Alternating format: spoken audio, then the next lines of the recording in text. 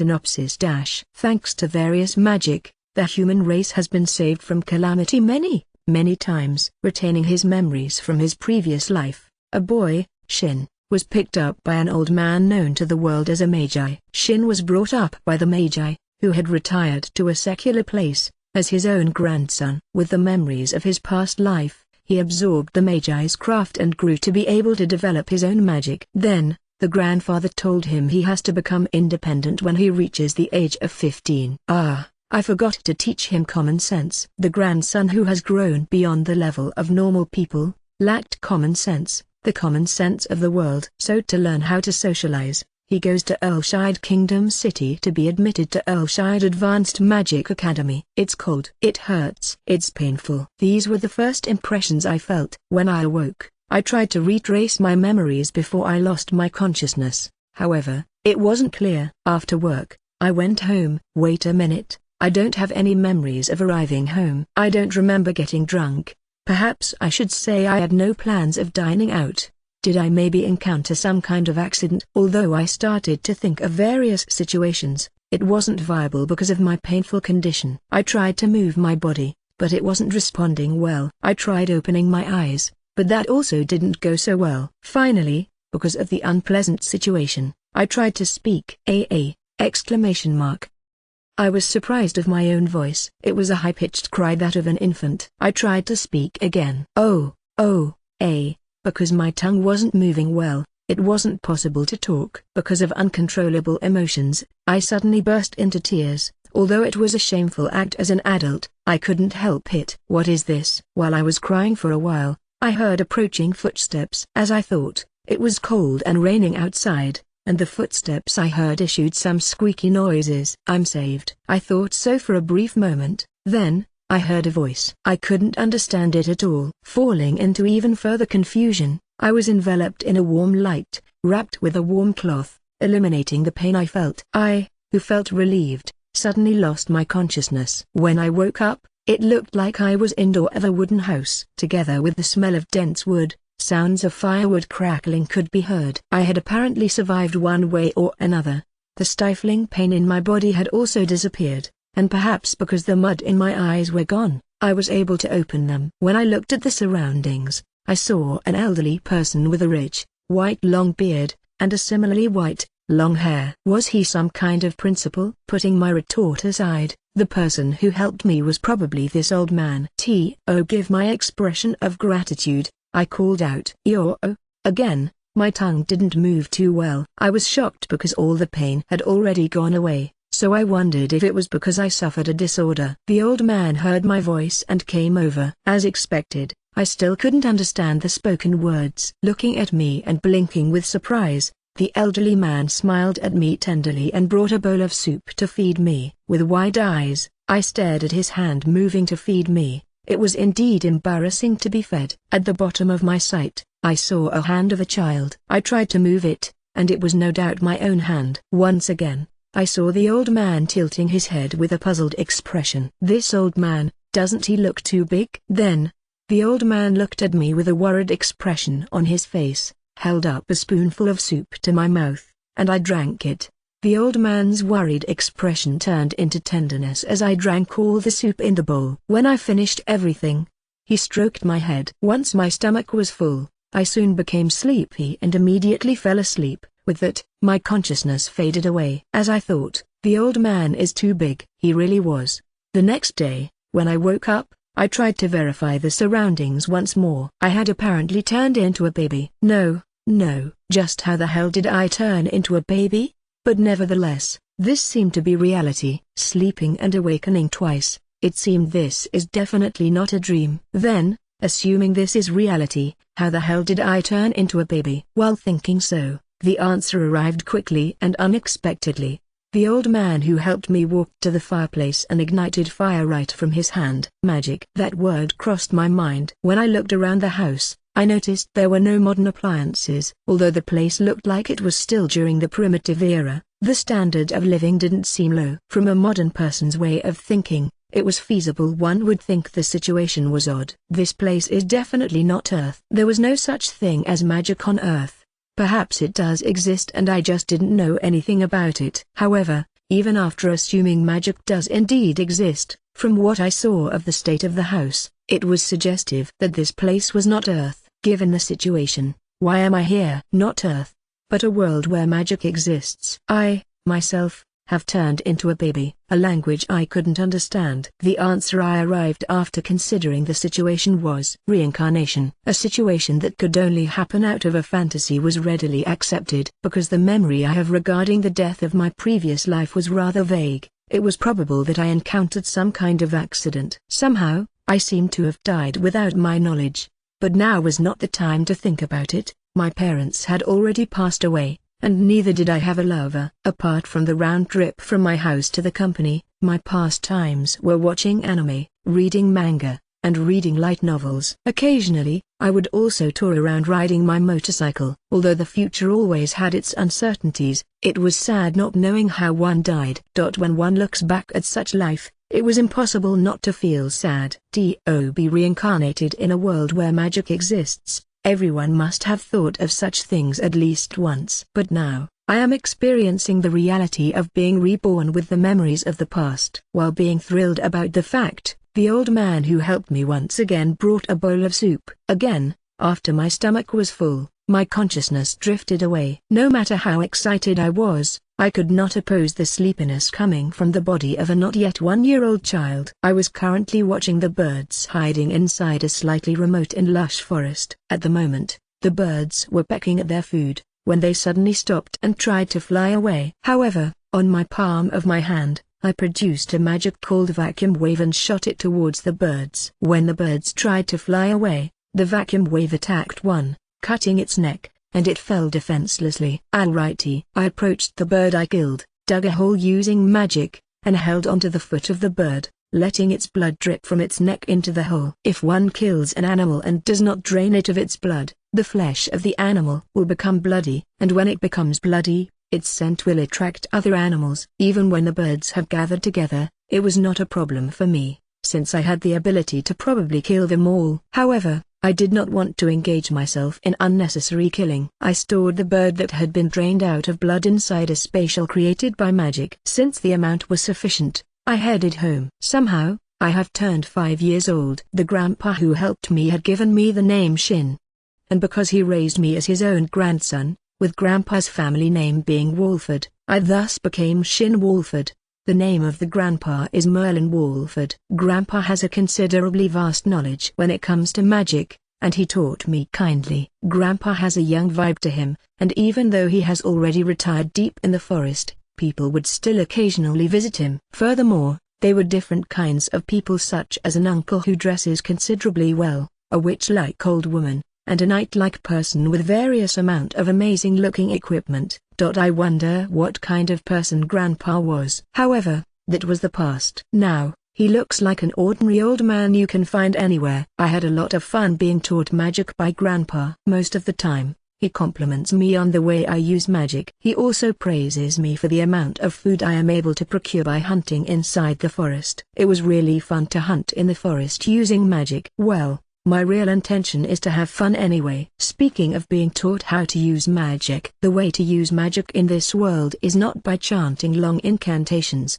saying the name of the spell, or the like. Magic is imagination. The phenomenon known as magic is the caster's imagination and their ability to materialize it. But since it is difficult to imagine using magic when one first started learning magic, they would have some kind of visual in front of them to make it easier to imagine. So it seems everybody pretty much cast the similar magic. The reason for this is because of imagination. Although the majority cast the similar magic, there are also those who differ. For example, me, an original resident of modern-day Japan, overflowing with creativity, who was then transported into this world. Since incantation wasn't needed, it was easy enough to reproduce things you would usually only see in animes and mangas. Next, I was taught how to control my magical powers. Even if a person's imagination is stable, if something goes wrong and the magic is not properly invoked, it could turn into chaos. Magic control is needed to conjure magic. Magic is present anywhere and everywhere in this world, but there's no one who can control all kinds of magic perfectly. Because this is a world where magic exists, people here will unconsciously use magic at a level where their body will act on reflex. Truthfully, It was at a point where if one cannot use magic, it will hinder the activities of their daily lifestyle. For example, to produce drinking water, one would have to generate a small flame, but without reasonable magic control, it would not possible for anyone to produce the vacuum wave I used a while ago. Other than not being able to imagine it, they also would not have enough magic power to imitate it. The reason why I was able to produce it was thanks to my daily magic control training with Grandpa. He taught me and helped me verify the extent of what is and isn't possible with magic. After a while, I arrived home. Tio described the wooden house and its arrangement. It should be a 3LDK, living room, dining, and kitchen. There was a sink in the kitchen but there wasn't a faucet, a portable cooking stove ignited by magic, and a dining table for 6 people. In the living room, there was fireplace, a coffee table, and an L-shaped 4- and 2-seater sofa. As expected, the fireplace was not one that burns firewood, but fire was supplied by magic. Other than my own room, the other rooms were my grandpa's bedroom and his study room. Incidentally, there was no second floor, it was a single-storied house.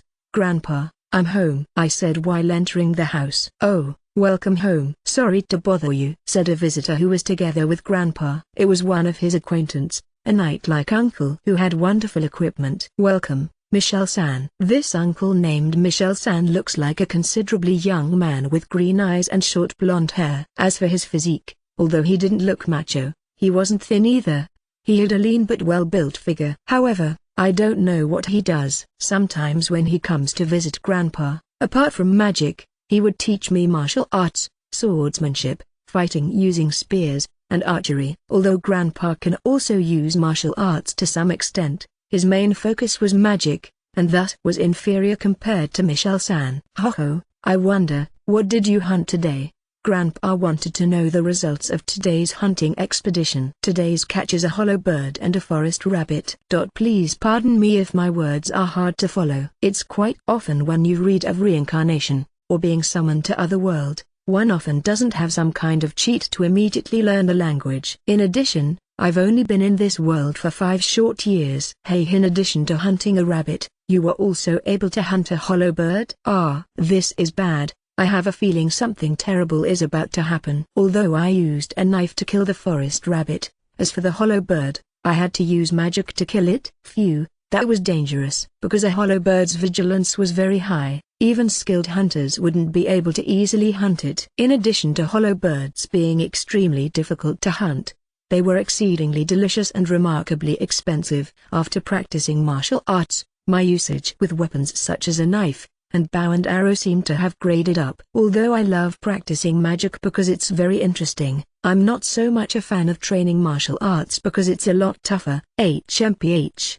there's no need for you to be so humble. Although magic was indeed used to kill the hollow bird which boasted to have strong vigilance, it was instantly taken down. If that's the case, it seems you'll only need a little bit more of harsh practice. Impossible. Can it really not be avoided? I saw Grandpa leaning back while thinking. "Help me out, Grandpa. Your grandchild is in a pinch." "Oh, he'll be in your care then." There was not a single ally inside this house. I once again went to the forest today.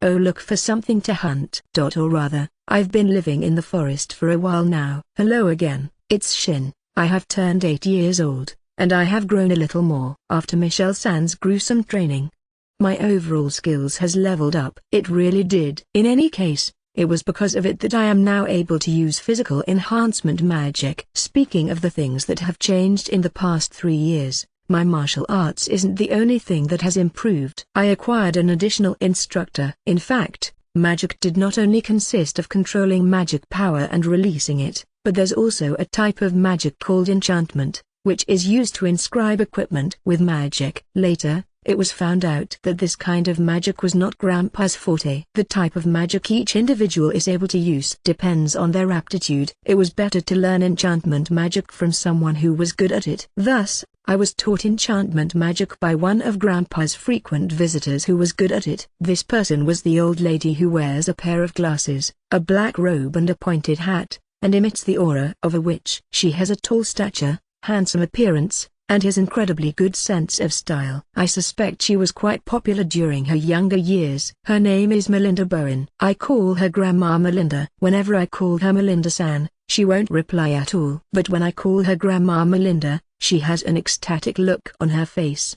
Maybe she had something going on with Grandpa in the past. I don't want to know about something so scary. Although enchantment magic is essential, enchanting itself wasn't so difficult to do. First, one must imagine the kind of enchantment one wants to transfer to an item on the tip of their finger or wand. Then, use a certain method to release the magic, and apply it on the item. After the item has been enchanted, the mechanism to activate the enchantment is pretty simple. It is said that these kinds of enchanted items are very useful to those who are unable to use magic, or even the general public. However, enchanted items, or rather magic tools, are not very common, and because they are scarce, they are very expensive. One can boost their status depending on the amount of magic tool one carries. Although the creation of magic tools itself is inexpensive, the fee for the technology to create one is expensive. Nevertheless, there's also a method of transferring phenomenal words written by one's own understanding. However, when one is writing those characters, there's a limit on the number of characters they can actually write. A few characters for cheap materials, and a lot of characters for expensive ones. It can be said that the more characters it has, the more expensive it is. The characters of this world are alphabets, and multiple combined words have identical meanings. Since there are multiple words with the same meaning as one word, it wasn't unusual for the number for characters to not exceed more than a word. At that time, a thought suddenly came to my mind: what would happen if I were to transcribe in kanji? If it was possible to transcribe in kanji, then each character would be equivalent to one word, and I could have multiple words with very few characters. Because of my curiosity, I decided to test it out, and I was able to succeed easily. However, I was excessively pressed for answers by Grandma Melinda. Thanks to my passion for learning magic for the past few years, I also began to like enchantment magic. But I still find learning martial arts really tough.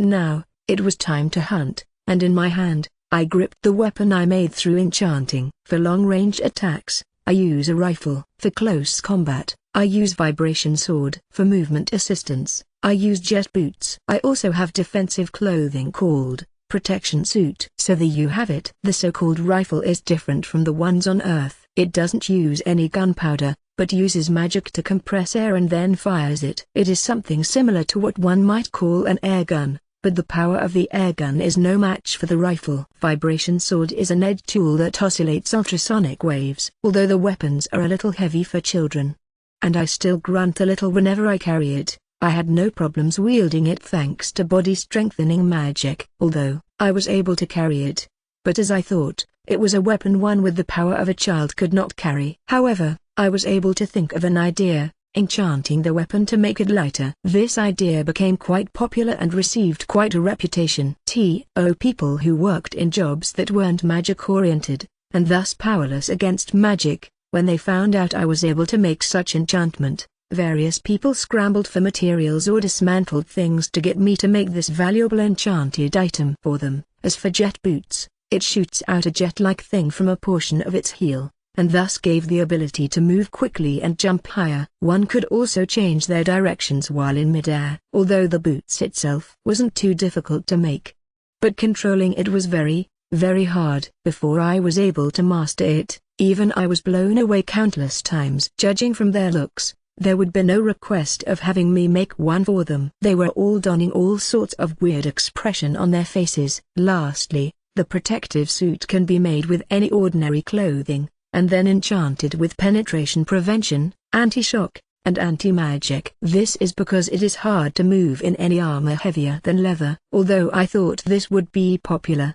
it unexpectedly had many pros and cons. All magicians, such as Grandma, who works at jobs that utilizes magic, are all greatly admired. Soldiers such as Michelle-san, who wears splendid armor, also has good status. As usual, dressed in my equipment, which enabled me to conceal myself underneath a bush, I began to aim at my prey. What I was currently aiming at was a huge wild boar. It was hungrily eating the nuts I had scattered around the ground. While my prey was distracted by the food, I aimed my rifle at the middle of its forehead and fired. The bullet collided dead center with its forehead, destroying its brain matter, exiting via the back of its head. No matter how large an animal is, if one destroys the brain, it will not live. Not far away from me, Its 300 kilograms body fell to the ground. I nimbly tie the wild boar's legs to a nearby tree with a rope, suspending it in the air, waiting for it to be drained of blood. Of course, I dug a hole for the blood to drip into so it wouldn't splatter. After it's been drained out of blood,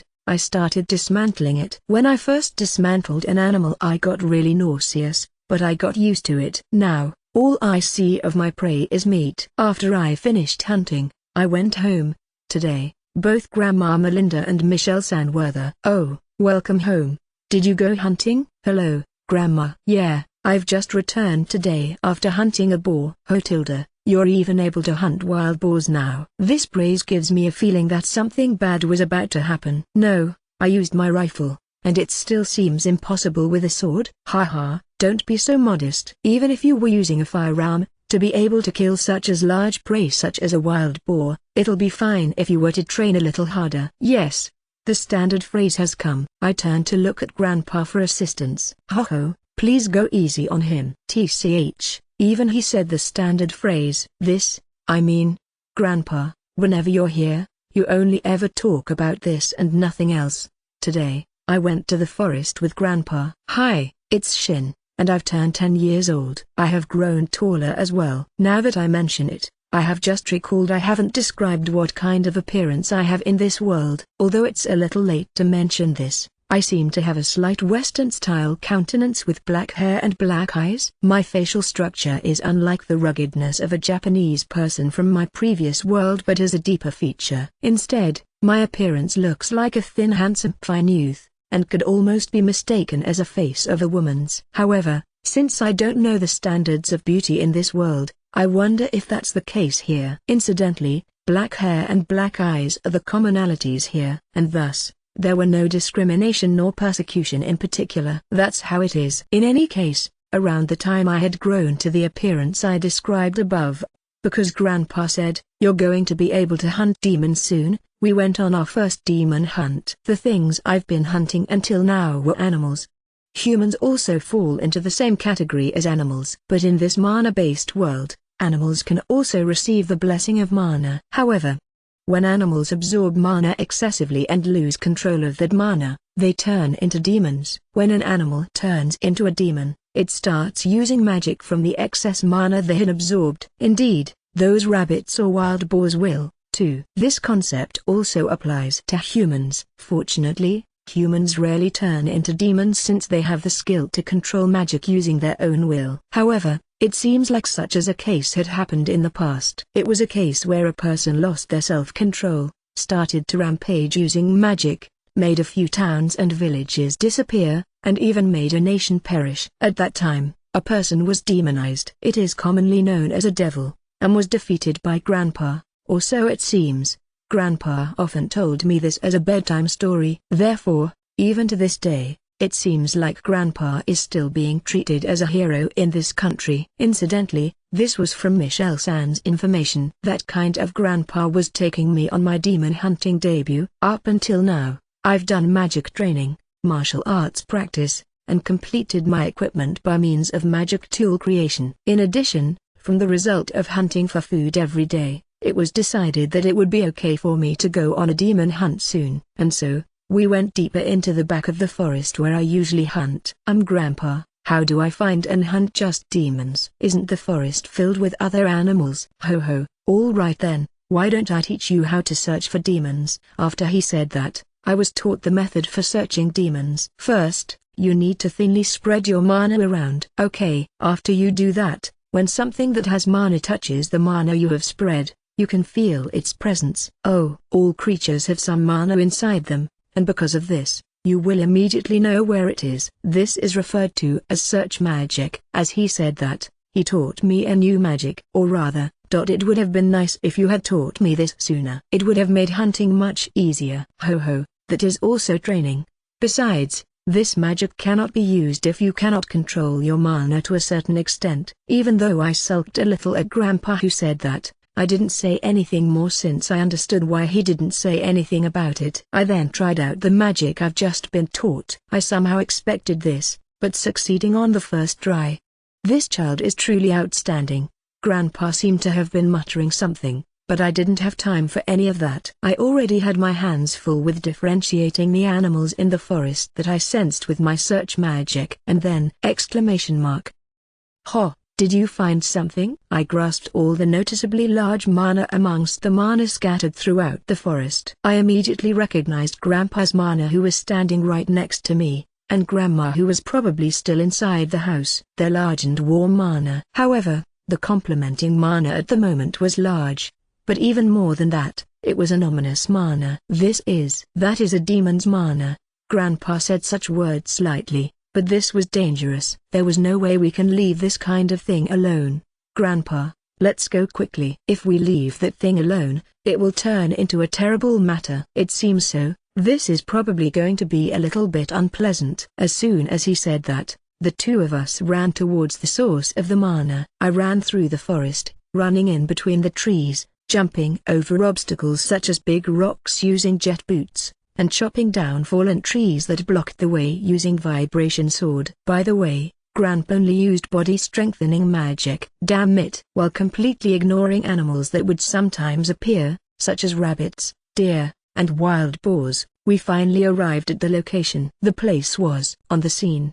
There was a huge bear with its height exceeding 3 meters and was devouring a boar of the same size!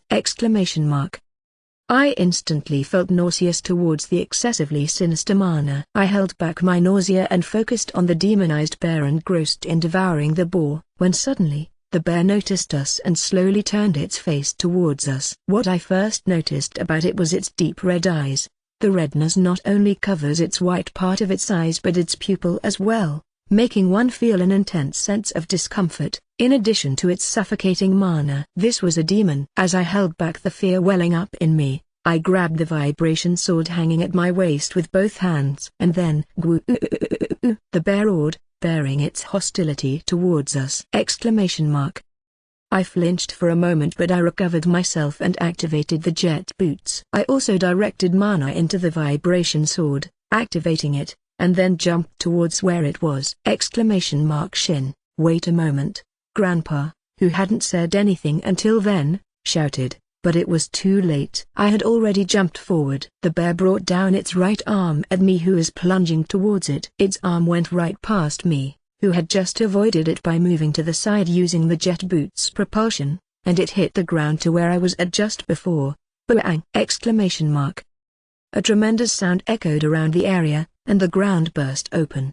The attack created a small crater on the ground. While having a cold sweat after looking at such sight, I sneaked behind the bear and jumped, aiming for its head. Even the strongest demon won't be able to live once you cut off its neck. Then, as I was about to swing my vibration sword down, the bear swung its left arm while rotating its body. I panicked and used my jet boots to jump over its head and landed in front of it. Damn it! The bear used body strengthening. It was unbelievably agile. What do I do? For the time being, that arm is a hindrance. While I was thinking, the bear's right arm once again came crashing down on me. It was a monotonous beat.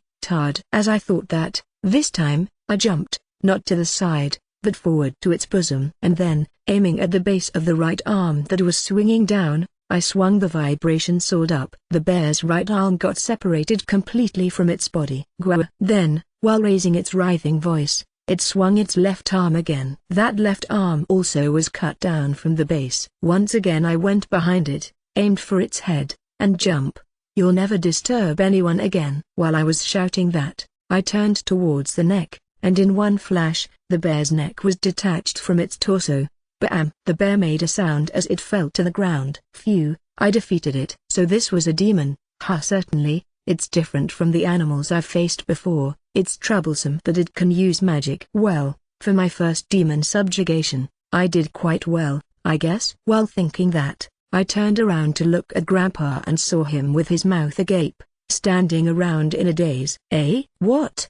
Did I fail or something? Grandpa? Oh, sorry, I blanked out for a moment there. Is it okay with this? I didn't fail, right?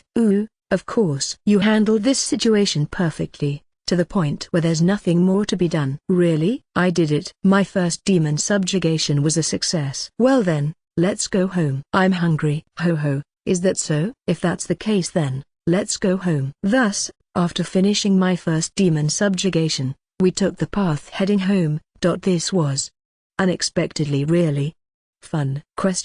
Although Grandpa was muttering about something on the way back, I couldn't quite catch it due to the sounds of the wind, and because we were running at high speed. What was it, I wonder? Was he thinking about the next training material? While we did this and that, we arrived at the house, and as usual, I arrived at my bed late at night when Shin had already fallen asleep. In the house's living room, the fellow teachers, Merlin, Melinda, and Michelle, had gathered around. What? Of all things, it was a red grizzly that turned into a demon? Melinda raised her voice. Yes, it was. When I was sensing its mana, I thought, impossible. However, that demon, red grizzly, was instantly killed by Shin. Silence descended between Merlin and the rest of the group. What in the world is that child? The speed in which he learns magic is unusual, and as for martial arts, he can also keep up with Michelle's grueling training, albeit unwillingly. It is especially with enchanting magic, he uses an original language. If he is said to have come from a different world, I can believe it. Melinda struck at the heart of the matter and spoke her opinion. However, it was still unknown that Shin had memories of the time he spent in a different world during his previous life. Well, it doesn't matter who he is. He calls me Oji-san, and he absorbed all the magic I have cultivated. Originally, he was a child I picked up, but now, I think of him as my own grandson. It can't be helped that I dote on that child. For him to be stronger means he is more able to protect himself, so there's no problem at all. Merlin gave a speech completely like an idiot grandpa. Melinda and Michelle looked at Merlin with an unbelievable face. T/N, it is similar meaning to idiot couple or baka couple. Truly, for you who have been called God of Destruction or Crimson Devil King to be saying that. Can you please stop calling me that way? When you bring back the black history of my youth, it makes me writhe in agony. It seemed that Grandpa used to considerably do as he pleased when he was younger. Foo-foo, but now he's being called Magi, and is even referred to as a hero. Really now, I can feel the passage of time. Can you stop that, too, because it's embarrassing. Melinda, who was teasing Merlin, casually spoke these words. Well, I also feel the same way, thinking that child is adorable. Whenever that child calls me Oba-chan, a smile will always appear on my face no matter what. I also think of that child as my own grandson. A subtle mood circulated between Merlin and Melinda. Michelle, who can't read that kind of mood, said, but still, he has grown up to the point of being able to crush a demonized red grizzly by himself. It seems like it'll be okay to be a little more strict during his next training. He once again said his standard phrase. Ha. That child is also unfortunate. This muscle brain has taken notice of him. Melinda muttered while worrying about the body of her grandson. Ho ho, please go easy on him. Once again, Grandpa said his standard phrase. Unbeknownst to Shin, his martial arts training level upgrade had been decided. The day after I subjugated the demon, Michelle-san's training was upgraded yet again. Why? In addition, Grandpa and Grandma's appearance also looked a bit strange. There was some kind of a subtle mood drifting between them. Why? After spending a day with that kind of unknown situation, Grandpa called me over to talk when I got out from the bathtub I created soon after I learned enchanting magic. Shin, do you have a moment, please?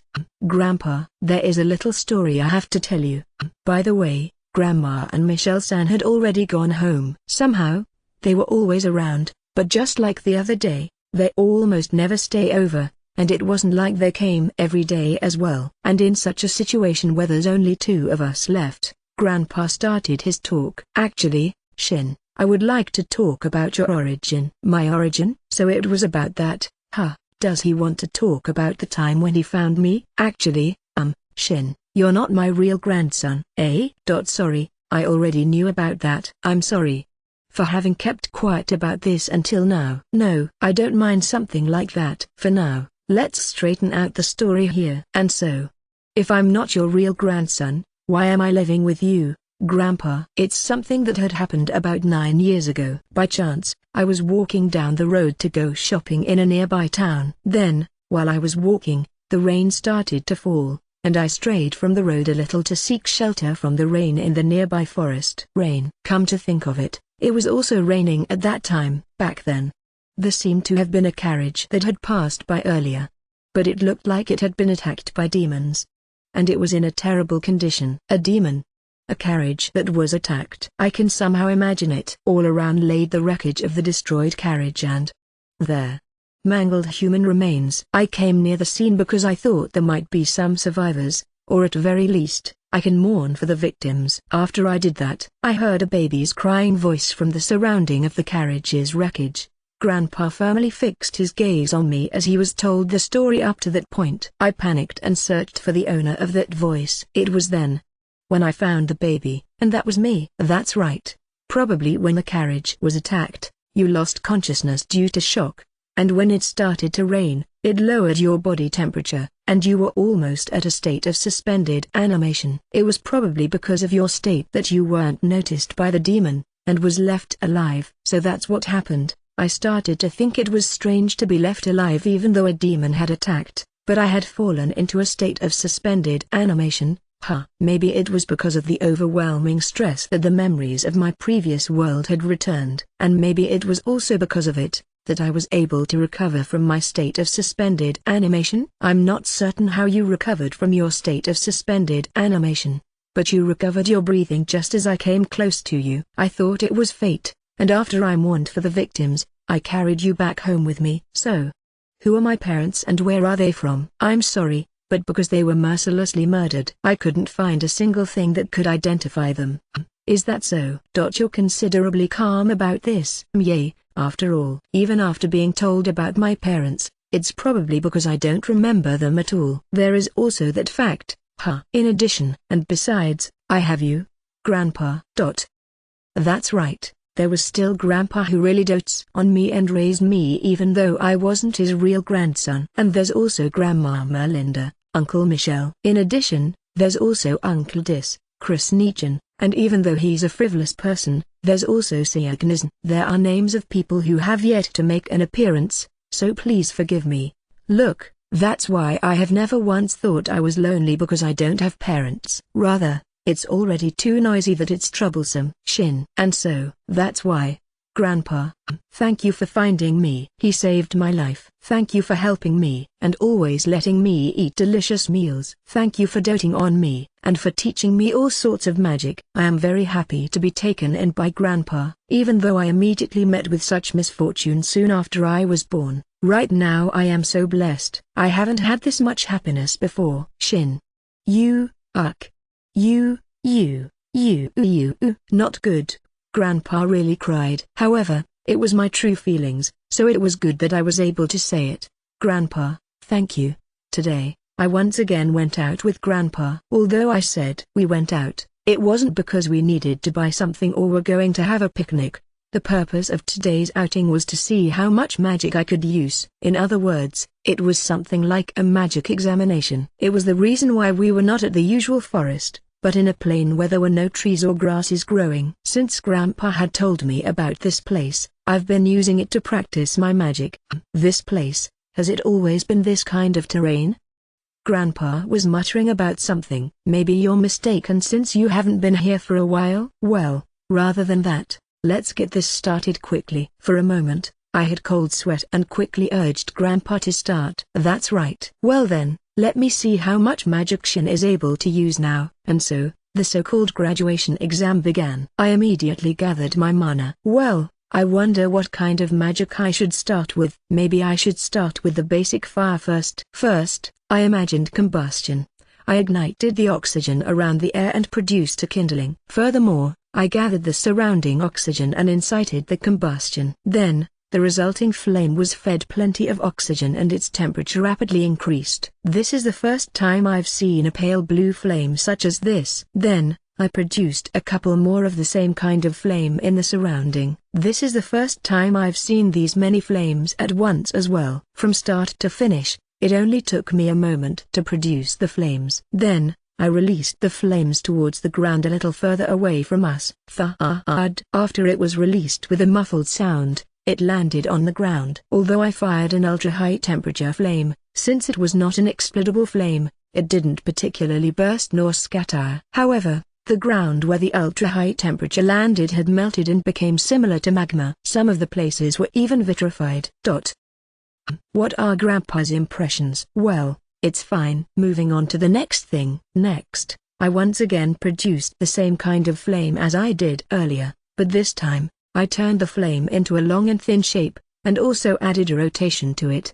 The image I had was of a bullet. The launched flame bullet landed at the same place as the previous flame balls, but it had speed incomparable to the flame balls. Because the factor called speed had increased, the bullet not only melted the ground because of the heat it produced, it also carried the momentum of the acceleration and blew away the surroundings. What? No reaction again? Then, next. This time, I wrapped a mixture of oxygen and hydrogen around the similar flames I produced before, making sure they won't touch each other. Then, this time, I turned towards a place a lot further away and fired the flames. Kaboom! I caused a tremendous explosion. I made a huge crater. Well, it's no big deal since we chose this plane for such reasons. Even if this kind of thing happened, it would be fine. Why isn't Grandpa saying anything to me? It can't be helped. I'll show him another magic. Wait. It's fine, this much is enough already. Oh, Grandpa finally spoke. How was it? Grandpa, really, I never thought it to be this much. Since you frequently started coming here alone, for you to have grown this much. In other words, no complaints, you passed. Oh, alright. I lift both my arms and made a triumphant pose. Well, the effort I've put in order to be acknowledged by Grandpa had been worth it. You've really become splendid.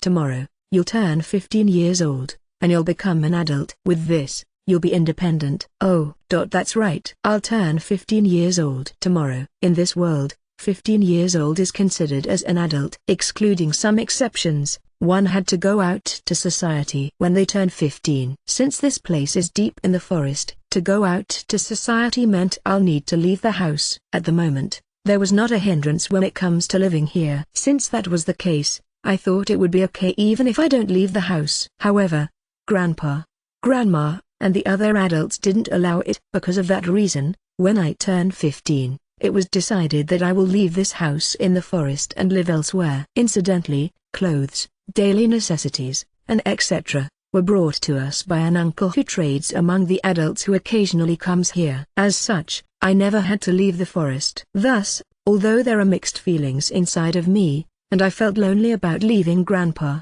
there was also a part of me who was looking forward to leaving this forest and starting a new life. While still having mixed feelings, I opened a gate to return home. This gate magic was one of my original. A magic that creates another dimension where one can store things inside it already exists. Grandpa also uses it, and the one who taught me about it was also Grandpa. It seems this magic was a relatively major one. Gate, a type of magic with the ability to interfere with another dimension. With this magic, one had to imagine connecting the place they were currently at, and the place they want to go to with a point instead of a line. Hard to understand, huh? For example, drawing 2 points on a piece of paper, and connecting those 2 points with the shortest distance possible, which can be done not by drawing a straight line. The shortest distance is when one bends the paper to connect the 2 points directly. When one imagines as such, the gate can easily be opened. The reason why I didn't teleport directly was because to teleport meant one had to temporarily decompose their body and reconstruct it when they reached their destination. Somehow, when I imagined I might not be able to reconstruct my body properly, I got scared and lost my will to test it out. And so, I opened the gate and was about to go home when, this magic is so convenient. Since you can use this magic, you can come back at any time, so you don't need to be so disheartened. I see. Because I have this, I can come back at any time.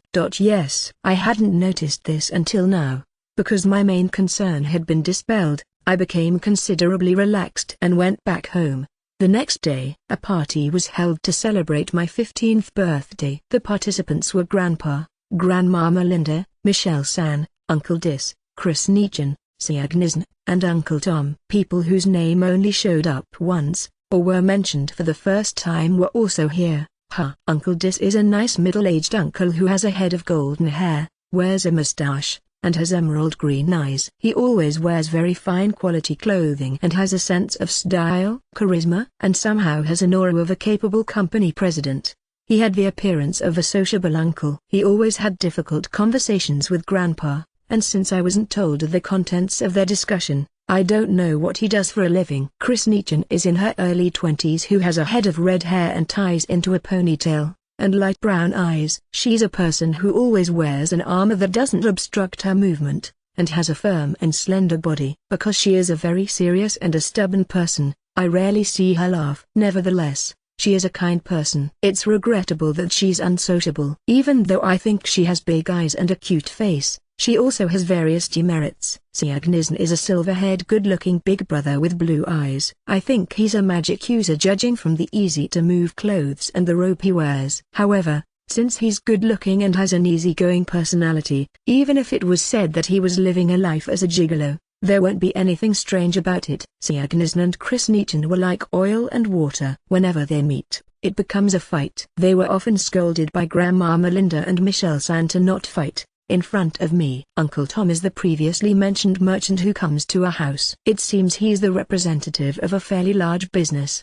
But since he seemed to be in Grandpa's debt, even until now, he still brings goods to our house himself. He's a plump uncle who has light brown hair and eyes and has the kind of body that shows the dignity of a merchant. He is a very kind uncle, and always brings books or something for me. Chris Nichin and Seiji only came here recently together with Uncle Dis, and as for Grandma Melinda, Michelle-san, Uncle Dis, and Uncle Tom, they often came here since long ago. And so, as Grandpa's visitors, they also came for my birthday celebration. By the way, since my actual birth date isn't known, my first birthday was set on the day I was picked up. However, when I was picked up, it seemed that I was roughly a year old. Then, the celebration for my 15th birthday started. The one who started it off was Uncle Dis. Well now, for this occasion, the grandson of our very own hero, Master Merlin, has turned 15 and has turned into an adult. To celebrate this, I want to propose a toast. Well everyone,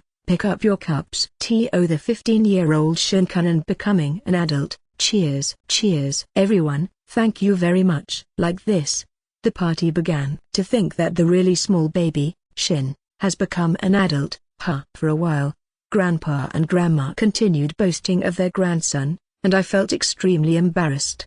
Before long, the topic changed to what I will be doing from now on. Come to think of it, Shinkan, what are you going to be doing after this? Was what Uncle Dis asked. Well, for the time being, I'll try going to a nearby town. I see, and after that? After that? Come to think of it, I didn't think of what I would do after arriving in town. Suddenly, the place was shrouded in silence. What? There has to be something, right? If you go to a town or a city, Shinkan, you could probably work as a demon hunter, or you could also set up your own magic tool shop with your enchanting magic, and there's also an option of meeting a beautiful girl, get close to her, and let her support you. Only you would come up with an idea such as that. Seiji and Chris Nichin started staring daggers at each other. A hunter? Is it that easy to set up my own magic tool shop? What? I can receive payment for subjugating a demon? Although I understand what a magic tool shop is, I probably can't set up a shop immediately, right? Although it's an impossible thought. Shin-san, don't tell me you have never gone shopping until now? Come to think of it, apart from getting things from Uncle Tom, I have never gone shopping before. Also, because I have Grandpa, I've never had to exchange anything for money. When I answered Uncle Tom questions, the room was once again wrapped in silence. Merlin. You, Master Merlin, this is. Both Grandma Melinda and Michelle-san looked at Grandpa. Then, Grandpa said, I forgot to teach him common sense. What did you say, Tilda? Come to think of it, apart from learning magic, he didn't teach me anything else. The next day, after being surprised during the birthday celebration where it was revealed that Grandpa has not taught me the common sense of this world, I once again went to that plane where I practiced magic, together with everyone else. When gate opened, everyone was so surprised to the point where their jaw dropped. As for the reason why we came there, they wanted to confirm what kind of magic I have learned from Grandpa since I was ignorant about this world. This idea was brought up by Grandma. Everyone else agreed and said they also wanted to see, too, and so I brought them along. Although I was surprised by the gate magic he used, when I think about the fact that he especially came all the way to this place to practice magic. I don't want to think about it too much. Although you said that, Master Melinda, if we don't check it out, we won't know what kind of trouble Shinkan might get himself into, so just give up and let's go confirm it. Somehow Grandma and Uncle Dis said some rude things. Well, that's fine as well, and since everyone is here, I shall go at it at full force. And like that, not only did I show them fire magic I showed Grandpa yesterday, using water, I turned it into a whip and also made a frozen water bullet fly. Using wind, I made a downburst occur by utilizing gust, vacuum wave, whirlwind, and atmospheric pressure difference and generated electricity. With it, I used lightning strike, I bent light, invoking optic camouflage. I also gathered sunlight and shot a beam from the sky. Using earth, I created an ultra-hard wall, shot a barrage of the surrounding earth, and made protruding cone-shaped stakes on the ground as a counter for people who would try to charge towards me. After I showcased different kinds of magic, I turned around to look at everyone. Everyone somehow gave a dry smile as if they had given up on something. It was rare to see this kind of expression on Chris Nichen's face. While I was thinking of this, Grandma Melinda walked towards Grandpa and grabbed him. Merlin, you, why did you not teach this child prudence? Certainly. This is slightly terrible, huh? Isn't everyone being a bit cruel? But you see, he absorbed everything I taught him, and so I unintentionally wanted to see how far he could go. What do you mean and so? It's appalling. Ooh, Grandma Melinda got super angry. If we don't consider it properly, he won't be able to go out into the world. Magic with this much destructive powers, even with just the transfer magic called Gate which Shinkan used earlier. If any country gets their hands on Shinkan, the possibility of them aiming for world domination is high. Uncle Dis started to talk about unpleasant things. Was it really that dangerous? My magic can't be used by just anyone. Yeah, in addition, he also received martial arts training from Michelle Sama. He can also do close-range battle, and as for long-range magic, he has this kind of power. If this was known, every country would desperately attempt to capture Shin for themselves. Chris Nichen also interjected. Was it this serious? While I was bewildered by how things unexpectedly turned out, Uncle Dis opened his mouth once again. Master Merlin, there's something I'd like to talk about, is it okay? Huff, huff. Before that, can you do something about this grandma there? Whose fault is it? Whose? Grandpa, who was being choked by the nape of his neck, said with a faint breath.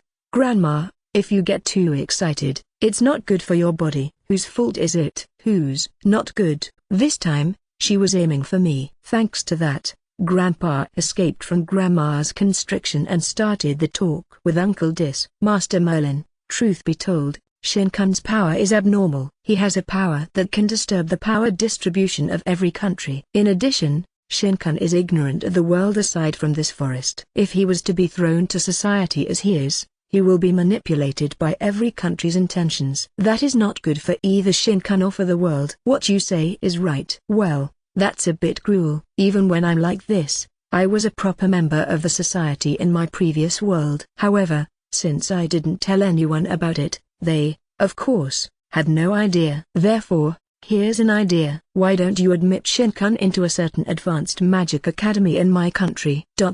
Are you attempting to take Shin in on behalf of your country? There was a certain sharpness in Grandpa's voice. This was the first time I've heard him speak in this kind of tone. Right now, in this place, I swear I will not use Shinkan for military purposes. I've watched Shinkan grow up ever since he was an infant. Throw Shinkan, whom I have always treated as my own nephew, in the midst of wartime. My feelings won't permit it. If it's like that, then what exactly do you mean? As you might have already known, there's an advanced magic academy in the capital of my country. This academy is an institute for higher education where we train students who are particularly excellent amongst the students who have finished their secondary education at the age of 15. It is a place where the especially talented people, even amongst magic users, have gathered. If it's that place, we can find out how abnormal Shinkan's magic is, and compare it to the level of other magic users who are generally deemed as excellent. I am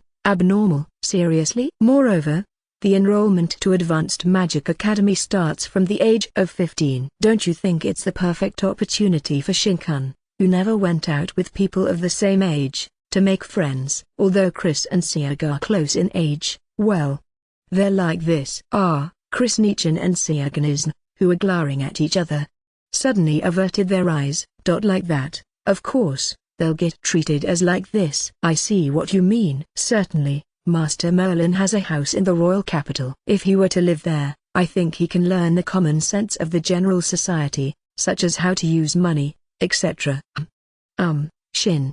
What is it? I believe what Disium had proposed is the best choice. But what do you think? Disium, who is? It was Uncle Dis's real name. I also think it's okay. I wanted to try to go to school, and maybe I can make friends of the same age, too. Somehow, I feel really excited about this. Certainly, I don't feel lonely since everyone cares about me, but, of course, I also want to experience fooling around with friends of the same age. Is that so? If that's the case, I will say something to the academy. However, although I personally think it's okay for you to enroll immediately, but as a formality, you'll need to take the entrance examination. Okay? I don't mind. I'm sorry. The reason you have to take the exam is because the class division after enrollment is decided based on the result of the exam. In addition, my country's advanced magic school has a perfect merit system, where a noble's authority cannot be used unconditionally. What happens if you are found to be taking advantage of your authority as a noble? You will be sentenced with a severe punishment. Scary. Because it is an act that reaps the sprout of an excellent magician, it is sometimes regarded as an act of treason towards the nation. Shinkan also needs to watch out.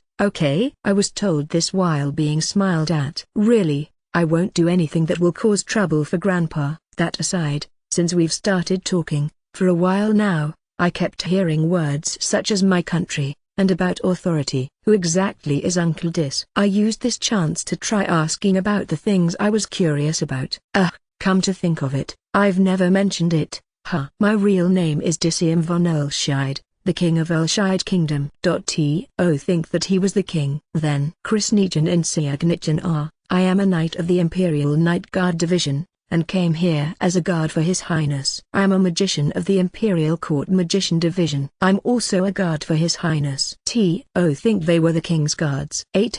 Putting aside Krisnichin, Seiji, you're lying. Wait a minute, what do you mean by it's a lie? Also, what do you mean by putting aside Chris? As I thought, Shin has eyes for these things. What did you say? What is it? They started to glare at each other again. Well, putting aside these two, who is Michelle-san? Somehow it's a bit noisy at the back, but I'll just leave it be. I've already retired from the Knight Order a few years back. Before I retired, I was the Knights General. What? Is this a full lineup of this nation's leaders? But what is a king doing visiting Grandpa occasionally? Even though you learned I am the king, you still didn't change your attitude. Because I knew Uncle from way back. Maybe because of that, I think of you as a relative uncle. So even if you tell me to change my attitude towards you now, I won't be able to do it. That's good, that's good. Even my real nephew, niece, moreover, my own son and daughter speak to me formally. Only you can speak this casually. I sincerely ask you to not change, okay? He's quite a sociable king. I understand, but what's the reason you came here? Oh, that's right. Shinkan, do you know about the story where your grandfather, Master Merlin, subjugated a demonized human, also known as a devil? Yeah, I've heard it from Grandpa. At that time, a few towns or villages vanished without a trace, and a country was destroyed. Do you know the name of that destroyed country? No, I haven't heard of it. But from the flow of the story, surely. That's right. As you might have already guessed, it was my country. Is that so? At that time, I was still an advanced magic academy student. A devil appeared in my country and destroyed a village. My father, who was the king at that time, he and the country's top brass had an uproar like a beehive being poked. In many occasions, subjugation forces were sent but they all met defeat, and this happened repeatedly, until finally, a town was destroyed. It was then when the subjugation request was made to young magicians of the Magic Academy, and I also wrote my name down to participate in the subjugation force. Was it okay for a prince to do such a dangerous thing? Wasn't there any opposition from anyone? Of course, there was a big opposition. At that time, the ceremony for the investiture of the crown prince had already ended and was already the crown prince, but my pride as a high achiever in the Magic Academy that had merit system couldn't allow it. I can't stand it when my friends were to go to their certain death while I sit around alone in a safe place. So cool, Uncle. This is seriously so cool.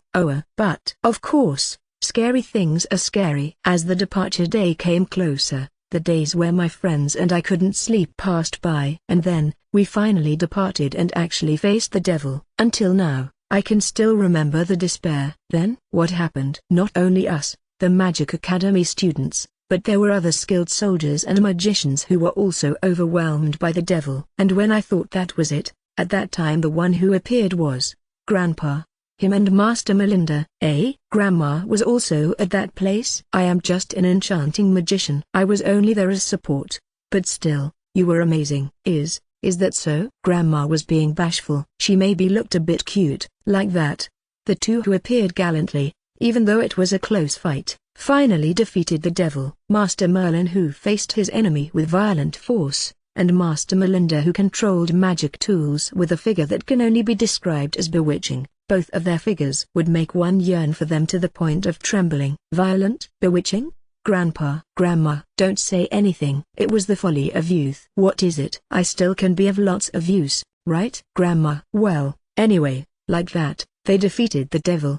Besides, since I was at that place, as the people who averted a national crisis and also saved the Crown Prince, they were both treated as heroes by the nation. Since then, I became friends with Master Merlin regardless of position. This continued on even after I became king, and even now, I occasionally came here to have him listen to my complaints about politics. Is that so?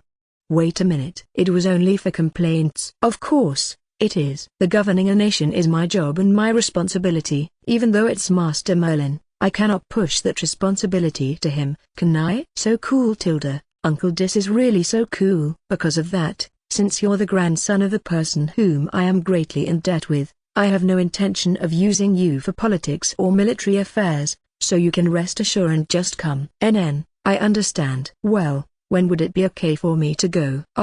Since the exam starts after the new year, it would be great if you can move to the royal capital before then. Because of that, the decision for me to move to the royal capital has been finalized. Since I also needed to learn about the common sense of the society, Grandpa would also move together with me. Although it's a bit shameful that I cannot be independent from Grandpa, I also feel a bit happy. I can't wait to see what kind of life I would have in the royal capital. And so, I finally tried asking the thing that was bothering me. Speaking of which, it seems that in the past, Grandpa and Grandma Melinda teamed up together in a party. When I said that, the atmosphere somehow turned strange. What? To say they were together in a party? Weren't those two originally a married couple? Chris Nugent dropped an extra-large bomb. The folly of youth. Seriously? I came to know of a shocking truth. Grandpa and Grandma were formerly a married couple. Wait, I thought both of them had a relationship that didn't have any restraint towards each other. But to think they were really a couple. In addition, it was formerly. I wonder what happened. I wanted to ask about it, but I couldn't. And I felt somewhat depressed. Well, when the time comes, they will tell me, so I'll wait until then. While I was thinking of this and that, we were doing relocation work. But because there's something called extra-dimensional storage space, packing was super easy. In this world, the moving industry is probably monopolized by magicians. The packing of things finished in the blink of an eye, and soon it was time to depart for the royal capital. I looked forward to the life that awaits in the capital. But since I have lived in this house for more than 10 years, ever since the day Grandpa picked me up, I felt a little attached to it. By the way, it seems like this house will be left as it is, because a barrier preventing intruders and maintains its condition was put up. It seems like it won't even deteriorate. Hooray for magic. Incidentally, this magic tool was prepared by Grandma Melinda, the grandma who always took care of us one way or another. Because of that, I tried to suggest this proposal. Grandpa, how big is the house in the royal capital? Now that I think about it, since it was bestowed by the country, it's quite big. However, I don't quite remember how many rooms it has. Seriously? This Grandpa, the number of rooms is 20, and there's a hall that can accommodate a small evening party, in addition to a huge reception room. There are a big fireplace and a living room that has a sofa where 10 people can sit. There's also the dining room for 20 people, and a bath. After that, there's a galley instead of a kitchen. Seriously, that big? Grandma knows about it quite well, huh? Of course, since I was together with this grandpa for a while. We got that mansion when we were together, so I also lived there, too. Is that so? Well, Grandma, what is it? Won't you also live together with us, Grandma? Buffon. Choking sound. What are you saying? Grandpa spluttered the tea he was drinking and shouted out a certain goalkeeper's name, while Grandma also shouted and turned bright red. After all, since Grandma already knows so much about the mansion's layout, it means that when you guys were living together, the one who managed things at home was Grandma, wasn't it? It would help if Grandma, who knows about the details of the mansion, to be the glances. I'm just a bit uneasy about living together with Grandpa in such a big house. Glances. I just want Grandma to help us. Glances. Fine. This child, it can't be helped. I understand already. I live together with you both. Really? I did it. Shin. Are you really that worried about being together with me? Sorry Grandpa. It's not really like that, but I just wanted Grandma to also live together with us, after all. So far, I was being thoughtful towards Grandpa and didn't say anything, but now that I know what the situation was, it was probably okay. It wasn't as though I wanted it to go back to how it used to be, but it was because I thought of Grandpa and Grandma as my real grandparents. I only wanted to live together with both of them. Because of that, since Grandma was also going to live together with us, all three of us headed towards the royal capital. Since I can only use gate to go to places I recognized, we traveled there by using a horse-drawn carriage. This carriage was prepared by Uncle Tom. The carriage had a canopy installed, and we could rest under it. Well, since it only takes a day to reach the royal capital, we probably won't need it. Or rather, since the king of a whole nation frequently came to our house, it shouldn't take that many days to get there. Or perhaps, should I say that it seems when Grandpa retired, he was asked not to go somewhere far away. Uncle Dis. Well then, I'll be omitting the journey to the royal capital. After all, nothing in particular happened. The only hard part of the trip was me trying to hold back my sleepiness due to the nice sunlight and the rocking of the carriage. Finally, the royal capital came into view. After lining up at the end of a long line that started from the gate, it was finally our turn. Do you have your identification papers? The soldier, who was managing the entrance admission to the capital, asked. Identification papers? Ho, I wonder if this will do. Here you go. When Grandpa and Grandma said those words, they took out their identification papers. What about mine? The soldier, who saw Grandpa and Grandma's identification papers, opened his eyes wide and froze. Or rather, is it all right that I don't have any identification papers? Are you perhaps Magi Merlin and Guru Melinda? Was what the soldier shouted loudly. Or rather, to say Magi and Guru. When I thought of that, I looked at the two of them. It was the folly of my youth. They're in sync. While I was bewildered by both of their aliases, the people in the surrounding began making noises. You mean the Magi-sama? Is that true? I heard Guru-sama is also here. Magi-sama, Guru-sama. The surroundings started a commotion. I'm sorry, but any more than this, it will become a huge commotion. I wonder if you could please hurry and finish this up? I am really very sorry. Excuse me. This young master is? Young master. It's the first time I've been called that. Somehow my butt feels itchy. Ho. This child is Shin Walford. He is my grandson. So he was your grandson? Please, do go through. Oh, thank you. Thank you for your hard work. Thank you very much. The soldier had burst into tears. It was amazing how Grandpa and Grandma are still considered as heroes in this country. Even though it wasn't about me, I still felt proud. While we were bathing in attention from the surroundings, we headed towards the house in the capital. As expected of the royal capital, the amount of people is amazing. Even if I was a former Japanese who knew of the massive crowd in Tokyo, it was the first time I've actually seen this large amount of people since I came into this world. While I was glancing around restlessly at my first sight of seeing a lot of people after roughly 14 years, we went forward through the townscape. Nevertheless, what a pretty townscape. The roads were paved in stone, and the buildings were all made from stones, too. When I look closely, I noticed that concrete was also used in construction. In my previous world, too, since it was said that concrete was used in ancient Rome,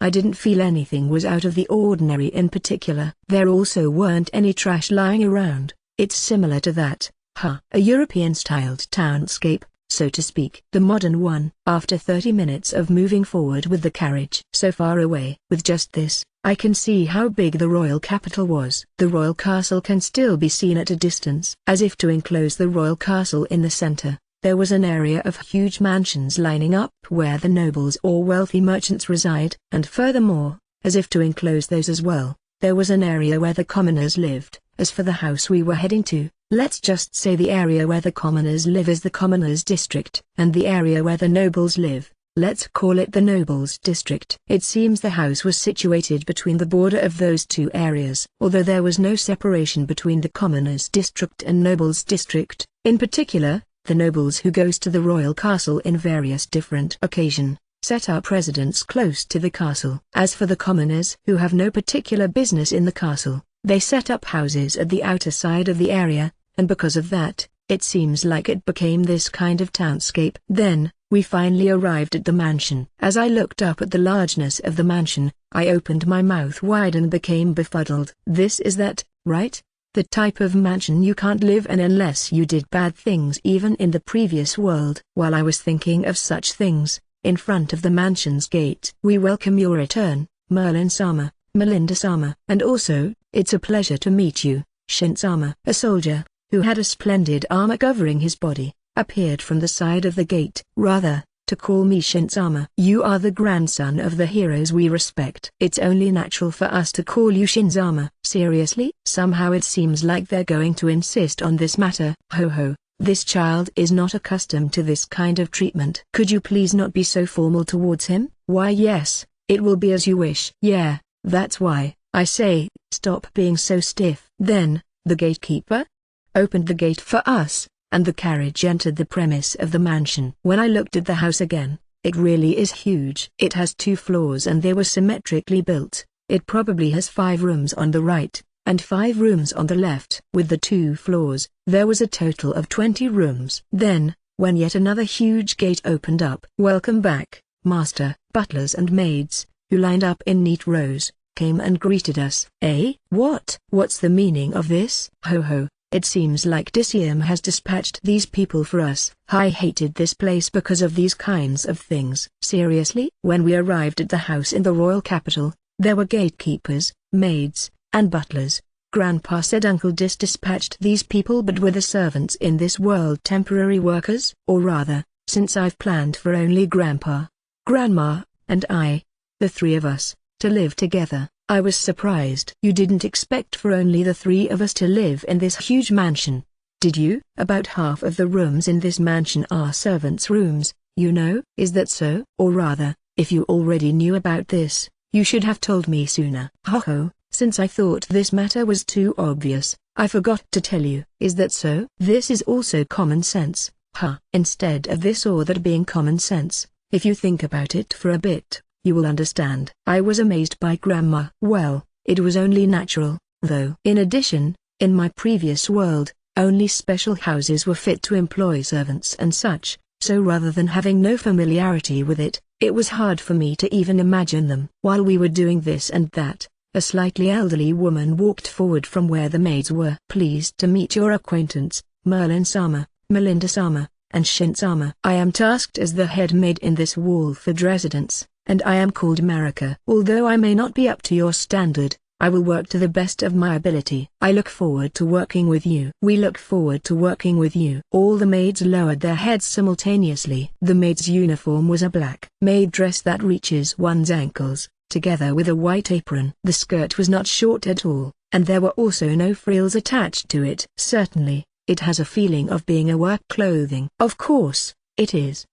In this place, a maid is not a fashion style, but a legitimate occupation. There was no need to dress up. While I was watching the maids while thinking of such things, this time, A middle-aged butler came forward. "It is an honor to see you for the first time. I am tasked as the head butler of this mansion. I am called Steve. Since I will be tasked upon the management of this mansion's affairs completely, I'm looking forward to working with you." "We look forward to working with you." Although their numbers were not as much as the maids, there were also butlers here. Or rather, I wonder, what does a butler do? "I am tasked as the head chef. I am called Carol. I will try my best to work to everyone's satisfaction. I also look forward to working with you." "We even have chefs here? What's up with this VIP treatment?" "What about me? What the heck would be okay for me to do?" "It is fine for Shin-sama to do nothing. For cleaning, washing, and cooking, please leave everything to us." Even if you say that.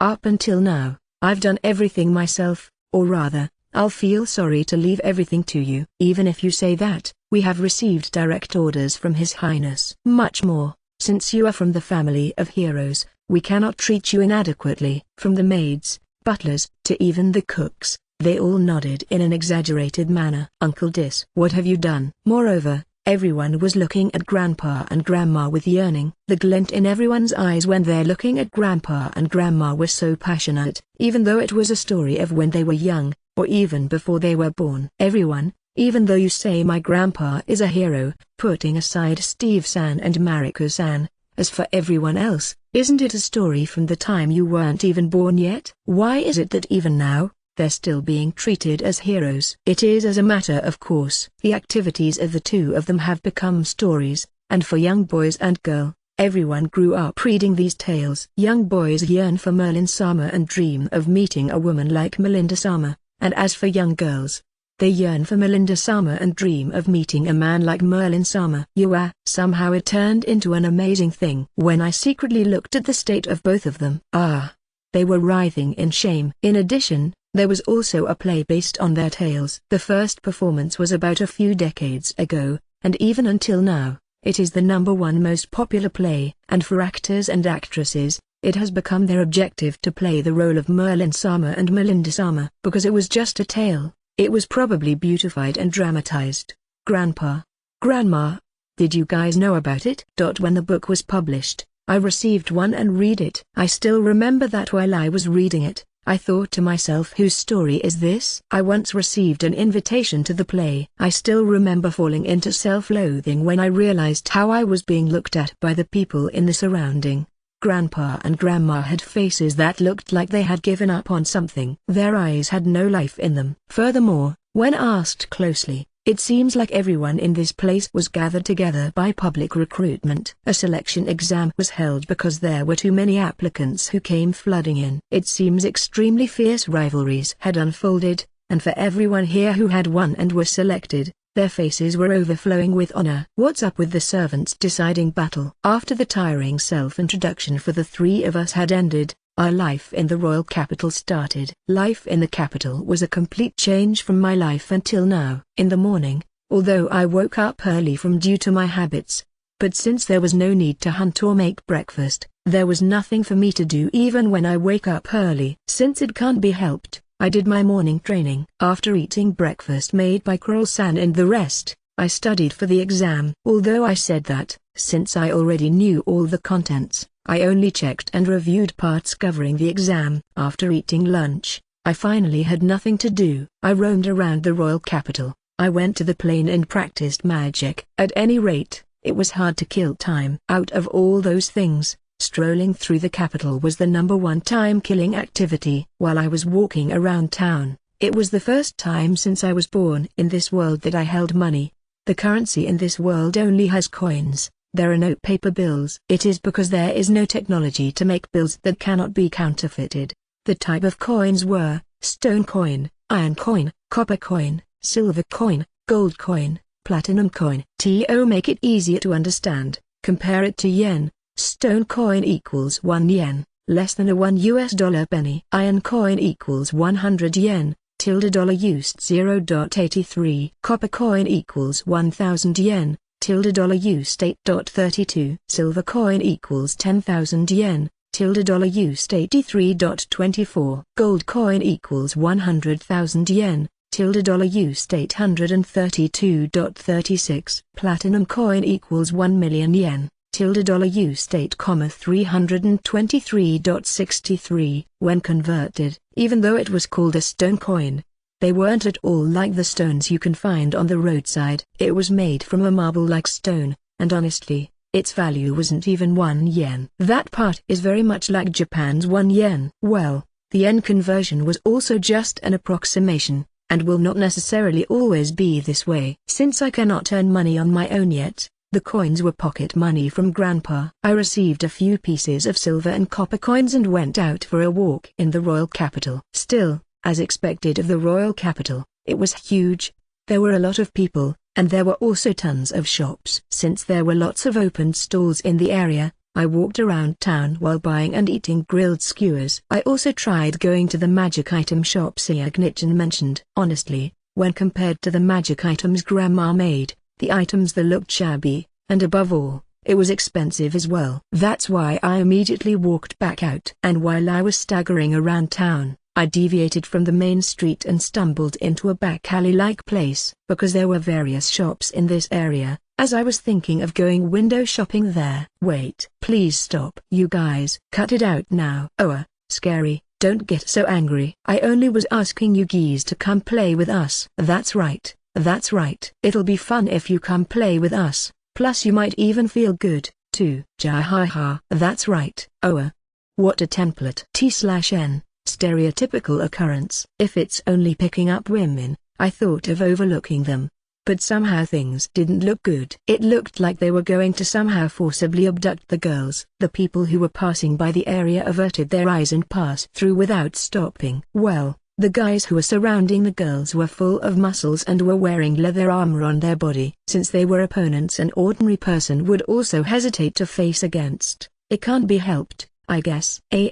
That young lady over there. Are you in trouble? Just in case, I call out to ask a question. If this was a misunderstanding, I'd be super embarrassed. Yes, I'm super in trouble. Among the two girls who were surrounded, a light brown shoulder-length girl shouted out. I approached the guys while thinking what kind of a reply was that. What is it, brat? Do you have business with us? Oh, you're looking good, huh? Pretending to be an ally of justice? Ha! We hunt demons and protect these girls, you know. We're the one who are allies of justice. These guys are the so-called demon hunters. Is that so? Is that so? Or rather, Anizentuki, you might be an ally of justice if you hunt demons.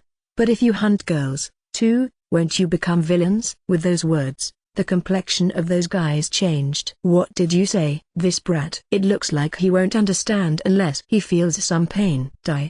What did they mean by won't understand?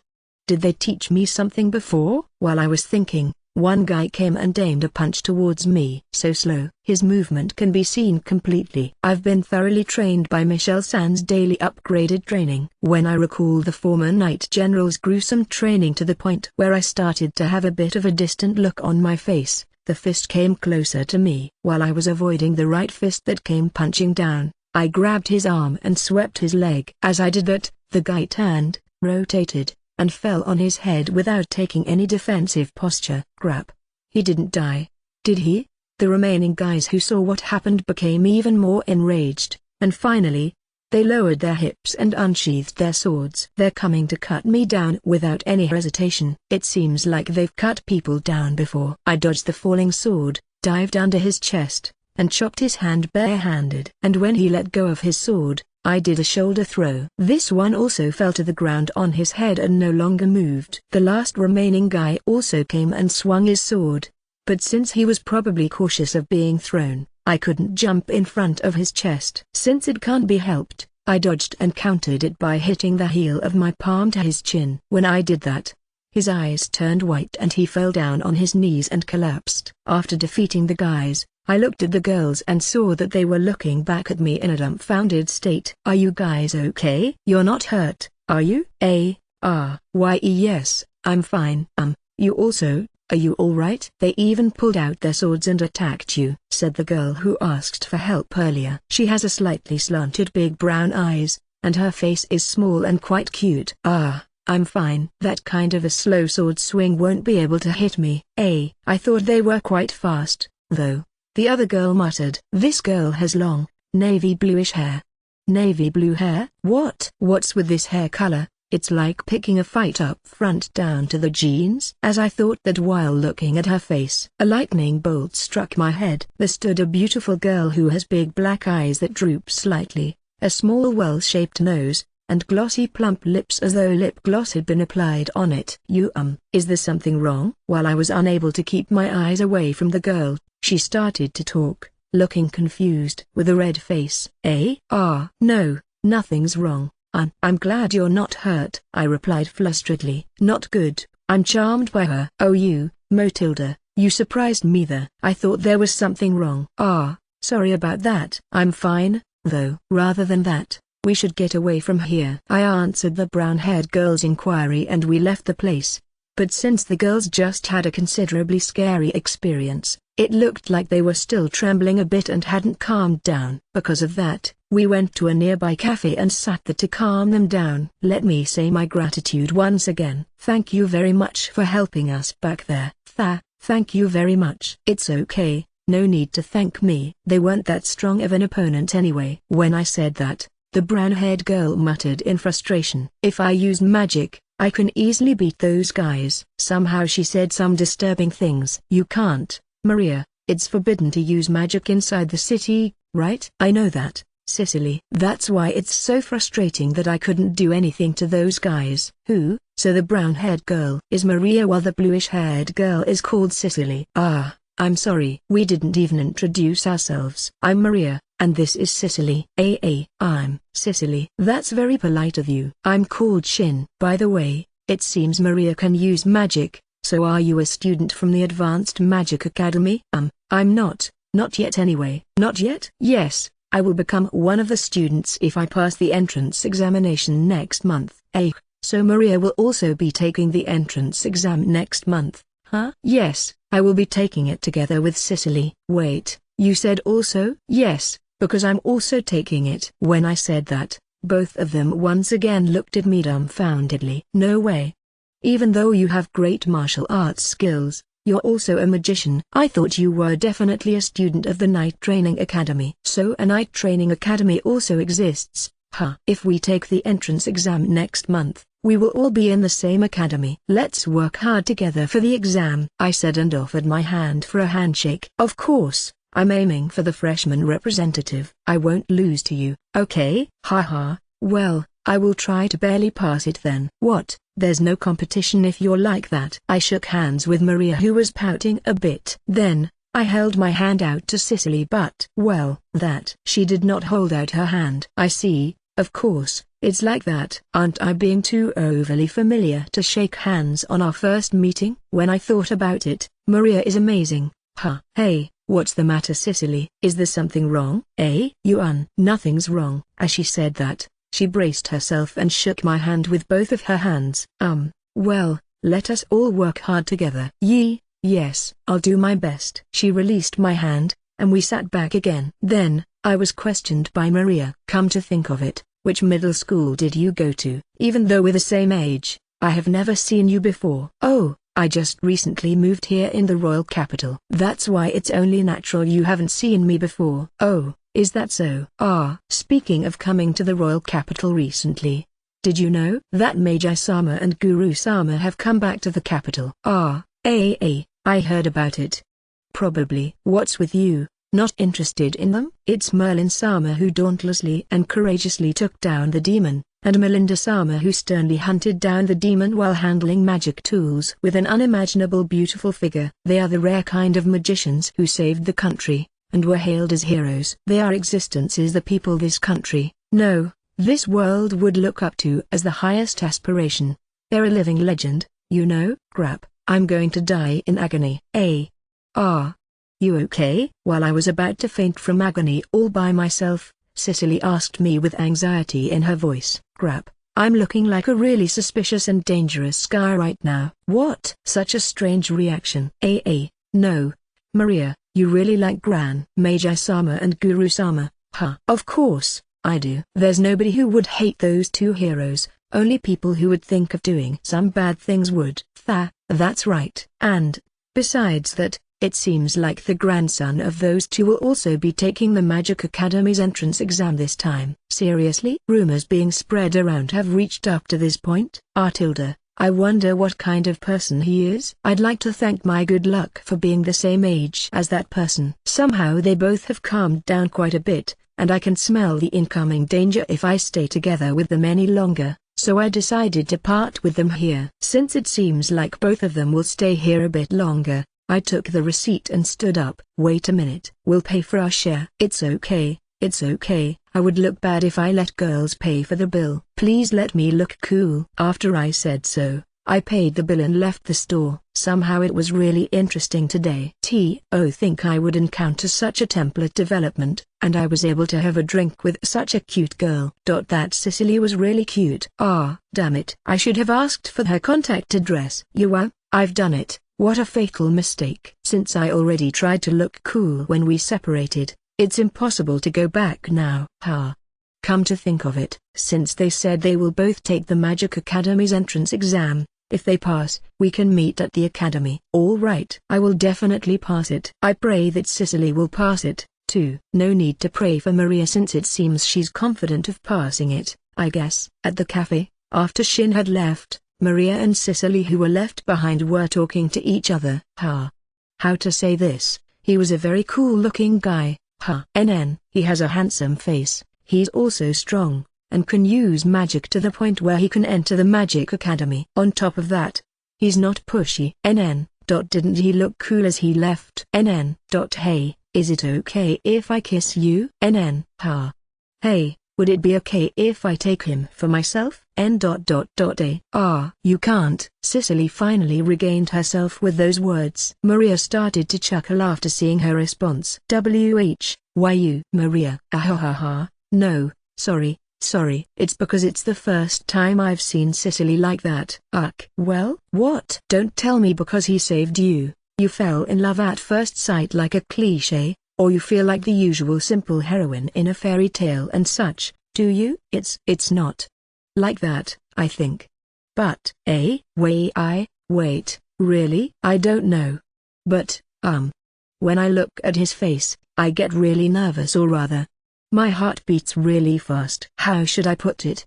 My body gets really hot. I mean, wait, are you serious? In a place unbeknownst to Shin, another story was also advancing. After I separated with Cicely and Maria, I went back home. Welcome back, Shin-sama. The gatekeeper, Alex-san, greeted me. Even though there were other people who were working the shift as gatekeepers, since Alex-san was the winner for the gatekeeper division of the servants deciding battle, he became the head guard of the mansion. Again, what's up with the servants deciding battle? I'm back, Alex-san. Shin-sama, can you refrain from going outside on foot? If something were to ever happen to Shin-sama, I would. I say, it's okay, although I did encounter some thugs earlier when I was in the city, there was no problem at all. Thugs?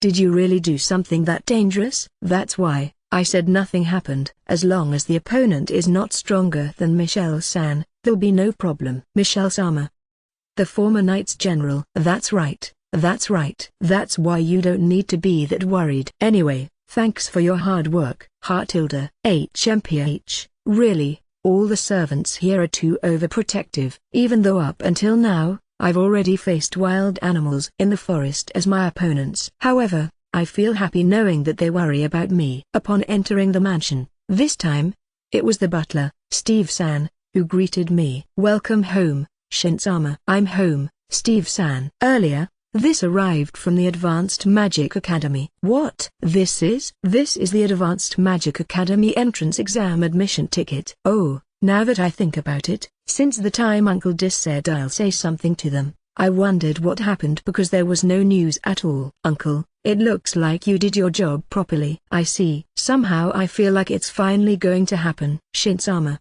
you don't need to get so worked up. If it's you, I'm sure you'll be okay. You can even aim for the freshman representative, probably.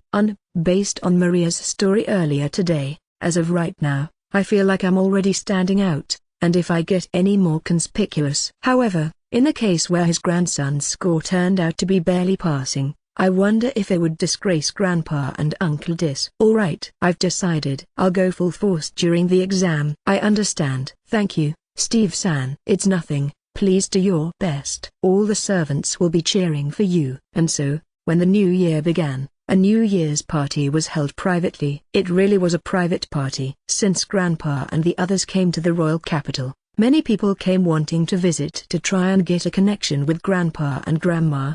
But Grandpa originally came to the capital for my social education. Because of that, all the people who came to visit were asked to go back home. In the end, the party was held with only those who came to my birthday party the other day. Since the king of the country also came, all the servants were super anxious. Even the guard division were on full alert. I think I will go and thank them for their hard work afterwards. In any case, is it okay not to be at the royal party, Uncle Dis? A few days after the new year, the day of the entrance exam for Elshide Advanced Magic Academy had arrived. Since I intended to go to the academy on foot today, I didn't use the horse-drawn carriage. I already knew the location of the academy since I walked around the capital quite a lot in these last few days. It was located in the boundaries of the nobles district and the commoners district. It was a place where both the nobles and commoners can easily attend. In addition, our house was also located between the nobles district and the commoners district, so it'll probably only take 15 minutes to reach the academy on foot.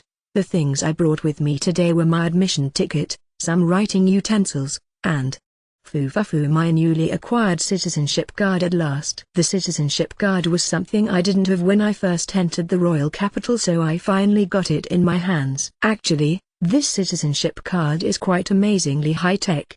No, a high magical item. It can recognize an individual's mana pattern, and since it won't be activated by anyone other than its owner, there are no items more suitable for a person's identity confirmation. And also, there's the royal bank in the Elshide Kingdom, and this citizenship card can be used as a debit card. The bank account is directly registered inside the card. Since it cannot be accessed by anyone other than the owner, and only the bank can modify the details of the account, one can make a deposit or a withdrawal in any nearby banks. It's almost impossible to tamper because of the strong security. Tampering the amount of money available in one's account is punishable by death. It seems this is one area where one absolutely shouldn't touch due to the confidence in their security. By the way, the card doesn't have a credit card function. Furthermore, one can also store a specific demon's magic pattern for a period of 1 month. For demon hunters, before they go out on a subjugation mission, they go to the Hunter Association and record the current subjugation mission information on their citizenship card. Then,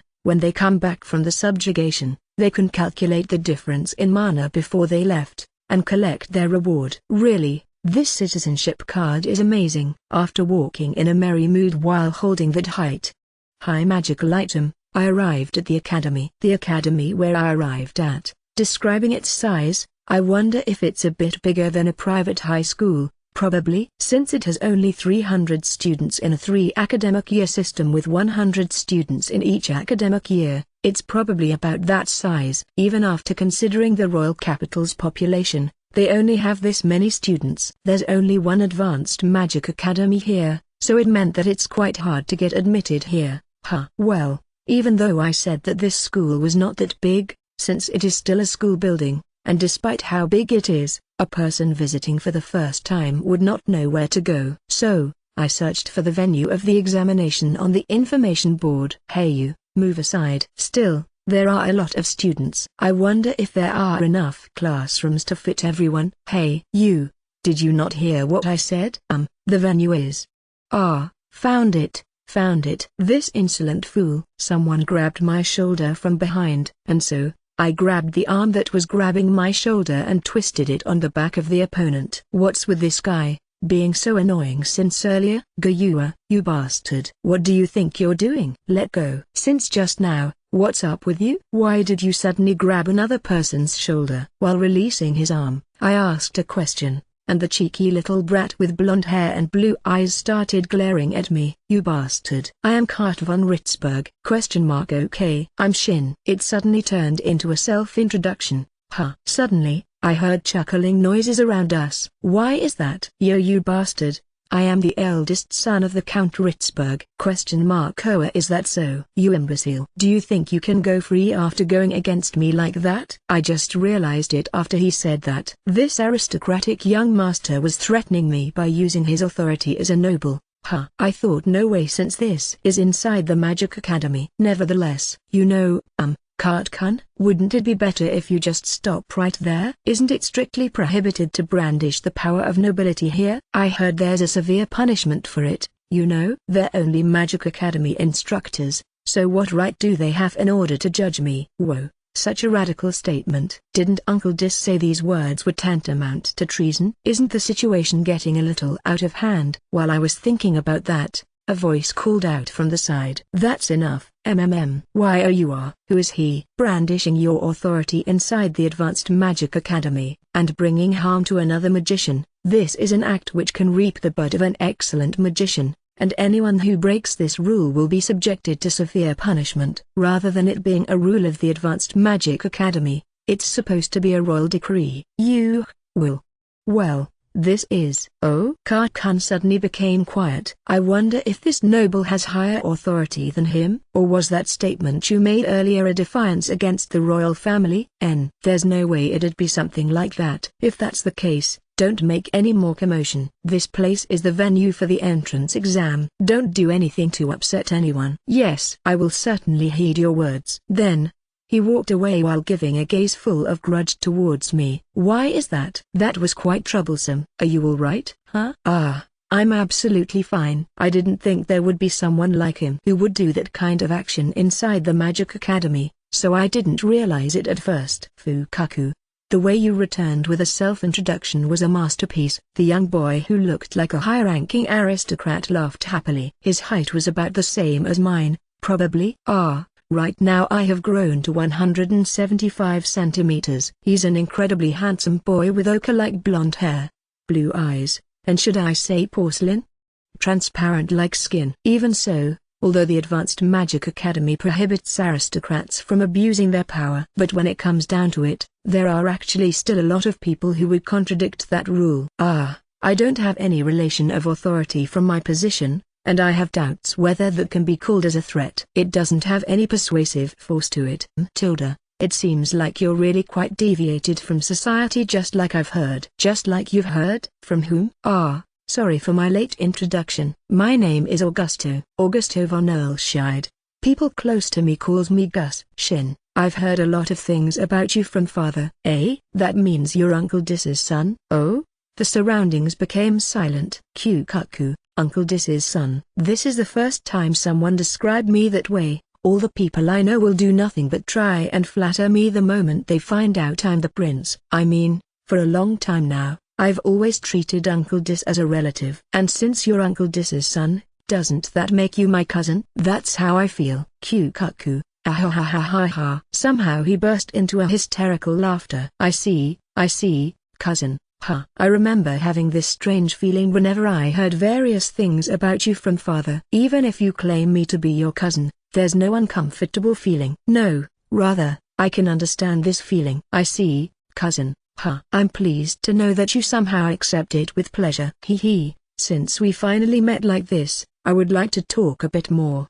But wouldn't it be bad if we don't go to the examination venue soon? You're right. It's time to go now. Well then, let us work hard together. I guess the next time we meet is during the entrance ceremony. I'll also do my best then. Or rather, it's okay for you to just come to my house to play, you know? As a prince who's awaiting the approaching ceremony of the official investiture to become the crown prince, I cannot easily go out for a walk. Is that so? But Uncle Dis comes over to play quite often, father. After I parted ways with Gus, who seemed to be completely exhausted, I headed to the examination venue. Curious spectators gathered around Shin, Kart, and Augusto, as if to enclose them, and among them, the figures of Maria and Sicily can be seen. Although we were finally able to find Shin, but why is he getting involved with that guy? Out of all the people here, it seems to be around the time Shin got involved with Kart. I wonder if Shin-kun will be alright, since he's one of those idiotic people who are stuck up about being elite. I hope things don't end up being troublesome. It looks like these two girls knew of Kart. Wait a minute, that person is? No way, His Royal Highness, Prince Augusto. And then, the situation was resolved by Augusto, and all the curious onlookers scattered and went to the examination venue. Maria and Cicely kept talking while following the crowd. I wonder, who is Shin-kun? Really? This was the first time I saw His Highness Prince Augusto having so much fun talking to someone. Leaving that aside, the problem now is him. Think he would come to this academy. You're right. Listen now, Cicely. If he does anything to you, you tell me, okay? No, even if he doesn't do anything, just tell me, okay? To say something, even if he doesn't do anything, it's still a bit. That's right. You know, it'd be okay if we ask Shin to go together with us. Together with Shin-kun? That's right. If we tell him a nasty guy has been following you, he'll help us since he's strong and also not afraid of nobles or even the royal family. But it will definitely trouble him. It'll be alright, I tell you. Shin is probably the type of guy who won't abandon a girl in trouble. I was convinced he's that kind of guy after the last incident. Or rather, he'll even come forward and protect on his own, you know? But somehow, it's like taking advantage of Shin-kun's kindness. You're right, it is taking advantage of him. Listen here, Cicely, I certainly do think Shin is a good guy. But you're more important to me. Maria. Besides, if we stay together, you might become more than just friends, you know. Really, you. Unbeknownst to Shin, the plan of the two girls had progressed. Since then, I took the written test at the examination hall. As I thought, it was full of people. Done. What else more can be said about the written exam other than that? And thus, the practical exam began. The exam was carried out in an indoor practice field, and one will pass if they can destroy the installed target. Even if one couldn't destroy it, it seems the examiners will look at their proficiency in magic. The exam format is where 5 people enter the indoor practice field at a time according to their exam number and display their magic one person at a time. I was the last out of the 5 people. The first guy gave his admission ticket and citizenship card to the examiner. The examiner was a female teacher wearing a black robe and glasses with shoulder-length black hair. Somehow, she gives off an impression of a secretary if she wore a black suit. Alright then, please cast the magic you are most proud of at maximum power. Yes, please take care of me. This is the first time I'll see the magic of someone of the same age as me. I wonder what kind of magic he'll use. Flame that burns everything. Gather in this hand and shoot the enemy. Fireball. Boom. Phew. Embarrassing. How embarrassing. What the hell was that? Was a chant something like that? And also, using fireball is too much of a cliché. It was showy up until he shoots, but in comparison, the result was dull. Yet, why did he have such a satisfied expression on his face? This is bad. I was going to go full force to live up to everyone's expectations, but I will only be looked at strangely if I use my full power. Let's not go at full power, after all. The test progressed rapidly. Raging flow of water. Gather, dance, and wash away. Water shoot. Leap o wind. Dance o wind. Clear everything away calmly, O gust of wind, and rise up. Windstorm. Lend your strength, O Mother Earth. Be the bullet of stone and shoot my enemy. Earth blast. I am tired. What is this Chayunabu-like presentation? T/N, a Japanese slang term which roughly translates to middle school second-year syndrome. People this syndrome either act like a know-it-all adult and look down on real ones or believe they have special powers, unlike others. After hearing those words, the long-past dark history of mine resurrected in me, after receiving mental damage without the other people knowing. Since the previous 4 people had all finished, next came my turn. Now then, what kind of magic shall I use? Well then, next person. When the examiner saw my admission ticket and citizenship card, her eyes widened for an instant. Use your greatest magic at maximum power, is what I want to say, but in your case, Please be careful. Be careful? Why? You will pass as long as you use enough magic power to destroy the target. I sincerely hope you do not use any magic capable of destroying this practice field. Uncle Dis. Just what kind of story did you tell these people? I arrived at the assigned position while looking a little dejected because of the reverse special treatment. Let's see. The target looks like a mannequin without both arms and legs. Since it can withstand the previous magic until now, it seems to have reasonable strength. By the way, since they change the target to a new one each time in order to prevent unfairness, even though I said it has reasonable strength, they won't go that far as to use expensive materials. If that's the case, I'll use that, And so, I produced one pale blue flame like before, but much smaller in size. The surroundings started to get noisy after seeing that phenomenon done without chance. Then, I shaped it long and narrow, and launched it as a bullet. As the pale blue flame launched at super speed, it drew a blue-white line in the air and swallowed the target up. Ba-ang, with a loud sound. The target exploded. But the momentum of the flame bullet that shattered the target did not wane out, and landed on the wall at the back. Ah, crap. Kaboo.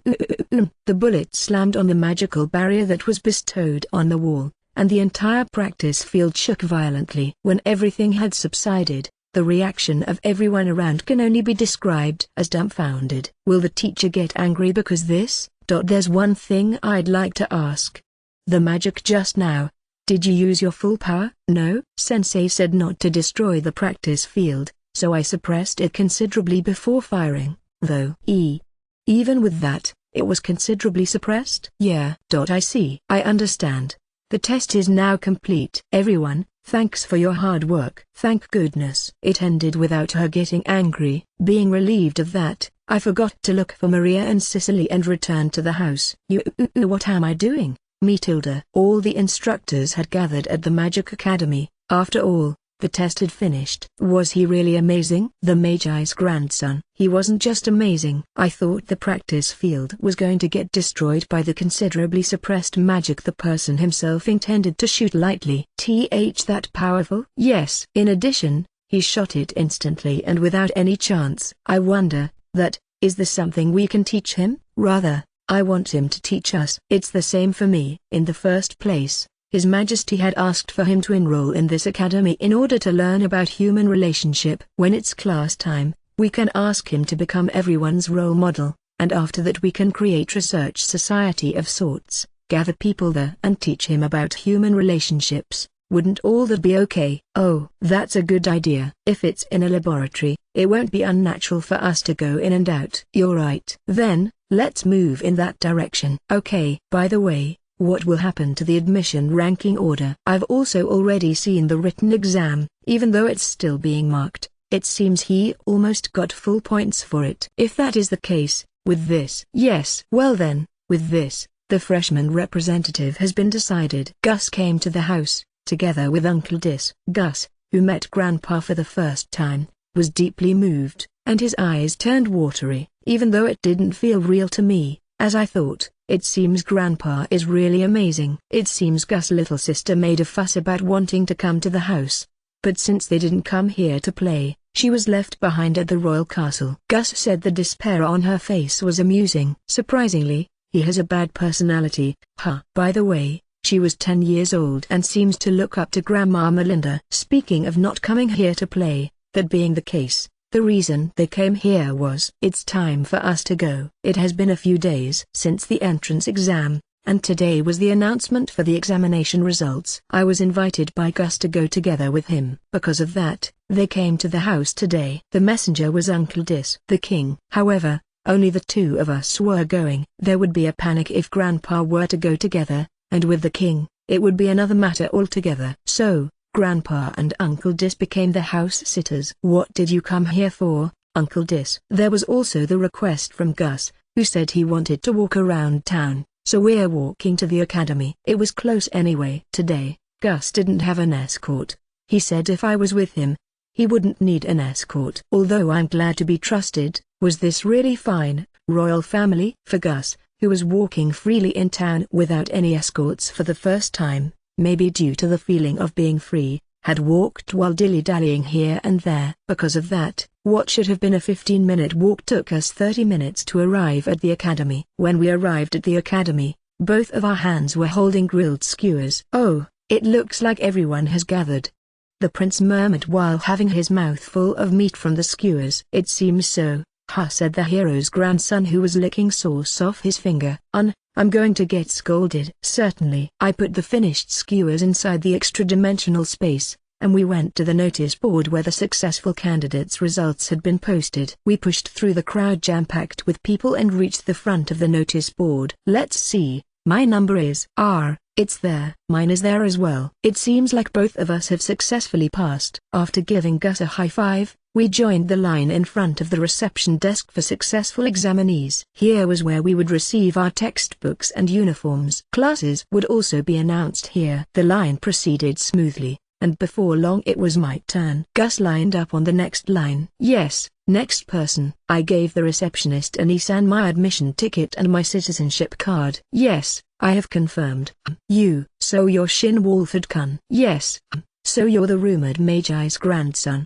Well then, these are your textbooks. This is the list. Please confirm it, and please let me know immediately if there's anything missing. Also, this set of uniform is yours. Because we referred to your physical data recorded in your citizenship card, the size should be perfect. However, if the size doesn't match for even just the slightest, please let me know immediately. In addition, this uniform has various defense magic applied on it.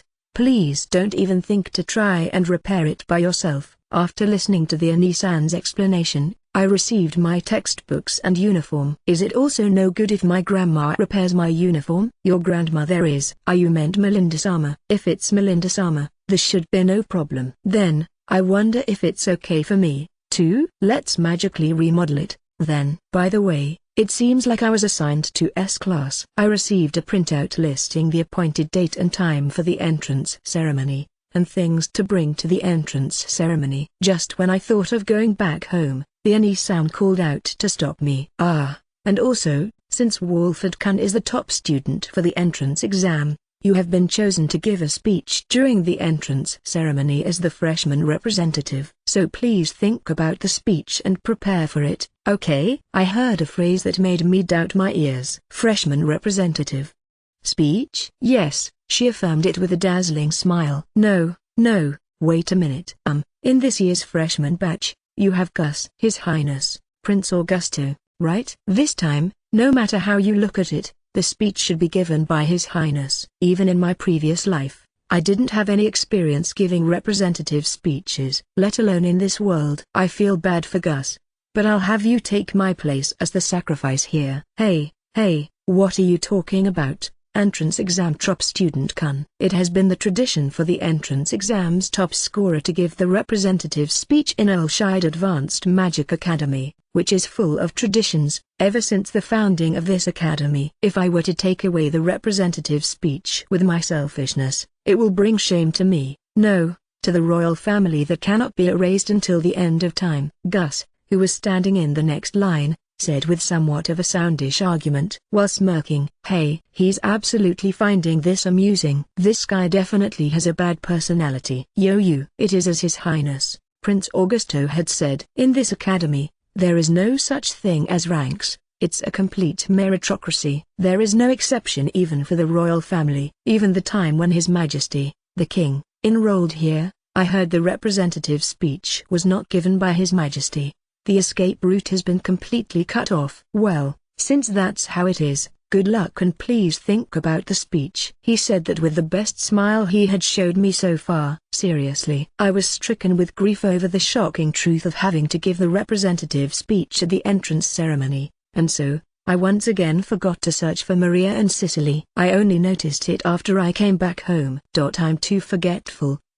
Shin became depressed about having to give the freshman representative speech and passed through wearily along the side of the line where people were still lining up. Both Maria and Cicely were also in that line. I guess I wasn't able to become the entrance exam top student.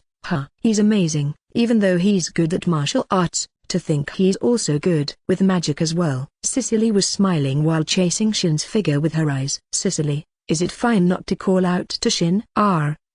It's fine. Even if I call out to him, I wouldn't know what to say. What are you saying? Even though you finally have a common topic of passing the exam together. After hearing Maria's words, Cicely opened her eyes wide in realization. I just realized it now. So she said, wasn't it such a good chance just now? It was a good chance. Such a thing.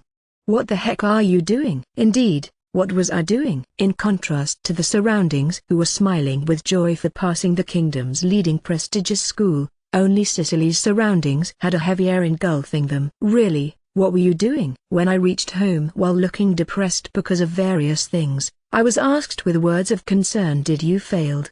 But I told them I had to give the freshman representative speech since I had become the top student. After I said it was depressing for me, this time they gave me blessing and said it was amazing to be the top student. Ho, freshman representative, you say. You have worked hard, Shin. Since I taught you various things, this much is only natural. But, you did well. Both of them praised me while smiling. It is as expected of Shin-sama. It is only natural if it's Shin-sama. For me, I thought he could even become the top student at the Night Military Training Academy. Marika-san, Steve-san, even Alex-san praised me. Although what Alex-san said was a bit different. Father, I am sorry for not becoming the top student. Since you had Shin as your opponent, it cannot be helped. Because he's really outside the standard. That aside, you did well in having passed the exam. Furthermore, it seems you're in S class. I can also hold my head up high. Somehow, it felt like I was being talked about in an outrageous manner. That aside, Shin-kun, you don't need to be that depressed over the representative's speech. About that, father, it looks like he's depressed not only because he has to give a speech as the representative, but also because of a whole different matter. A different matter? It seems like he had forgotten to search for his acquaintances. Acquaintance? Hotilda. A girl. I believe it is. Smirk X2. This father and son are annoying. What is he saying on his own? No, what he said was true, though. And then? What kind of girl is she? She has long beautiful navy blue hair, a small face, and big black slightly drooping eyes, around 155 centimeters in height. Has excellent style, a truly super beautiful girl. No, I didn't ask for that much detail. TCH, he replied normally. How boring. Oi. Damn you Gus. Your personality is really bad. We just arrived at the royal capital, and you've already experienced a lot of things. Very good, very good. Shin, you better bring that little girl to the house. I'll make sure to take a good look at her. Since I came to the royal capital to learn how to socialize with society, of course, Grandpa would be happy. When I experienced a lot of things here. However, Grandma, on the other hand, was scary. And from the next day onwards, the days where I would think about the representative's speech had begun. I didn't even have any free time at all. In a certain noble's mansion. In one of the mansion's room, there was a young boy who had returned some time ago after the Magic Academy's exam results announcement. I am in A class. Not S class, but A class. That's impossible. Moreover, the guy who humiliated me became the freshman representative. Stop joking around. Stop joking around. I'm sure he must have cheated or something. The academy's instructors must also be his accomplices. If not, then how can I? Unforgivable, unforgivable, unforgivable. The murmur filled with grudge and anger echoed throughout the dark room. Now, it has finally arrived. It has arrived already. The entrance ceremony. Although I was nervous yesterday, but I was still able to sleep well. Since it can't be helped even if I struggle, I accepted my fate and thought of a speech. Well, I don't care what happens afterward, though. Today, we will be going to the academy riding the horse-drawn carriage. The reason being, Grandpa and Grandma will come today as my guardians. If we walked, a commotion would be inevitable. Because of that, the horse-drawn carriage arrived from the royal palace. It was a luxurious carriage similar to what I've seen in a museum in my previous life. It was a really comfortable ride, but I felt uncomfortable. Today, even though it's obvious, I am wearing the uniform. It has a blue blazer with black slacks, and for freshmen, the color of their neckties was red. Juniors have blue necktie, and for seniors, green necktie. The freshmen next year will wear a green necktie. Girls wore black pleated skirts and a ribbon instead of a necktie. Actually, there are also other advanced academy in the royal capital, such as the Night Military Training Academy, and Advanced Economics and Law Institute. The Knights Military Training Academy is pretty much self-explanatory. It is an academy that trains knights to command soldiers to defend the kingdom. It is a place where men and women with excellent physical strength gather. The male and female ratio seems to be 9:1. It is also the alma mater of Michel-san and Chris Nietzsche. The design of the uniform is the same, but with various colors of red. As for the Advanced Economic and Law Institute, it is a place to learn economics and law. It is a place which fosters merchants and civil servants. It is also known as the brain power of the kingdom. Even though they don't have any combat capability, it seems the country cannot function if they weren't around. The male-to-female ratio is about 50-50. Uncle Tom, the merchant, graduated from there. The design of the uniform is, of course, the same, but with the different colors of green. The calm blue, the hot-blooded red, the knowledgeable green. And there you have it, Earlshire Kingdom's 3 big advanced academies. Although there are other schools where nobles and the wealthy attended, they are omitted because they're unrelated. And today, Grandpa was wearing a luxurious mantle I have never seen before. It seems this mantle was given to him by the kingdom, along with the Medal of the First Order. It was embroidered with gold thread bordering on a white cloth, and only by looking at it you can see it was an amazing mantle. The mantle was being worn on top of a white military-like uniform. Grandma was also wearing the same mantle. It was being worn on top of a pale light blue dress. Since she was originally a beautiful woman with a good sense of style, it really looks good on her. Even though she's at the age where she could be called a grandma, there are still some who were captivated by her even among the servants. And also, she was wearing a stylish blue-rimmed glasses that matches with her dress instead of her usual silver-rimmed elongated glasses. Since the distance was about 15 minutes by walking, with the carriage, we arrived in about 5 minutes. The crowd, who watched us, or rather Grandpa and Grandma who were getting off the carriage, started a commotion. And then, since it seemed the rumor that their grandson was going to attend the academy had spread, as expected, the curious eyes gradually turned towards me. As I endured the really uncomfortable gazes, a staff from the academy came and guided us to the ceremony hall. Phew. We're saved. Since it looked like Grandma was about to snap. Really, every single last one of them. I am not some kind of a show, she snapped. Even though it's Shin's big moment, for there to have been such a terrible commotion. I'm sorry. That's right. What would they do if Shin's nerves were to be disturbed by this and fails to give the representative speech? They're on the same wavelength. They should just go back to how it used to be, really. Or rather, Grandma, you don't have to raise that kind of a failure flag, like that. The two guardians went to the ceremony venue, while the freshman me headed towards the assembly point before entering the venue. Yo, Shin. You're not nervous, are you? Gus. No, I'm feeling fine. The moment I arrived at the meeting place, Gus called out to me. Since from last time, we've also been meeting every now and then. We became quite familiar with each other. Today, even though there won't just be freshmen and current students, but also Father, the King, the kingdom's nobilities, and leaders who would be present. It's okay for you to not be nervous at all, you know? No. That's why I said the freshman top student, Shin, will certainly deliver a wonderful speech. I'm looking forward to it. This guy, he's doing it on purpose. He deliberately started talking to try and make me nervous. Gus, you bastard. Oh yeah, what's wrong, Shin? For you to be this excited? It's on purpose, isn't it? You're definitely doing this on purpose. Ha ha ha. What are you talking about? This bastard. You there. The ceremony is about to begin. What are you yelling about? I'm sorry. Really? Look, it's about to begin, so stand in line. We got scolded by the teacher. Gus. Because of you, we suddenly got scolded so soon after getting admitted. Kikuchi. Well, don't say that. Isn't it thanks to me that you're no longer nervous? Come to think of it. My heart, which was considerably shaken by Grandma's failure flag remark, had calmed down quite a bit. Gus, you. Well, it's just a coincidence. Gus, why you over there? Cut it out. Yes, I'm sorry. Gus was still laughing. From the first time we met, I couldn't have imagined it. But this guy has a really bad personality. Actually, it would be more accurate to say he has a good character. Each time he said teasing things was like playing word tag with him. Since it was the first time he was able to make friends with people of the same age. Or rather, Since it's like being cousins, it seems it can't be helped he finds it fun to mess around with me. For your information, both of us are normal. Although I've never met her, it seems Gus already has a fiancée and I often hear him speak fondly of her. And if possible, even I want to become friends with Cicely. Suddenly, a voice came from behind. Shin-kun, long time no see. It was Cicely. Hi, Cicely. It looks like you also passed. And Maria, too. Don't say it like I'm an afterthought. Sorry, I wasn't able to see you guys during the entrance examination and the results announcement, so I became a bit worried about how you girls were doing. Although I noticed you back then.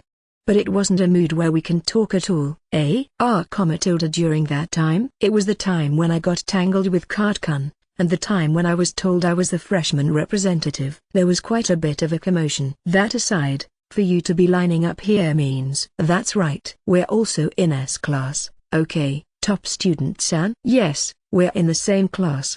Because Cicely was laughing happily, I was unconsciously admiring her. Shin. Is this the girl you were talking about? Oi, what do you think you're saying? Yeah, if I remember correctly, you guys are. It's been a while since we last met, Your Highness, Prince Augusto. I'm Count Meshina's second daughter, Maria. It's been a while since we last met, Your Highness, Prince Augusto. I'm Viscount Claude's third daughter, Cicely. A count and a viscount? They're nobles. Leaving Cicely aside, Maria is also a noble. Wait a minute. Isn't that being too mean? Foo.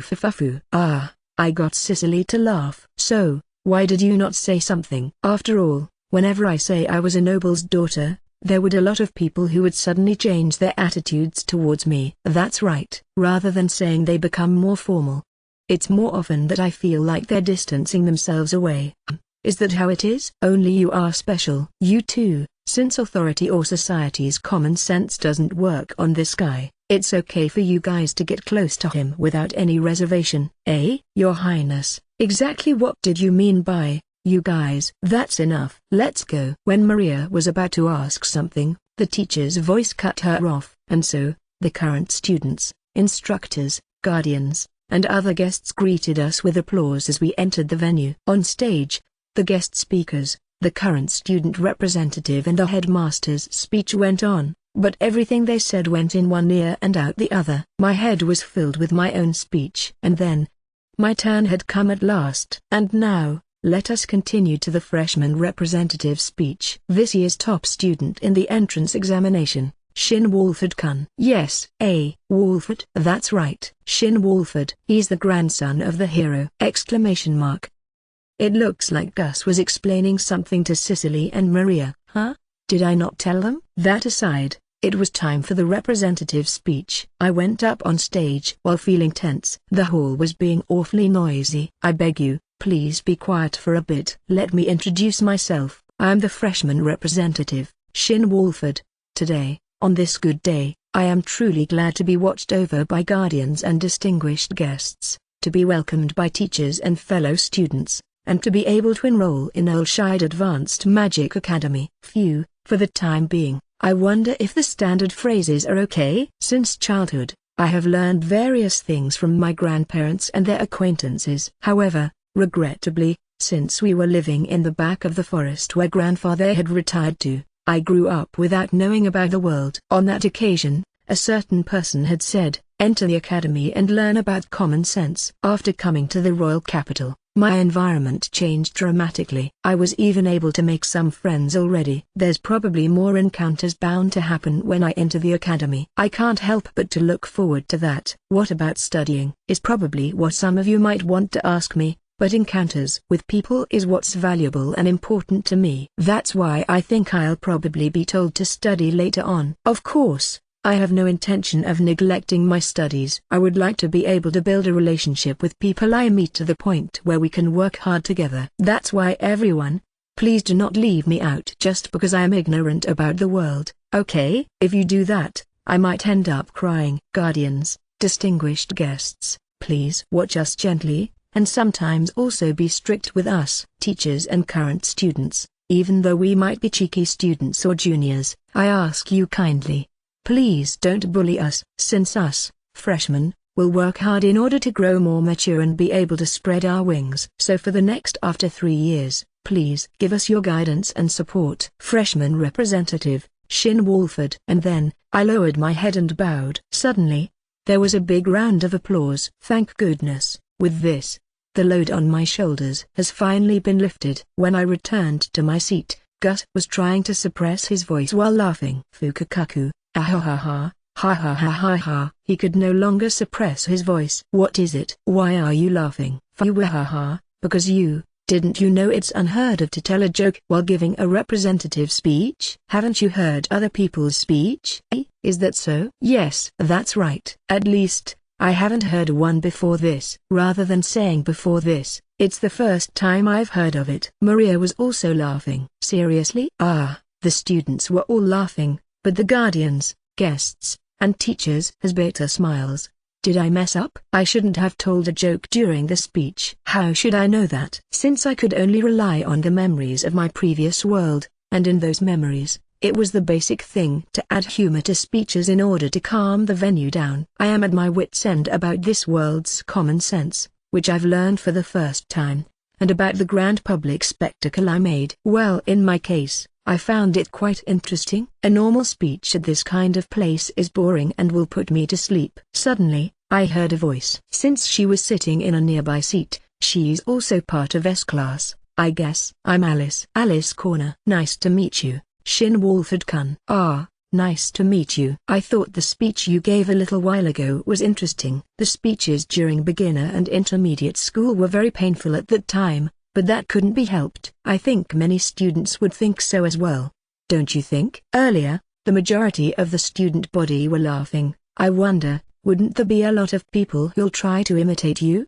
Is that so? Yes, it is. By the way, Walford-kun, just call me Shin. Then, Shin-kun. Shin-kun is the grandson of Merlin-sama and Melinda-sama. To be accurate, it's actually quite different. Though. I wonder if everyone didn't know Grandpa and Grandma are no longer married? Well, yes I am. I wonder, did they come today? They are probably sitting together with the other guardians. Was that it? Was this the kind of situation where she wants to ask me for an introduction? Is that so? Well, since we're going to be classmates in the future, it would be better for me to greet them, right? This is the first time I've heard of the need to greet a classmate's guardians. Not fair. Watashi also want to go. Watashi also want to go. Boku, too, want to go. Watashi also want to go. Chibun, also want to greet them. Sessho, want to go. To Digazaru. Who was that? There was a samurai. Hotilda? So there was a rule in the academy that says we have to greet our classmates' parents? Prince Augusto. In that case, naturally, I'll have to ask all of you to meet with father. And no need. That would be too much. Then, stop saying stupid stuff and be quiet. Look, isn't the instructor looking this way? Wow, he's really glaring. It seems like today, I did nothing but get scolded. After this, we will be going to the classroom, so go plan your minglings there. Yes. I'm very sorry. My bad, Gus, you saved me. What? It was a matter of course. As I thought. This guy really is Uncle Dis' son. He's also super cool when it comes to things like these. You owe me one, he declared while smirking. I take back my previous statement. As I thought, he has a bad personality. After that, the entrance ceremony proceeded without a hitch, and finally, it was Uncle Dis' speech. A part of his speech was to encourage the freshmen, but at the end of it, he looked at me and smirked. Somehow I'm getting a bad feeling about this, you know. This year, since a non-standard, the grandson of the hero, has also been admitted, we think the instructors' camp will have a hard time, but we hope the instructors will work hard. And as for his fellow classmates, it would be good if you can learn various things from him. Everyone's stereotypes will probably be blown away by him. And also, we pray everyone will grow significantly. Oi, what are you throwing in at the end of your speech? I thought one weren't supposed to tell a joke during a speech? As expected of father. He's immediately incorporating it. You too, what are you doing being impressed? If the head of the kingdom does something like that, everyone will want to imitate it. It'll alter the common sense of this world. I was played with by the king in the end, and the very tiring entrance ceremony was over. After this, everyone will go to their own respective classrooms. do a simple homeroom, such as self-introduction, and then dismiss for the day. When we were about to go to the classroom under the instructor's guidance, at that time, I somehow felt a gaze, making me uneasy. What is it? I thought, and when I looked around my surroundings, that guy. If I wasn't mistaken, it was Kurt-kun. The previously mentioned violent noble-kun was glaring at me, with a look full of grudge and resentment. Did I, perhaps do something? Maybe because I gave such a playful speech, that he's thinking of the tradition or about the ceremony's dignity, since it seems he's somewhat obstinate about being a noble. But because Uncle Dis also did the same thing, there shouldn't be a problem, right? Right? Although his gaze was bothering me a little, it was already time to go to the classroom. Since he seems to be in a different class, he couldn't even confront me, and I was also heading to my classroom. This academy has 4 different classes, S, A, B, and C.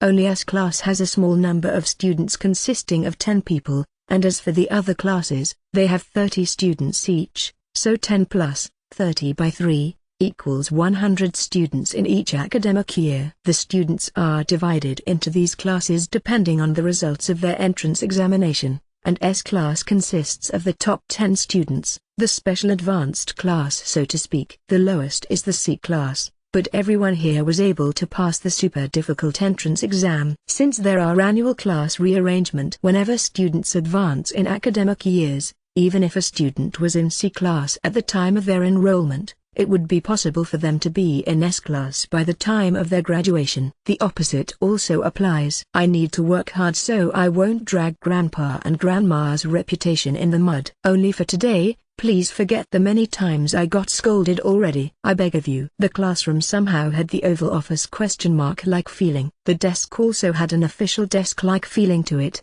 with a high-class look, and it was large, too. The chair also was covered with leather, and I wasn't the only one who thought, is this place the president's room or something? This desk is amazing. It's just like the desk father has in his office. It's true. This is amazing. I've never seen such a fine desk like this. The chair is also amazing. It feels like I'm getting tired from the nervousness of just being here. What? Everyone is so pathetic. Only Gus was acting as normal. After all, these are only common pieces of furniture. You'll get used to them eventually. Don't get too distracted by these things that you'll forget your responsibilities, okay, Gus? As I thought, you're amazing. Hey, it's because they are inferior to the ones I have in my house. Well, that should be a given. You're talking about the royal palace, you know? You guys stop being impressed by the furniture and quickly take your seats. Since everyone's seating arrangement is posted on the blackboard, go sit according to it, was what the male instructor who led us here said, urging everyone to be seated. Well, my seat is. It's right in front of the instructor's desk. It was the so-called special seat. T/N, front row seat. Even though I said that, since there were only 10 seats, so it was the same no matter where I sat. The arrangement of the seats were 3 desk, 4 desk, and 3 desk at the back. It was set up using the 3-4-3 system. T/N. It's referring to soccer formation. Thanks to the desks being positioned alternately, the blackboard could be seen from any seat. When I reached my desk and sat down, the male instructor also sat down on his desk. Well, once again, congratulations on your admission. I am the one in charge of this class, Alfred Marcus. I will also be the one who will oversee your practical training, so I look forward to it. After this, we'll do self-introduction of each other. I'll brief you on the schedule from tomorrow onwards, and then we'll end it for today. So, I'll start with myself. As I've said earlier, my name is Alfred Marcus. I'm also a graduate from this advanced magic academy,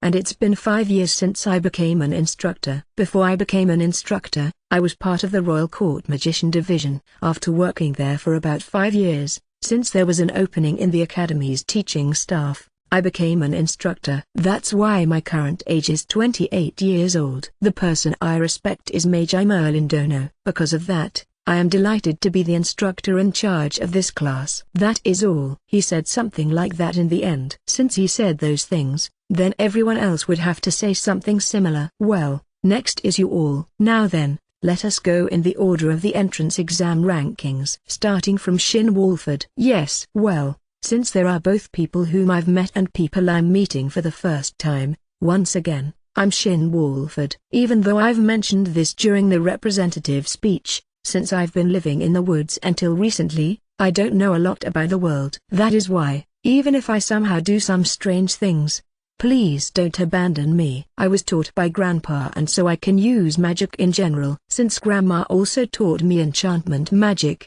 I can also create magic tools. The people I respect are Grandpa and Grandma. Please take care of me. Personal lesson from both Merlin-sama and Melinda-sama. How enviable. Somehow, everyone had expressions of envy mixed with yearning. Was everyone fans of Grandpa and Grandma? Next, Prince Augusto, please go ahead. Yes, everyone, I think all of you already know me, but there might be someone uninformed of the world like Shin. So once again, I am Augusto von Earlshide, the first prince of this kingdom. However, as you all know, social ranking does not apply here in this academy, and this also applies to the royal family. That's why everyone, please feel free to talk to me without any reservation, just like Shin. Although not as much as Shin, I can brag that I can use magic to some extent. If I were to be compared to Shin, it truly is just to some extent. The people whom I respect are Father and, of course, Meiji Merlin Dono. From now on, please take care of me. Don't mention me in your introduction every now and then. Oi. He also has a close relationship with His Highness. How enviable. Dagazaru. There's a samurai here after all. Who is it? Well then, next, Maria von Messina. Yes. Nice to meet you all. I am Maria von Messina. I am the second daughter of Count Messina. Since Girls' Academy doesn't suit me and I can use magic fairly well, I came to the Magic Academy. Just like what His Highness said a while ago, it'd make me really happy if everyone feels free to come and talk to me. The person whom I respect most is, as expected, Guru Melinda-sama. My aim is to be a strong and beautiful woman just like Melinda-sama. Please take care of me. The Girls' Academy where nobles and wealthy rich girls attend doesn't suit her. Certainly, she doesn't feel ladylike. Next, Cicely von Claude. Yes. Nice to meet you, everyone. My name is Cicely von Claude. I am the third daughter of Viscount Claude and was dragged by Maria to take the examination for the Magic Academy. To meet such wonderful people, I'm very grateful to Maria for inviting me. I'm good with healing magic, but my attack-related magic is a bit lacking. I think I'll be able to support everyone. The person I respect most is Melinda-sama. I'd like to meet her someday, if possible. Please take care of me. It's okay, Cicely. Grandma wants to meet Cicely, too, for evaluation purposes. Next, Alice Corner. Yes. Everyone, nice to meet you all. I'm Alice Corner. Although there have been people with amazing family before me, I'm afraid the flow will stop with me. My family is an ordinary commoner family, and my father does accounting for the Hague Company. Unfortunately, since I'm not good with accounting, I'll work hard at magic. I'm really lucky to be able to be in the same class as Shin-kun. The person whom I respect the most is Melinda-sama. Please take care of me. Alice is a blonde girl with blue eyes and short hairstyle. How to describe? She's thin, and an overall a tiny girl. Even though she's the same age, but she's more of a sister-like existence. By the way, Hague Company is the company that Uncle Tom manages. Next, Thor von Flegel. Yes, I am called Thor von Flegel, the heir to the house of Baron Flegel. I was selected at a young age to be His Highness, Prince Augusto's escort and school friend, and ever since then, I've been progressing together with His Highness. On this occasion, for the purpose of Prince Augusto's advancement through the Advanced Magic School, and also for my own plan on becoming an escort part of the Magic Division, I would like to devote to my studies in this Advanced Magic Academy. Of course, I also respect Meiji Merlin-sama. Please take care of me from now on. Thor is Gus' study partner and escort. He has silver hair and wears a pair of round glasses. Again, another small boy. Not a young man, but a boy, is what I want to say. He seems to be popular with elder sisters. Next, Rin Hughes. Yes, I'm Rin Hughes. Father is a royal court magician, mother is a housewife. I came here because I love magic. I respect Merlin-sama. Please take care of me. So short. I wonder if she's not much of a talkative girl. Rin has a black hair with a bob cut style and wears a thin framed glasses. She's a medium-built girl. It was the first time a girl said she respects Grandpa. She also said she loves magic, so I guess she likes magic more instead of girls' stuff. Next, Yuri Carlton. Yes. Everyone, nice to meet you all. Tilda, I'm Yuri Carlton. My family manages a hotel. That's why everyone, if you want to secretly stay over, come tell me anytime, okay? I'll give you service, okay? I'm good at enchantment magic, so that's why I really respect the strong and beautiful Melinda-sama from the bottom of my heart. Everyone tilde, take care of me, okay? What is it, I wonder? An erotic girl. Large bust, small waist, and large hips. The way she talks also has a bit of sweet feeling. And, it's Carlton-san who is managing a hotel. Don't give off the smell of a rich person. T/N,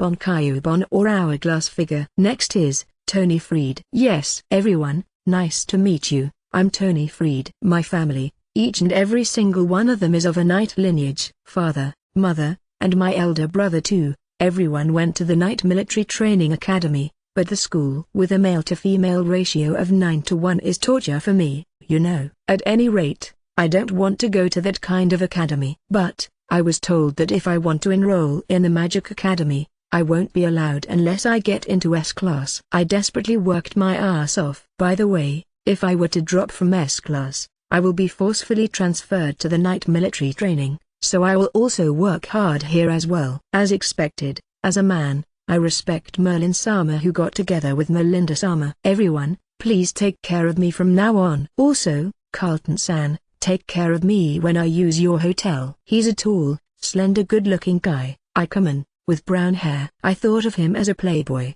Shirotoko, at first, but unexpectedly, it seems he was really troubled with the circumstances of his family. I could cry. But, as expected, he still was a playboy. Now then, last one, Julius von Rittenheim. Certainly. I, Seiji, am called Julius von Rittenheim, the eldest son of the house of Marquis Rittenheim de Gazaru. Similar to Thor, I also serve Prince Augusto as his escort and his study partner.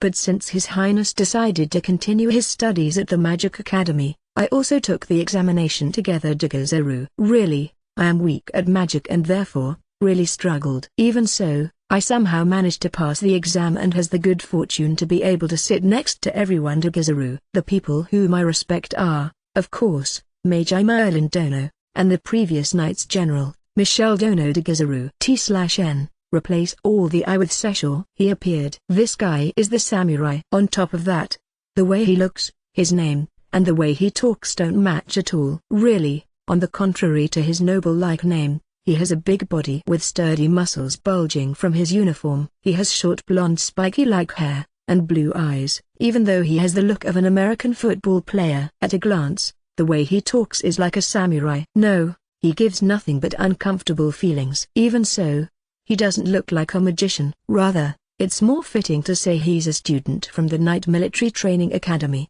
He himself also said he wasn't good with magic. This is no way. Tilde. I know what everyone wants to say. It's not like the academy allowed his admittance out of consideration for His Highness. It's purely because of Rittenheim's own ability. So that's how it is. I've actually suspected one of my classmates. I am the worst. However, Rittenheim is weak at emission-type magic, so he used body-strengthening magic. Body-strengthening magic? He jumped and reached the target in one leap with his strengthened leg power, and then destroyed the target with his strengthened fist. Abnormal. He's an abnormal magician. It's okay to say that. The way he uses magic is weird. Well, I, Seiji, will be really embarrassed if you praise me too much. De Gazaru. We're not complimenting you. Immediately after entering the academy, everyone's mind and heart became one. The self-introduction ended when Julius finished his, and after listening to the schedule for tomorrow and onwards, we were done for the day. Tomorrow morning, we will get a tour inside the academy. After eating lunch, we will immediately have practical training at the indoor practice field. There was no such thing as training clothes.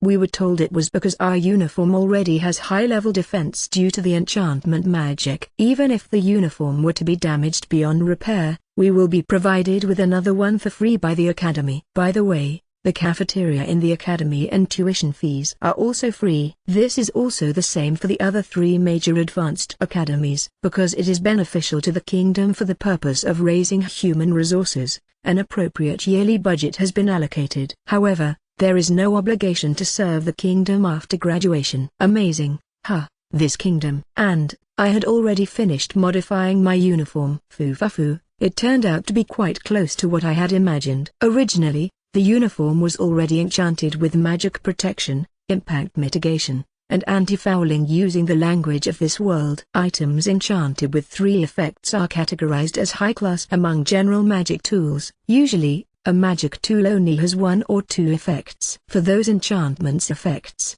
magic protection has an effect where it will soften the impact caused by magic. Impact mitigation will soften physical shock. And anti-fouling will remove any stain sticking on the uniform, since we'll be wearing them as is during practical training. When I confirmed those effects, I thought anti-fouling was good as it was, while for magic protection and impact mitigation, I thought it cannot be just that. For the effects just soften. Thus, I rewrote over the enchantment effects. First, I stripped off the enchanted magic effects for the time being. What I meant by this is, the recorded characters, I carefully handled them 1 character at a time, used a specialized work wand wrapped in mana, and stripped off the characters 1 by 1. I also made this specialized work wand myself. It wasn't as though this process cannot be done with my fingers, but since it requires a delicate work and concentration, I didn't do it that way. Doing that while trying to match the characters is absolutely impossible, or rather, up until now, it seems no one has ever done stripping off enchantment effects before. If I were to say why this kind of thing is possible, it's because I didn't like an effect I previously enchanted, and I wondered if it was possible to undo it. So, I had experimented with various things. When I imagined mana wrapping around the magic tool and characters floating up, first, the inscribed characters came floating up. When I saw this, I thought that perhaps maybe. So I made a wand enchanted with magic effect nullification, and when I tried to trace one of the floating characters, the character disappeared. And when I tried to enchant the item 1 more time, I was able to enchant it again. The face Grandma made when I showed this to her was amusing. The number of characters that could be granted on the blazer, shirt and slack was a total of 20 characters. What is this made out of? It's made from a considerably special fabric. Is the thread different? Since it was said that one could harvest various special materials from demonized animals, so perhaps maybe it's the thread from a demonized spider. I should stop thinking about it. Previously, when I made the protection suit, because it was made with a normal clothes and had 8 characters, I could only enchant 3 effects: stab-proof, anti-magic, anti-shock.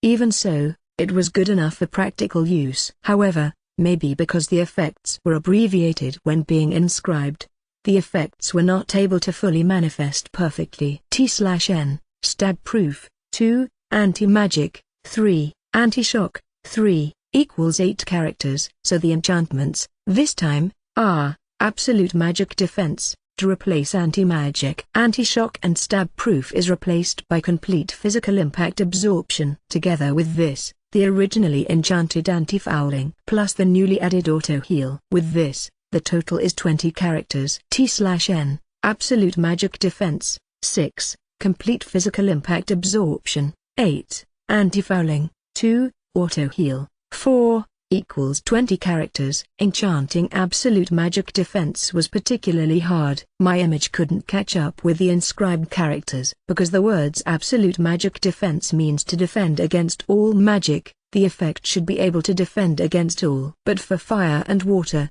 the defense methods are different. I couldn't imagine how to defend all, and so I failed to inscribe the words many times. I was quite troubled on what to do. When Grandma looked at me being troubled, she watched me with a very worried look. And then, from a certain change of idea, I finally succeeded in inscribing them. That image was magic dispersion. I enchanted the image where it extends a mana barrier to wrap around the uniform, and when an invoked magic touches that barrier, that magic's mana will be dispersed. Up until that point, I was imagining a harder wall, but it didn't go that well. And so, instead of stopping, I thought of what will happen if the mana, which is the building block of magic itself, is dispersed. So when I tried experimenting on that theory, it was properly invoked. The moment I succeeded, I shouted with a loud voice, and Grandma came flying over. Complete physical impact absorption also has the same principle. Rather than imagining hardness, when I imagined the dissipation of kinetic energy, the enchantment was inscribed successfully. The moment a moving object hits this uniform, its movement will be stopped as if completely ignoring the laws of physics. That kind of movement honestly gave off an unpleasant feeling. But as an armor, It is the best, though. Anti-fouling has the image where it memorizes the original condition of the clothes, and removes all other foreign objects sticking on the clothes. For auto-heal, the image is where it recognizes wounds and fractures, and activates when it detects those injuries. It then gathers cells from other parts of the body and temporarily changes them into stem cells. Those stem cells then restore the parts in need of mending and returns them back to their original condition. That is why, when auto-heal activates, the body becomes slightly thinner. By the way, the effect would only manifest for causes that can be treated surgically, although it looks like the defensive equipment is invincible at a glance. But there are two major flaws. First, only the areas covered by the uniform are protected. The face, hands, and feet are defenseless. Second, the enchantments won't activate from the start if one doesn't supply it with mana. The first flaw can be compensated up to a certain extent by automatic healing enchanted on the uniform. For the second flaw, in the first place, the enchantments will activate when one were to use magic. I think it won't be a problem since there aren't a lot of situations where one receives attacks. Most of it will only be during battles. Since the enchantments require a reasonable amount of mana to activate, there's no need to keep activating them all the time. It is also important to be cautious because one can receive damage from surprise attacks. And so, all those enchantment magic has been implemented in this uniform. With a sour face, Grandma warned me to absolutely never reveal this to anyone. The time when everyone was leaving the classroom, since homeroom has ended and we were dismissed for today. Shin, do you have a minute? I was stopped by Maria. What is it? There's something I want to discuss with you. Is that okay? Yeah, it's okay, but is it that again? They want me to let them meet Grandpa and Grandma. I want to discuss something regarding Cicely. All right, I'll hear it. Did something troublesome happen? Yes. It's a really troublesome thing. Maria had a really troubled expression, whereas Cicely had a really apologetic expression on her face. Since both of them had such expressions, does this mean it's really troublesome? Actually, there's a guy who's stalking Cicely. At tilde. Where and which guy is it? It was after meeting Shin for the first time, I think. He was making advances towards Cicely ever since, and even though Cicely refused him many times, he still came back to the point of using his family's influence as a threat. He's the worst, that guy. When things don't go the way he wanted, he uses the family influences, so any time now. Since Cicely didn't do like he wanted, it seems he got really mad. So he might do something reckless sooner or later. As I thought. Also, that stalker guy I mentioned is here in this academy. What did you say? If he's here in the academy, this isn't the time to be relaxed since anything can happen at any time. Cicely had a really painful and apologetic expression on her face. Sorry Shin-kun. Telling you something like this. What are you talking about? Rather, I'm really glad that you let me know. That's why, I'm so sorry. What does that mean? Putting that aside, this situation requires immediate attention. While I was thinking about what to do, a voice called out to us. Oi, Cicely. You bitch. What's the meaning of this? You're already my fiancée, and yet you're talking to another man. What did he say? Who the hell is he? Cicely's face distorted into a painful expression when she heard that voice. Who was it that made Cicely have this kind of expression? When I looked at the person who made that voice, it's him again. It's Kurt. It's him. He's been stalking Cicely all the time, and has been saying she's his fiancée to people around him as he pleases. Maria said to me. Cicely, who looked at the guy, panicked and hid behind my back. Maybe because he didn't like what he saw, he walked towards us with his face red from anger. Cicely, you bitch, come over here. Kurt stretched out his hand and tried to grab Cicely's arm, but there's no way I would let such a thing happen. I grabbed the arm reaching out for Cicely, and twisted it behind his back. Somehow, it feels like deja vu. Let go. You insolent person. You're still talking like that? Because he was being loud, I released him. When I did, he still yelled while glaring at me. He's still annoying even after being released. That Cicely is my fiancée. The likes of you are not allowed to talk to her. You said those kinds of things, but is it true? Well, that since Kurt's voice was so loud, she became timid.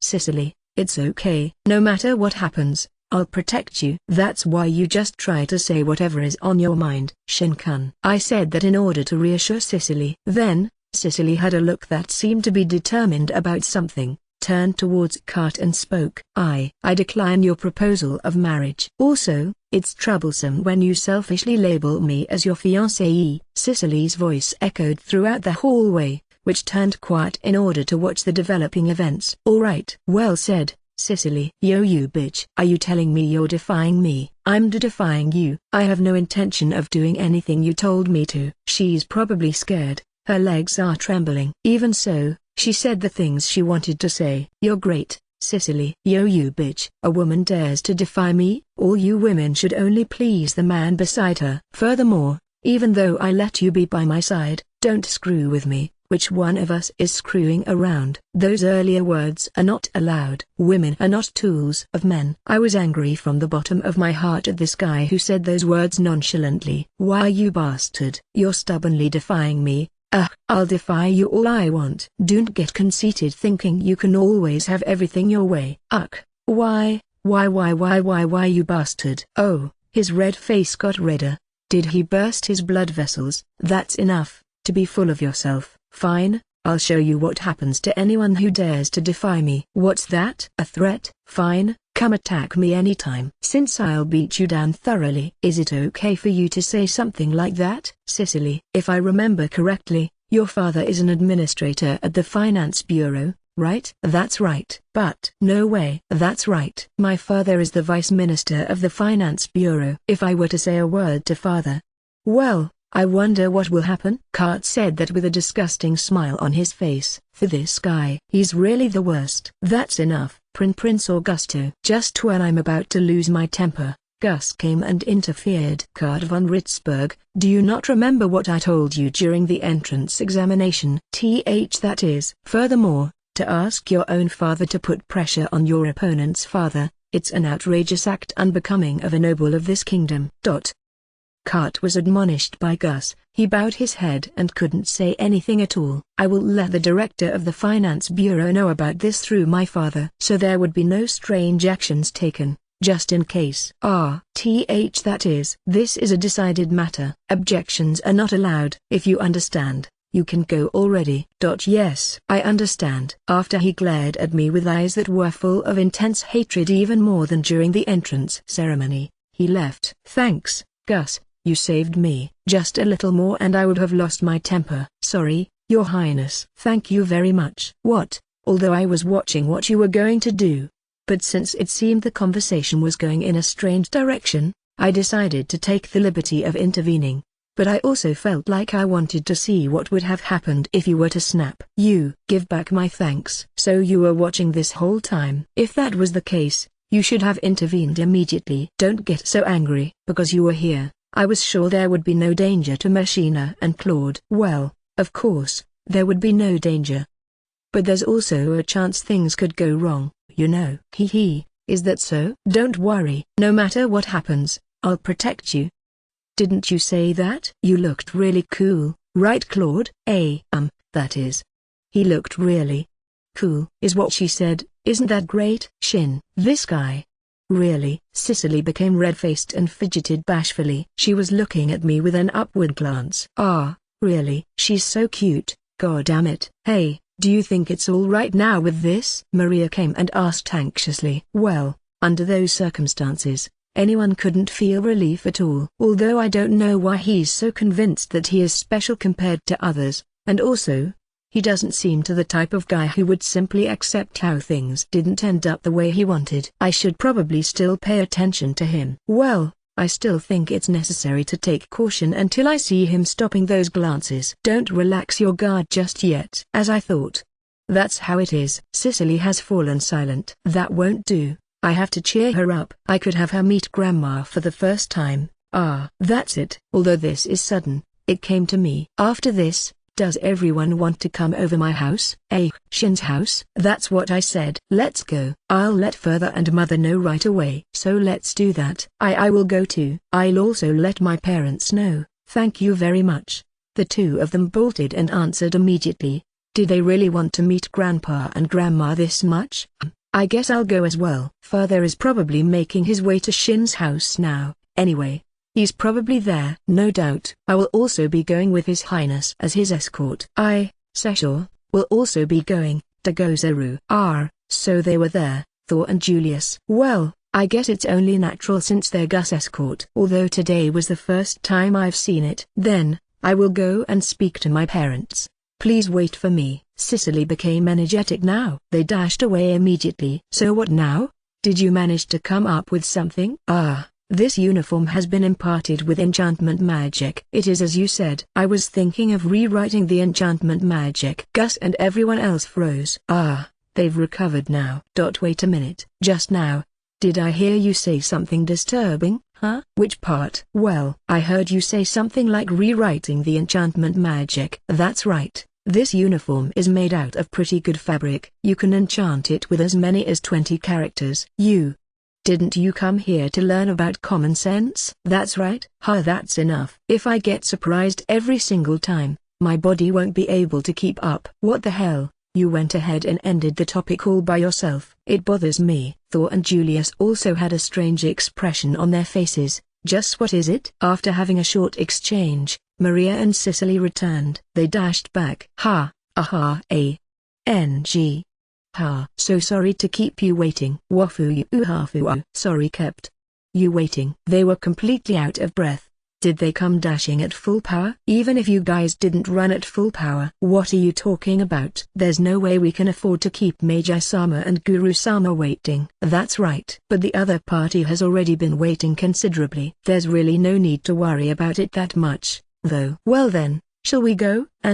Why yes. And so, Cicely, Maria, Gus, Thor, Julius, and I, 6 people, began to walk together. Sorry guys, but ever since the entrance ceremony, my family have wanted to meet you. No, there's nothing for you to worry about. Or rather, when I told my family I'll be going to Shin's house, they were envious. They told me to tell them all about it when I get home. The same thing happened in my house. Is that so? The people in this country respect Grandma and Grandpa way too much.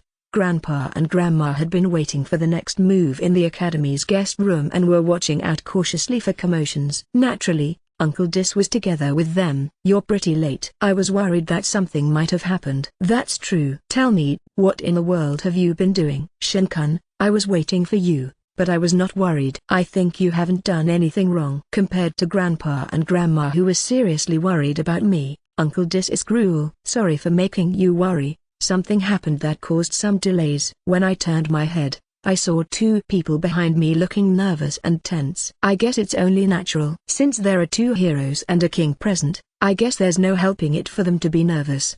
These 2 girls are my new classmates. They are Cicely and Maria. Nice to meet you. I'm in the same class as Shin-kun. My name is Maria von Machina. Nice to meet you. I'm Cicely von Claude. They were thoroughly nervous. This beautiful-looking girl, Bishio, with navy blue hair. Is she the girl Shin-kun was talking about? The one Shin-kun was talking about? You don't have to say anything unnecessary. So it's you. The look on Grandma's face changed. However, it looks like she's looking at Cicely as if she was evaluating her. The conversation has completely stalled. Grandma, you can do that kind of thing later. For now, let's go back home. We can't talk properly here. Tilda, since you led them here, then you're also bringing the young ladies when we go, right? These 2 girls. Or rather, it's about Cicely. Is that so? Then, let's go home, and we'll listen carefully to what you have to say. And so, Cicely, Maria got on our horse-drawn carriage, while Gus, Thor, and Julius got on Uncle Dis' horse carriage, and we returned home. Inside the horse-drawn carriage, as expected, the 2 were still very tense, especially Cicely, since Grandma's stares were getting stronger. Grandma, you're scary. That's why please stop it. After 5 minutes of tension, we finally arrived home. These were the longest 5 minutes I have ever felt in my life. And so? You said there's a story about this young lady. What is it? Don't tell me, you already promised that. It's not what you think. Then, what is it? As you know, enchantment magic is granted to this uniform, right? Tilda. That was outrageous. Wasn't it? Right. It's not about that. Is it okay for me to grant those enchantments on this child's uniform? I'd like to first hear the details. I told them about what happened today in the academy. And, because the situation was not completely solved, I wanted to strengthen her defense. I see. So that was the reason why you were so slow to come out. Disium.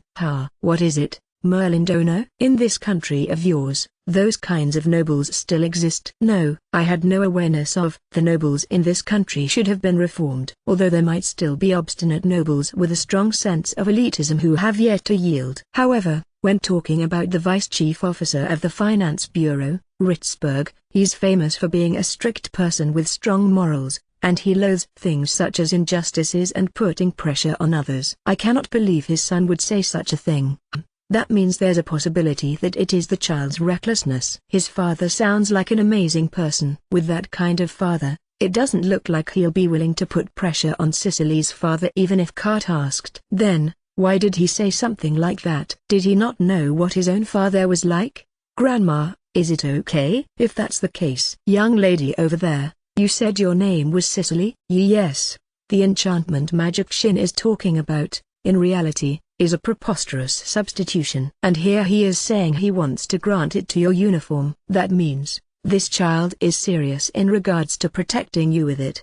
Do you really believe you are qualified to be protected by him? Qualified? You say qualification to receive my protection. I'm not that kind of insolent human being, you know? Grandma, as for qualification, I don't need something exaggerated like that. It's because it's something I want to do. So you don't have to do anything grandiose. You, be quiet and just listen. And you, do you even understand what in the world will happen if Shin granted that to your uniform? What will happen, you say? That uniform is powerful enough to be considered as a protective armor of a national treasure grade. National treasure grade? Eh? Is that so? Master Melinda, what do you mean? Neither here nor there. This child once again did something outrageous. If I explain it like that, you'll understand. Right? It's something that cannot be done according to our common sense. I see what you mean. Just hearing about it is scary. There's nothing to be afraid of, you know? Or rather, wouldn't it protect them? It's unbecoming that I can't even fathom what kind of ridiculously high value this uniform has become as a protective armor. Nevertheless, this child wants to impart the very same enchantment magic on your uniform.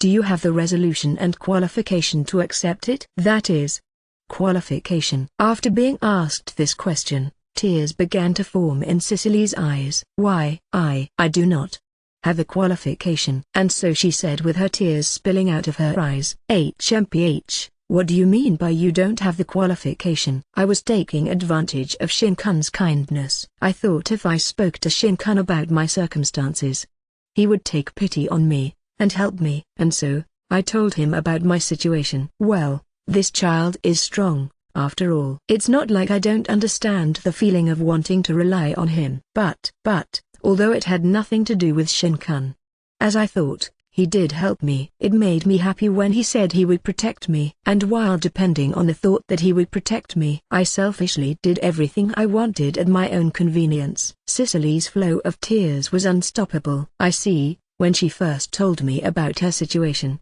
she had an apologetic expression. However, she wasn't apologetic for letting me hear such a strange story, but it was because I want you to sympathize with me and help me after you hear the story. That's exactly what I had speculated. But to be honest, even if she didn't say anything, I knew the truth. I wonder if I should lie. Melinda-sama, we apologize for attempting to take advantage of your grandson. After this, we'll try to solve it ourselves. We're sorry for the inconvenience. The crying Cicely, I was thinking of confessing the fact that I knew she was trying to use me. What am I thinking? If I confess, it'll be revealing that I'm also pursuing Cicely. Wait a minute. Grandma said to take control. Surprised by the voice, Cicely suddenly stood stock still. Cicely's tears still had yet to stop. She looks like she's falling into self-hatred. Cicely, I'm glad you spoke honestly. It's a good thing you quickly understood that you were trying to take advantage of Shin.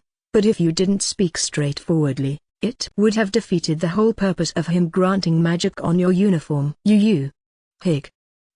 With those words, her response was nothing but sobs and not words. Did she really have to cry that much? However, you spoke honestly. That protective armor enhanced with magic could be considered as a national treasure.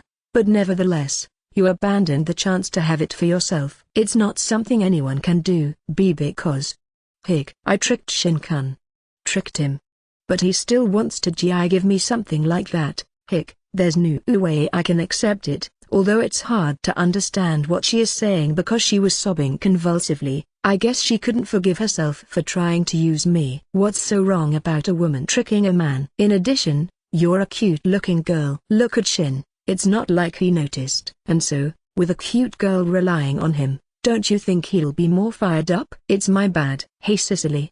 Please don't think that you were using me, or fooling me, okay? It was my intention, my wish, to help Cicely. That's why I don't deny my intention. Shin-kun. It's fine even if you use me, or rather, I would really regret it if you didn't tell me the circumstances and then something happens to Cicely. It was wrong of me to test you. I had to verify whether or not you are qualified to receive a protective armor enhanced with magic. It was my fault. Grandma suddenly became very gentle. She hugged Cicely close and started stroking her head. Tilda. I guess she felt relieved after Grandma hugged her, and she finally let it all out. Well then, Shin, you can go ahead and enhance Cicely's uniform. Is it okay? But Cicely, it'll be useless if you reveal it to others. You cannot receive it unless you make a promise. That's why I want you to decide whether or not you're prepared to do so.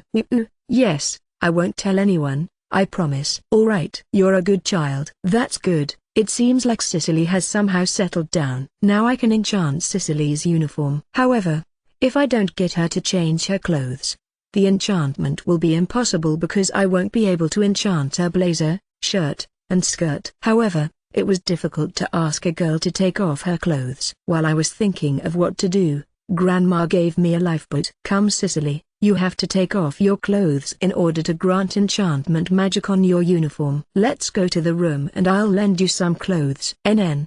Hig. Yes. And so, she went away and took Cicely to the room. While I was watching her go, Hey, Shin. What is it, Grandpa? I completely didn't notice that child was trying to take advantage of you, Shin. What about it, Grandpa? I didn't notice, too. Melinda did really well in noticing.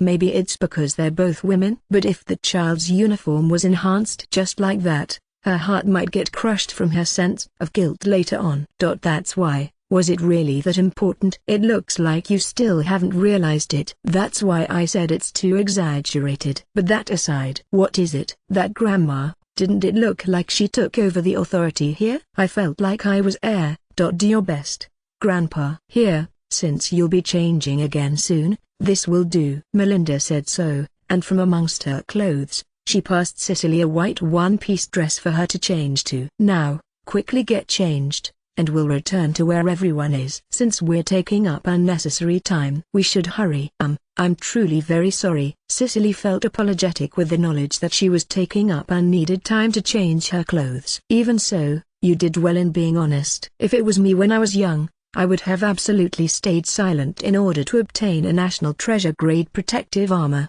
In the beginning, I was reluctant to rely on Shin-kun's kindness, but because I felt really helpless at that time.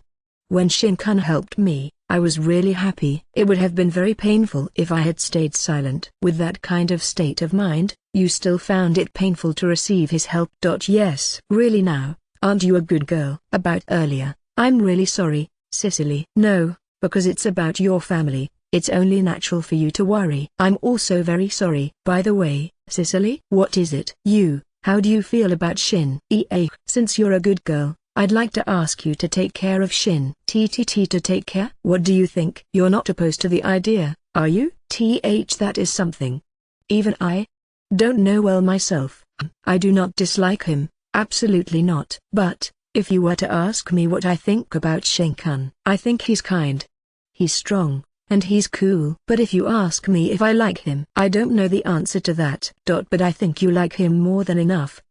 No. It's nothing. You've finished changing. Now then, let's go back to where everyone is. Yes. Cicely went back to where everyone else was while Melinda decided something in her mind. I somehow want this girl. Thus, Cicely had been locked on by Melinda. Cicely and Grandma came back. Cicely seemed to have calmed down. I'm glad. Cicely, have you calmed down? I'm really sorry Shin-kun. I'm sorry to have involved you with my circumstances and gave you trouble. That's why I said don't worry about it. I got involved because I wanted to. Understand? Now, lend me your uniform. The uniform Cicely took off was now in her hands. Now, it was time for me to enhance it with magic. For that purpose, Cicely handed me the uniform. Shin. What is it, Grandma? When you use enchantment magic on the uniform, do it in front of everyone. Why? What you're about to do? Do you even know how preposterous it is? Let everyone see it. Preposterous? Is it really? Look at the reaction of the people around you, see for yourself how absurd what you're doing is, and gain some awareness of it. What a cruel thing to say. I am not doing anything outrageous, I think. So, I immediately began the enchantment process by using nullification on the enchanted uniform. Start. I took out the cane used exclusively for nullification magic.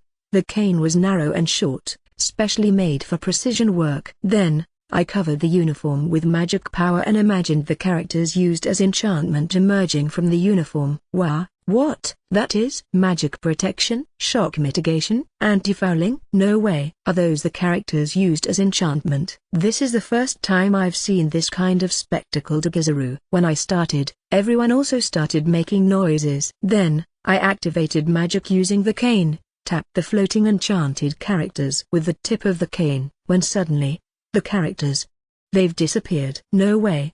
The magic enchantment have been nulled? That's right. The effect will disappear after the characters have been erased. At this point, everyone was already stupefied with their jaw hanging open. However, the performance has just started. Tilda. Even though I'm seeing it myself, this spectacle is ridiculous. Ho, it's not something anyone can think of easily. He has really matured. It's because of you. It's because of you that Shin is. Grandpa and Grandma are flirting with each other. They should really just get back together. The enhancement granted on the blazer, shirt, and skirt has all been removed. Now, it's time to grant them my own enhancement magic. First, I imagined the effects of absolute magic defense. Any magic with malicious intent will be dispersed by the magic barrier. Then, I transfer that image into the uniform. I went ahead and did it for 3 of the clothing because it was tedious if I imagine one image at a time. Did you perform the enhancement for 3 items at the same time? Because it's tedious if I do them one at a time. That is amazing, huh? Is it really? Next, I envisioned the effects of complete physical impact absorption. I maintained the image of kinetic energy being dispersed once it touches the uniform, and also sequentially transferred the image to the 3 pieces of clothing, followed by imparting anti-fouling and auto-heal. During this time, nobody said a thing. I'm such in a state of shock where I don't know what to say. Such a thing shouldn't happen. At least, I think. And so, the uniform which had been imparted with magic enchantment was now complete. By the way, Shin, although you seem to have used characters you're familiar with, but what sort of effects do they have? The effects of the 4 enchantment are absolute magic defense, complete physical impact absorption, anti-fouling, and auto-heal. I just announced the names of the 4 enchantment but didn't bother explaining what they do. For some reason, think I just heard some disturbing words. Is that so? You should just think of the enchantment as an upgraded version of what the uniform originally had. However, auto-heal is an addition. So, what does the other respective enchantment do? Absolute magic defense disperses all magic completely. Complete physical impact absorption nullifies the kinetic phenomenon behind the physical impacts. Auto-heal can heal any injury, however, it cannot cure illnesses. And auto-fouling is the same as before. With a somewhat weary face, Uncle Dis asked me once again. Can you explain the effects in detail?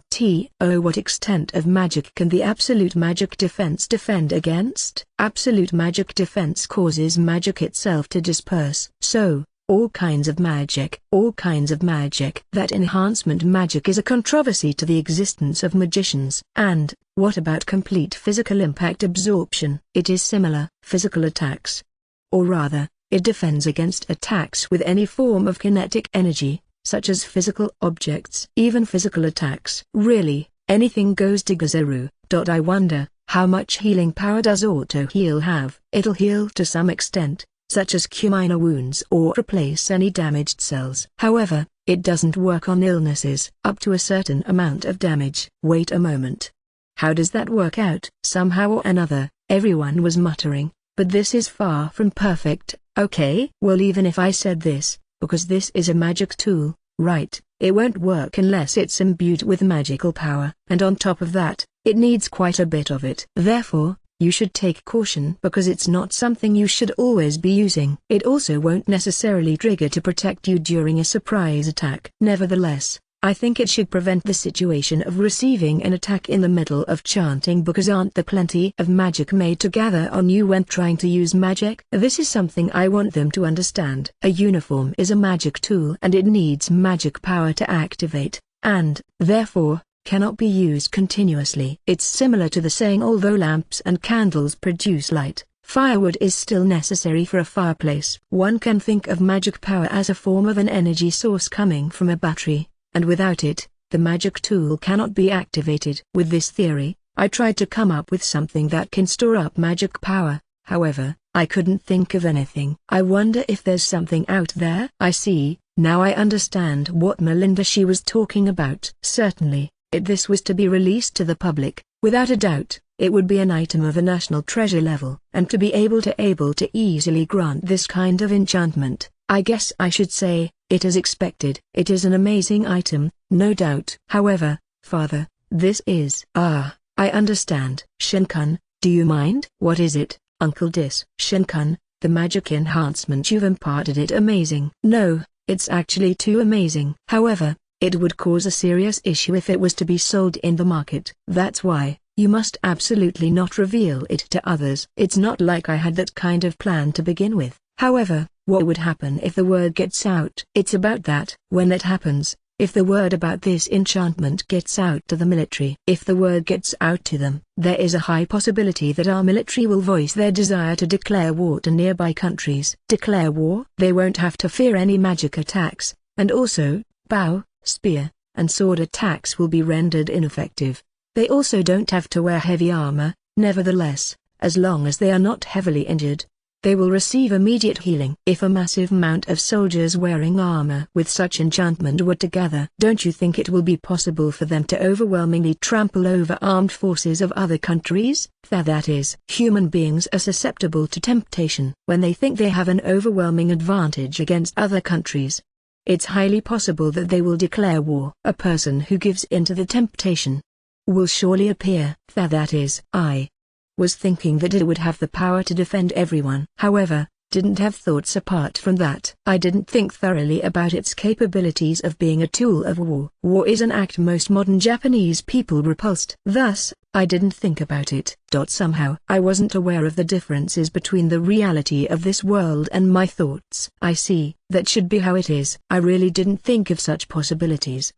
Shin has reflected for the first time. Grandma looked like she was impressed with something. How rude. In the past, I have reflected on some things so that I won't make the same mistakes again. It's good as long as you understand about this. To be honest, I also wanted to do the same for Gus' uniform. However, it'll be bad if it becomes widespread. Shinkan? Wait a minute. I'm sorry, Gus. I cannot grant these enchantments on your uniform. Wait a minute, Shinkan. Certainly it's bad if it gets revealed, but it doesn't change the fact that it's very useful. Don't you think it'll be alright as long as he doesn't misuse it? What you said is true. It is not originally made as a tool for war. That's right. It's nothing more than a tool meant to use for self-defense. And also, I think it is necessary for a royalty to have a decent amount of defense. Yup. Father. Uncle Dis was desperate. However, since I originally had the intention of granting the enchantment on Gus' uniform, it saved me the trouble of asking for permission. I never wanted to see Father with such appearance. Gus had a complicated expression on his face. I see. Inside the royal palace, the only appearance he ever saw was one of dignity. However, whenever he escapes to my house, this kind of expression is often seen. Gus, it would be good if you start getting accustomed to it. Since this kind of appearance is often seen in my house. Is that so? In the end, it was decided that the same enchantment would be applied to Gus' uniform. When it was suggested for the others to have their uniforms enchanted as well, Maria and the other two refused. I don't want to bear the responsibility of keeping the features of the uniform a secret. It seemed like she genuinely hated the idea. As for the two guards, after having stressed that it was absolutely necessary for them to have it, it was decided to be applied to their uniforms as well, and thus, I enchanted 3 additional uniforms. When I finished Cicely's uniform and tried to pass it on to her, She said it was not permissible for her to receive one before Gus, and so, I gave one to Gus first. How troublesome. Thank you, Shin-kun. Although it's a little scary, I can see that Shin-kun is seriously trying to protect me. This makes me really happy. Cicely gave me her thanks while smiling. As I thought, she's really cute. I want to personally protect this child somehow. However, I won't always arrive on time to do so. Shin, with this, are we all done? But as I said before, this tool is not perfect. However, as long as it's not in a state of an emergency, there are other things that should be done. Ho, if that's the case, I have an idea in mind. What is it, Grandpa? But before that, I wish to confirm something with the young lady. Young lady, how far is your house from this place? And also, could you tell me how you commute to school? My house is about 10 minutes away from here. As for commuting to school, I plan on walking there with Maria. In reality, there aren't any problems with walking to school since the security of the royal city is good. However, the commute to school would still be the most dangerous time for the young lady. The possibility of being attacked during that time is high. No way. Therefore, I think it would be a good idea to have Shin meet the young lady at her house, and commute to school together with her every morning. Merlin, you really said something good. Ho, I think so too. I think so, too, Grandpa said proudly. Since Grandma dominated the discussion a while ago, he wanted to somehow redeem himself. What from? But wouldn't that become a big burden on Shin-kun? Have him come to my house every day before school. I cannot ask for such a thing. Because Cicely was worried about burdening me, she wanted to somehow deal with Kart alone. She really is a gentle child. Foo, if that's the case, there's nothing for you to worry about. Shin is some kind of magic he can use to pick you up. Melinda, I was just about to explain that. Grandpa is losing ground. In that case, explain it quickly. Then, I'll explain it now. Young lady, there's nothing for you to worry about. Shin has a certain convenient magic he could use, and the plan consists of him taking advantage of it. Convenient magic? That magic. Uncle Dis suddenly had a distant look in his eyes. Although I understood why, he didn't have to make that of expression. Shin, why don't you show them that magic? Sure. But where is our destination? Let me think. The house in the forest would be fine. I understand. I imagined the house we used to live in, and then, gate. A magic name easy to understand was cast, and suddenly, a glowing gate appeared in front of our eyes. Puzzled, everyone approached the gate while looking at it skeptically. I then instructed everyone to walk through it and went ahead of them. On the other side of the gate was a nostalgic sight. It was the home which I have not seen for several months. Then, everyone came out of the gate one after another. As soon as they got out, they were all wide-eyed. This magic is amazing as ever. It's been a while since we came to this house, but appears that the barrier is still fully functional. Of course, it is. Who did you think made this large barrier? Maybe because the adults had already seen it once, they were more calm about it. However, my classmates were all left speechless. This is the house where I lived in until a short while ago. When I explained, Gus recovered and started talking. Wait a minute, if I am not mistaken, you said you used to live deep in the forest. That's right. This place is exactly deep in the forest. How did we get to this place? Because I used Gate. Yes, it's a magic that connects where you currently are and the location of where you want to go. No way. Transference magic. But it's a little different from transference magic. Even if I were to explain the concept to them, they probably wouldn't understand it, so I didn't explain. In the past, when I explained it to Grandpa, he wasn't able to understand it. But despite that, he has the ability to use extra-dimensional storage space. Transference magic. That kind of magic, are those that appears only in stories, right? Everyone says that you don't know common sense, but seeing it now, this certainly doesn't fit the common sense of magic to Gizaru. It's fine as long as I can imagine it and use it. When I glanced at the house, I suddenly noticed it. How come the magic tool that's casting the barrier is able to operate continuously? Hey, Grandma, what is it? What is that tool that's continuously maintaining the barrier? That is what it is. That is Grandma's super technique. Rather than that, look. Since you've already showed them your magic, let's return. I understand. And so, I once again opened the gate, and we went back to the royal city. That was close.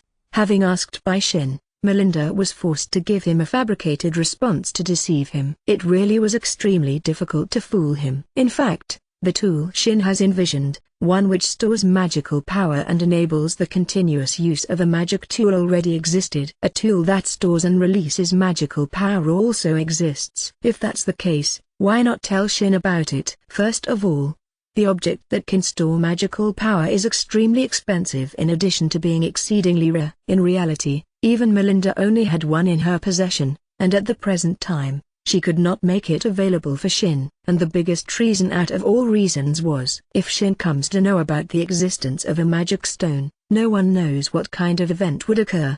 But there was something else that frightened Melinda above all, and that is, if it's Shin, it is highly possible that he might even start producing these magic stones. Magic stones are something that takes many long years to turn into crystals by the energy originating from this world. In reality, the principle of crystallization has not yet been clarified. Since they are mostly discovered below the earth, various research has been conducted regarding the process, such as unique underground composition, but so far, no conclusion has been reached.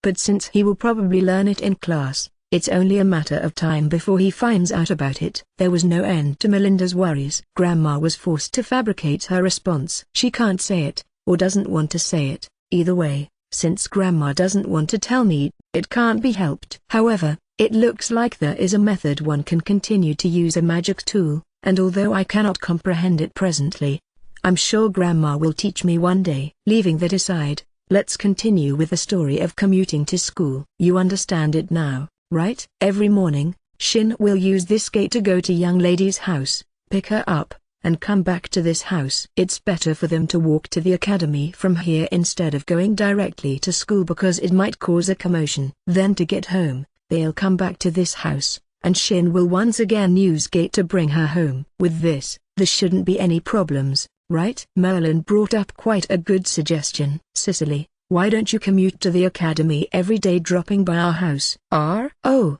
I see. This way, there isn't much burden to Shin-kun, is there? That's how it is. That's why you don't have to worry about Shin's burden, right? Okay. Shin-kun, what is it? Can I ask that of you? Oh, of course. Well then, let's immediately set off for the young lady's house. Why do we need to go to my house? That's because I cannot use this magic to go to places I have never been to. That's how it is. That's why it's necessary to go to young lady's house. Hey, is that so? Since that's the case, let's go quickly. Grandpa and Grandma are both all geared up and ready to go. Why are Grandpa and Grandma also coming? You will be entrusted with the young lady's safety in the future. So isn't it right that I go? It's only natural to greet the parents. It looks like it's something of the norm. Is that really true? Alright, if that's the case, let's get ready to go. Wait a minute, Uncle Dis. What is it? Is it okay for a king to easily decide to go to a house of a vassal of this kingdom? That's right, Father. Since I'm exercising self-control, Father should also hold back. I got found out. I thought I would be able to take advantage of the moment of confusion. In the end, the people who went to Cicely's house were me, Grandpa, Grandma, Cicely and Maria. It became the same members who came back from school. It was a 10-minute walking distance and doesn't even take 5 minutes by horsey-drawn carriage. When we arrived at Cicely's house, it is as expected, a large mansion befitting of a viscount, and when we approached the gate, a gatekeeper came to greet us. Pardon me for asking, but who might you be? Oh, I see. Because she's not riding a carriage which belongs to the household. He didn't notice Cicely. It's me, Mike-san. I have just returned. Young mistress, since you're riding a different carriage, did something happen? Because of the turmoil caused by Cart, it looks like he's considerably uptight. I'm alright. It's only because I accepted their offer. Is that so? And the people here they are Meiji Merlin-sama, Guru Melinda-sama, and their grandson, Shin-kun. Meiji-sama? Meiji-sama. He was extremely surprised. It's only natural, especially when a hero suddenly appears before him. Is it alright for us to enter? Why yes. Please do. Thank you very much. May I shake your hand? I don't mind. Thank you very much. Please continue to earnestly protect Cicely's house. Yes. It looks like his eyes are also becoming watery, and so, We entered the house. After verifying our identities, the gate opened. When we entered her house, her parents, who had previously returned after the entrance ceremony, came out to greet us. "Oh, Cicely, you have returned. Now, come inside and let us hear all about Meiji-sama and Guru-sama. Father, Mother, I have returned." And at the same time, "Ma Meiji-sama, Guru-sama, nice to meet you. I'm Merlin." "I'm Melinda." Nice to meet you. I am Cecil von Claude." "I am very honored to meet you." He burst into tears. Cicely's father did. "Oh, honey, really? I'm really sorry about this. I'm Cicely's mother, Irene von Claude." "And to what do we owe the pleasure to have Meiji-sama and Guru-sama here in our house?" Cicely's mother asked curiously. Cicely's mother is a splitting image of her. She gives the feeling of being a grown-up Cicely, but with a shade darker than Cicely's navy blue hair. By the way, her father is a handsome man, Ikeman, with blonde hair and blue eyes. An aristocrat. He exudes an atmosphere of elegance, although he's currently crumbling with tears. Before that, Shin. "Nice to meet you. My name is Shin, and I'm Merlin and Melinda's grandson." "My grandson, huh?" This time, it was Grandma who was tearing up. "Oh, Shin-kun was the one who helped Cicely, right?" "Thank you so much for helping Cicely." "Oh, that's right, Shin-kun. Thank you so much for helping Cicely." "You are Cicely's, no, the benefactor of our household." N number. "It was only a matter of course." "Regarding that matter, there's something we'd like to discuss." "Something to discuss?" Grandpa immediately brought up the conclusion of the discussion we had at home. "It was the matter of me picking her up and sending her home." "No, but no matter how I look at it, depending on Shin-kun too much is. Wouldn't it be too much of a burden for him?" "I have no problem with it." I once again opened gate and went back home. "You've already returned?" Uncle Dis was still there. "He still hasn't gone home." "Do some work." "Your Majesty." "Ah." Cecil-san was immensely surprised. "It was only right. That's why he should go home and do some work." "Ah, I was just about to explain how gate works." I ignored Uncle Dis and went back to Cicely's house. They were surprised by the magic called gate. However, since the king of the kingdom is on the other side of the gate, it was only right to be surprised. That's how it is. With this magic, Shin can pick and drop her off. There's no burden, and above all, it's safe to go that far to helping her. "Thank you very much." "Ah, you geese don't have to stand on ceremony too much." "That aside, the two of you, lend me your ears." "Eh? Oh okay." Grandma whispered something to Cicely's parents' ears. The both of them looked at each other, and then the three started to shake hands. "What is it?" "What did they talk about?" Also, Grandpa was left out of the loop. Do your best, Grandpa. I then selected the destination for gate. Because of its sudden materialization, the members of the household were utterly frightened, so it was then decided that I was to be given a spare room where I could cast it. And to tell someone that I have arrived, I would knock from inside the room. This matter was disclosed to all servants, with a promise that they would absolutely not reveal it. "Then, with this, are we done? If so, let's go back home." "Cicely, I'll come pick you up tomorrow." "And Maria, sorry to keep you waiting." "NN, thank you very much for today. From now onwards, I'll be in your care."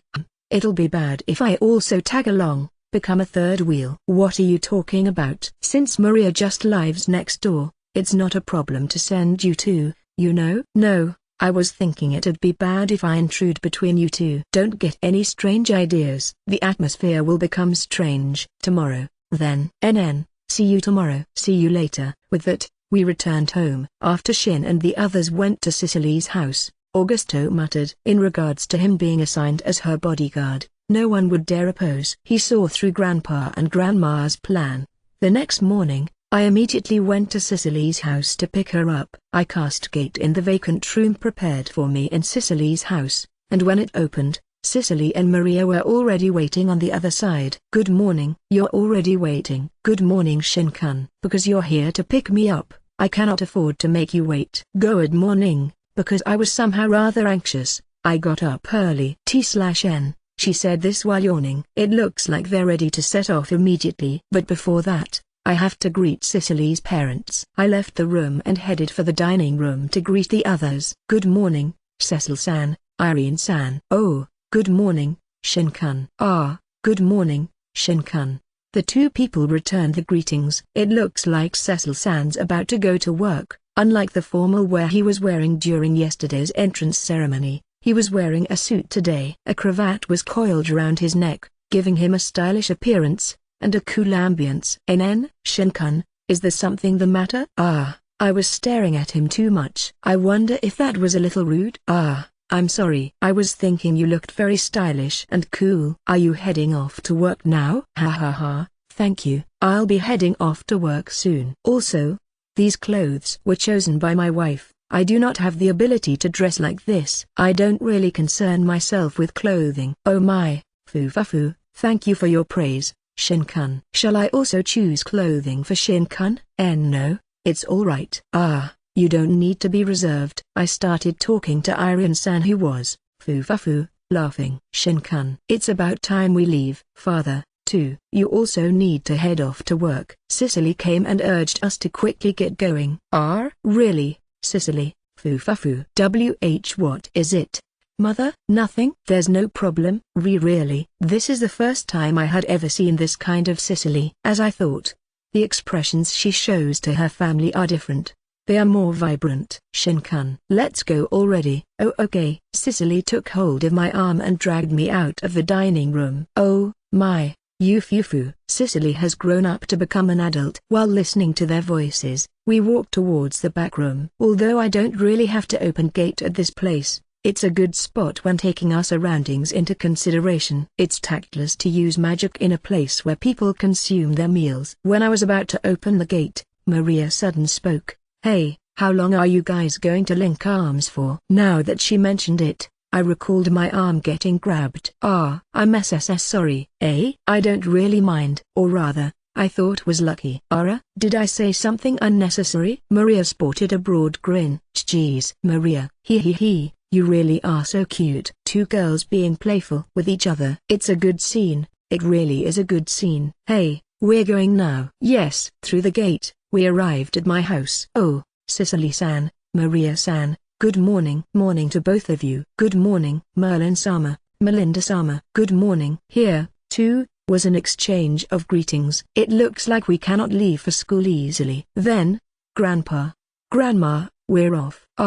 Do you best listen, okay? Remember not to do anything rash. The long-awaited classes are finally starting, but I'm restricted from doing anything. Honestly, I don't really want to agree to it. I get it already, Grandma. Or rather, when these two people came to see us off, the both of them looked like my genuine grandpa and grandma. Really, why don't they just get back together? Then, for the next 15 minutes, we walked to school on foot. Along the way, I did not forget to use search magic. If there was a rapid increase of magic power, I would immediately know about it. In the end, we arrived at the academy without any incident. Although there was something that was bothering me a little.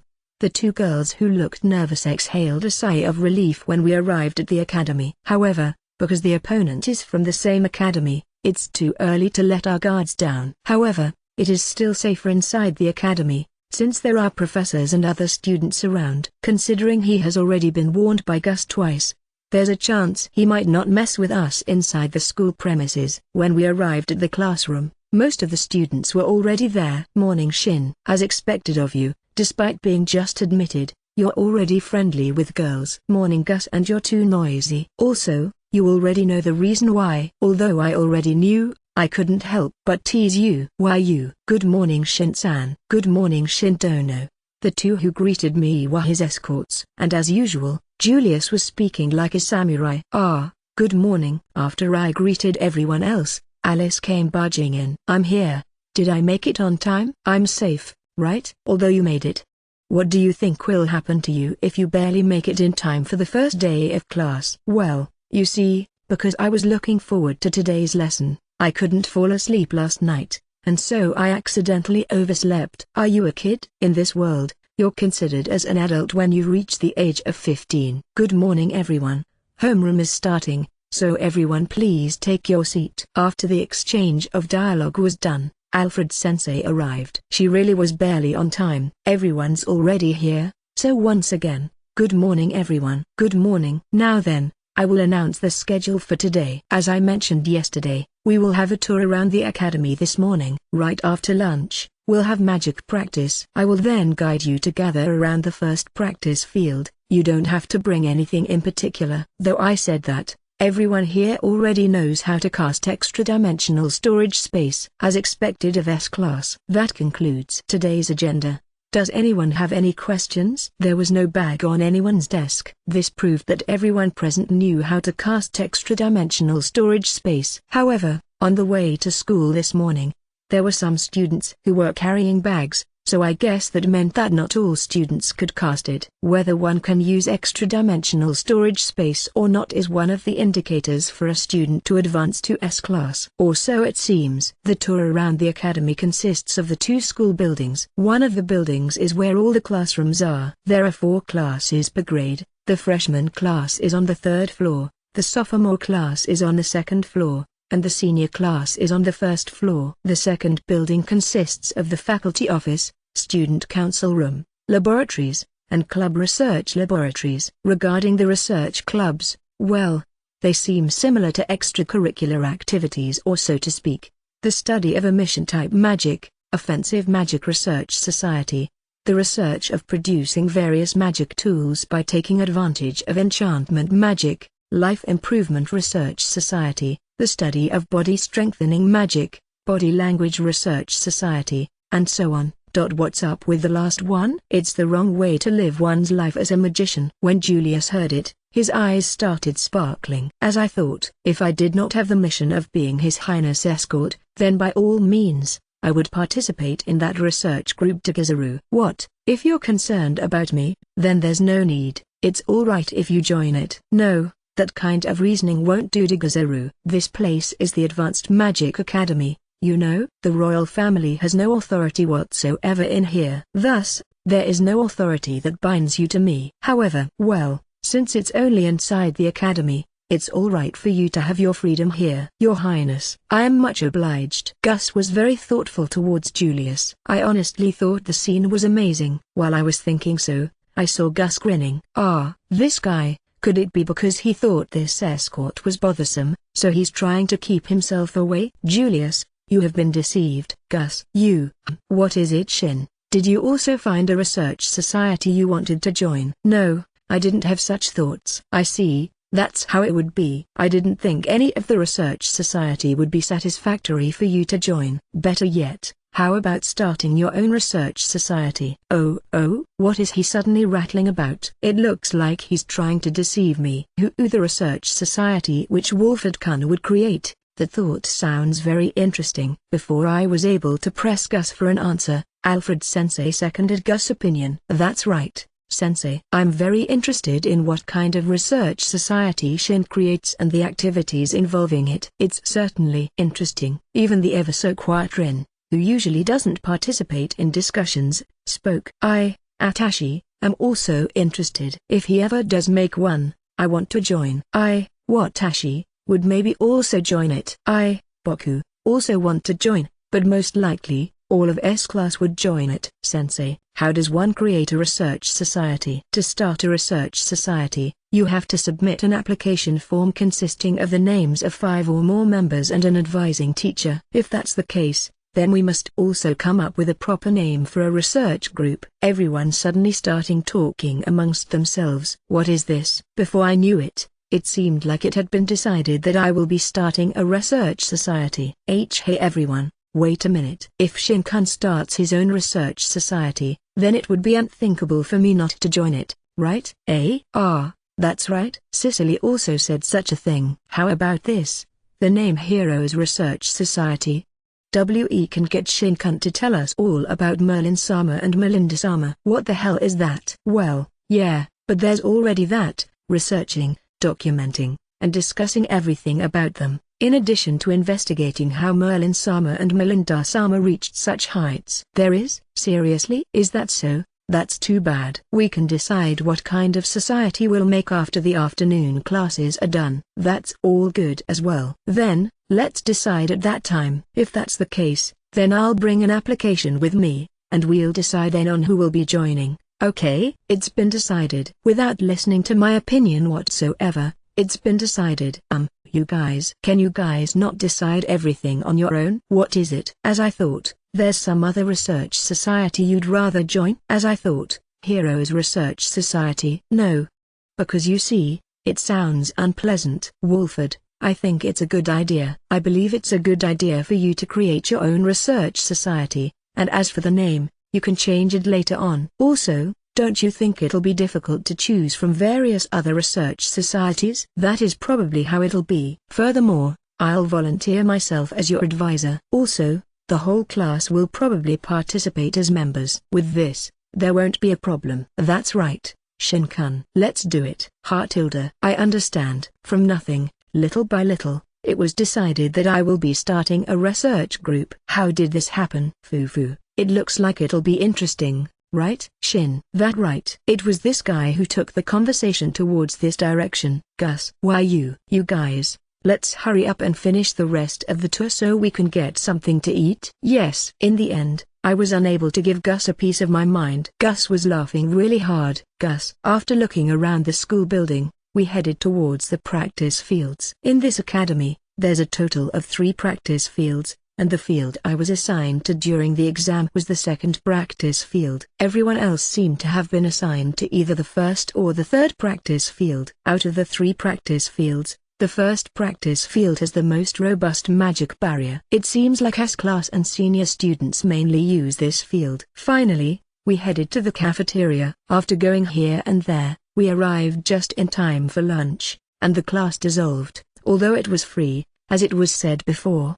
The menu was still amazing. I took a tray and started piling plates filled with food on top of it. In order, meat dish, fish dish, soup, salad, and several different kinds of bread. Some new students would eat too much, and it seems like it has been a tradition to see them writhing in pain. Alice and Julius took part in the tradition. And finally, it was the much-awaited afternoon magic class. Although everyone looked a little tense, they nevertheless had expressions of anticipation. When Alfred Sensei arrived, everyone lined up and waited for the class to begin. All right, everyone's here? Now then, let's begin your first magic lesson in Advanced Magic Academy. We look forward to it. Even though I said that, the first lesson is predetermined, everyone has to show the magic they used during the entrance examination. Suddenly, it felt as though the tension in everyone's bodies dissipated. All right. Then let's start right away. Since yesterday during the self-introduction, we went by ascending order of your ranking, we'll do descending today. So,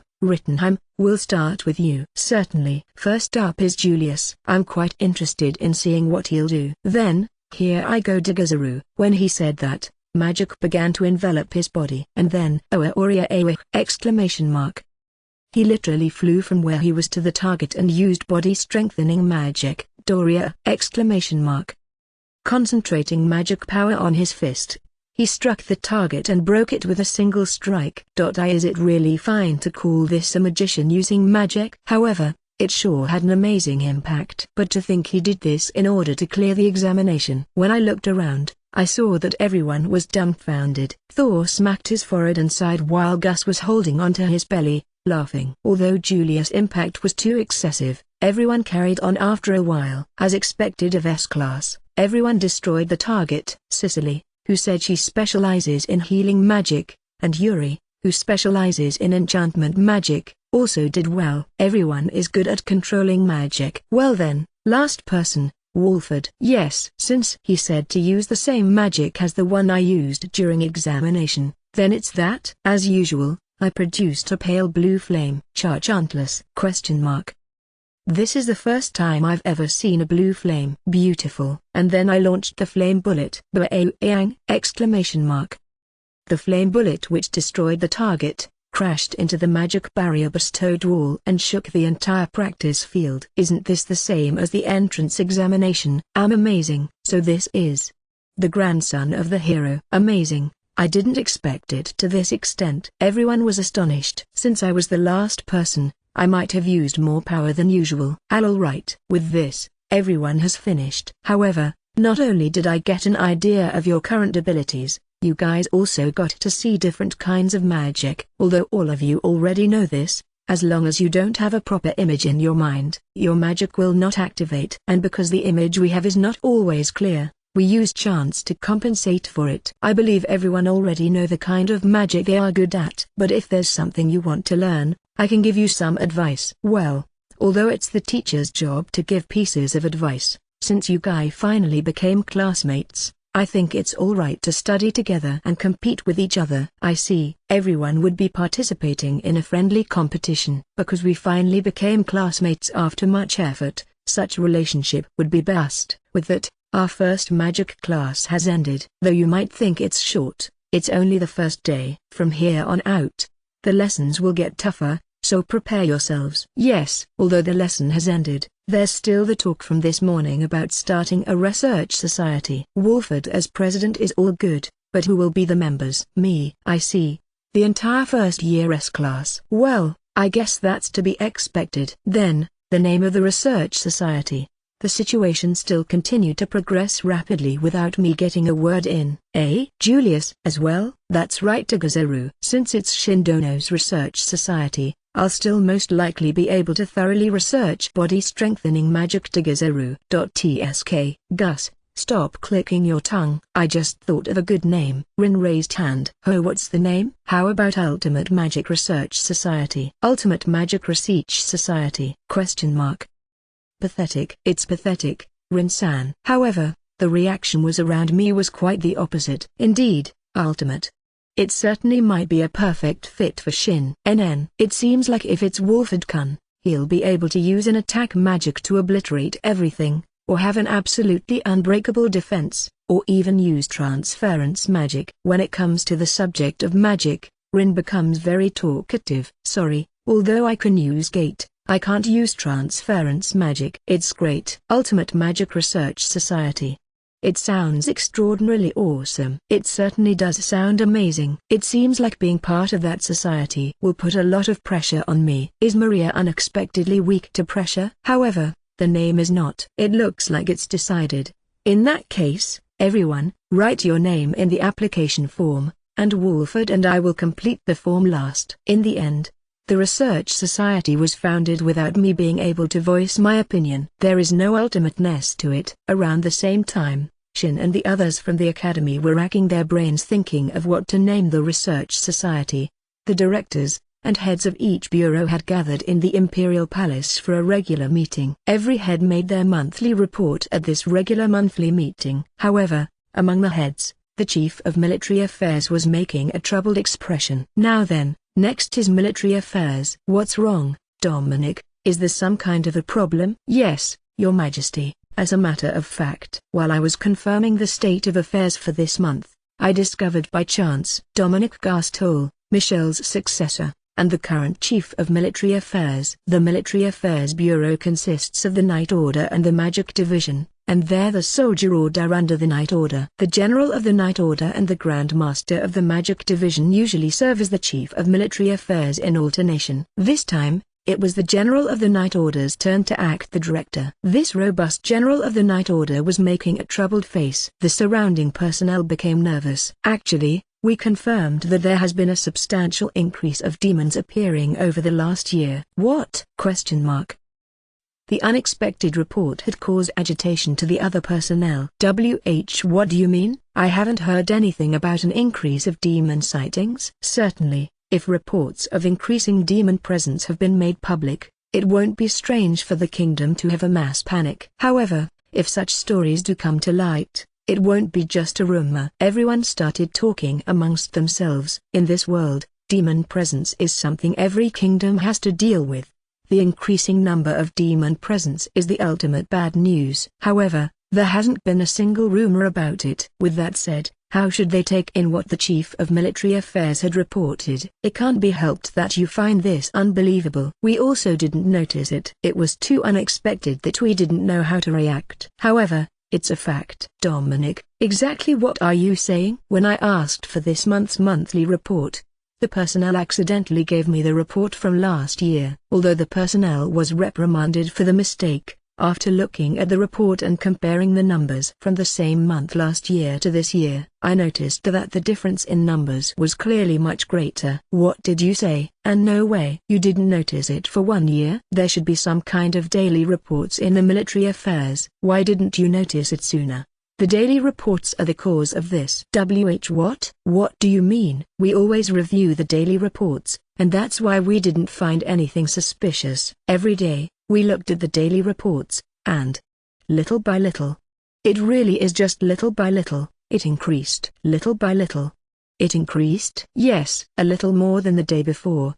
The next day is the same, and the day after that it increased just a little more. A little bit more is within the boundaries of acceptable margin. However, in reality, it has increased a lot more. Dominic explained why the situation was noticed sooner. But, did the person in charge of the subjugations also not take note of the increasing numbers? When the person in charge of the subjugation was questioned, he didn't seem to have noticed it either. Since the increment was minimal, over time, he also became accustomed to it as it went on. When this report was made, the tense atmosphere began to slowly wane down. To sum it up, you're saying it's not a situation we can't handle. If that's the case, then there's no problem. That's certainly not the case. Although we are able to cope with it now, it is a fact that the number of demands has increased. Furthermore, despite it being just my personal opinion, I find this situation very unnatural. Foolishness. How can the number of demons be unnaturally increased? In the end,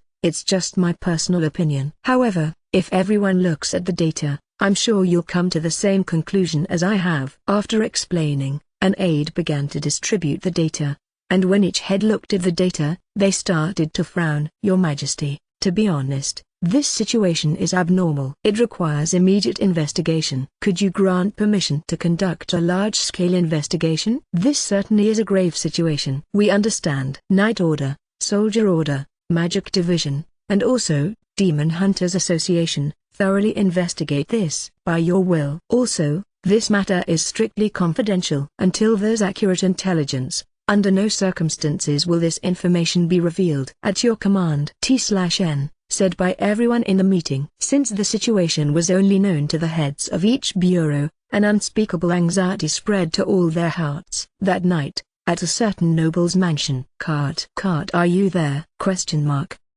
Russell von Ritzberg, the master of the mansion, said with a really loud voice. What is it, father? It's not what is it. Today I received a summon from His Majesty and the Director of Finance. I don't have to tell you the reason, do I? While being questioned, Cart clicked his tongue. You idiot. What in the world were you thinking? You know there's a strict regulation that prohibits you from using your authority as a noble in the 3 advanced academies. Thank you for your reminder, father, but it's the regulation that's wrong. We are the chosen people. It's unacceptable for us to be treated at the same level as a commoner. Cart. You. What on earth are you saying? Russell looked at his son as if he had turned into a whole different person. He could not understand what his son was saying. It was not like his son to saying something like that. However, Cart didn't stop there. I am a chosen person, a special human being. And yet, everyone dares to defy and go against me. Such a thing is unforgivable. Cart. Russell was convinced his son had gone insane. But while he was thinking so, Cart was still talking to himself. Monologue. That's right, it's that guy. Since he had appeared, everything changed for the worse. The woman I wanted stopped doing what I asked. And also, His Highness. He made His Highness one of his allies. Thwack. Mustering all the strength he could in his body, Russell punched Cart. His hand reddened since he, who worked at civil service, was not accustomed to hitting anyone. That remark cannot be overlooked. Consider that as your punishment. Anyone. Take Cart to his room. Confine him in his room for a while. The servants who were watching the argument between Russell and Cart, stared at Cart disapprovingly, and one of the guards who also happened to be looking, took him to his room. Russell murmured while clasping the swelling hand he used to his Cart. Cart. You. What happened to you? Cart under house confinement. For some reason, right after classes ended, the research society had already been launched, and I am acting as its president. Today, just like yesterday, I went to pick up Cicely and Maria, and Gus told us about the situation. It seems so. This morning, the school was contacted, saying he'll be spending some time at home under confinement and self-reflection. Since the culprit is under house arrest, Cicely does not have to be guarded. I guess she will feel relieved by this. Hey, there's something that's been puzzling me. Why does Cart have that sort of attitude? Everyone knows it is forbidden to act that way inside the Advanced Magic Academy, right? And even though Gus warned him, there was no improvement on his behavior. It makes me feel uneasy. For someone who puts a lot of weight about being an aristocrat, he blatantly ignored the warning of the prince of his own kingdom. I couldn't wrap my mind around it. And so, the three of them, Gus, Thor, and Julius, made a complicated expression. What is it? What's wrong? Nothing, honestly. We're puzzled ourselves, too. We, Sesshotoki, went to the middle school for nobles and wealthy people to Gizaru, and Kart also attended that academy. Eh? Is that so? This is the first time I've heard of it, however, since the three are nobles.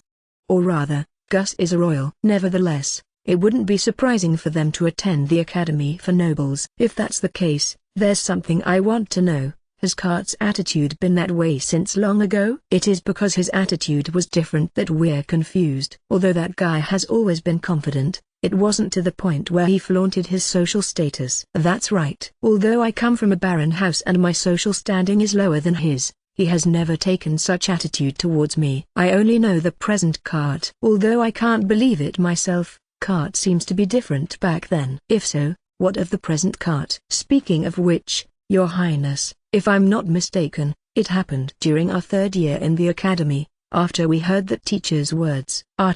There was him. If I remember correctly, wasn't he a magic teacher? Yeah. He asked those who could use magic one by one the question, you have a great aptitude for magic. Won't you come to my laboratory? He did do something like that. However, because I kept hearing his words excessively to the point of being suspicious, I did not accept his invitation in the end. Sessho, didn't get to hear his words at all. Gizaru.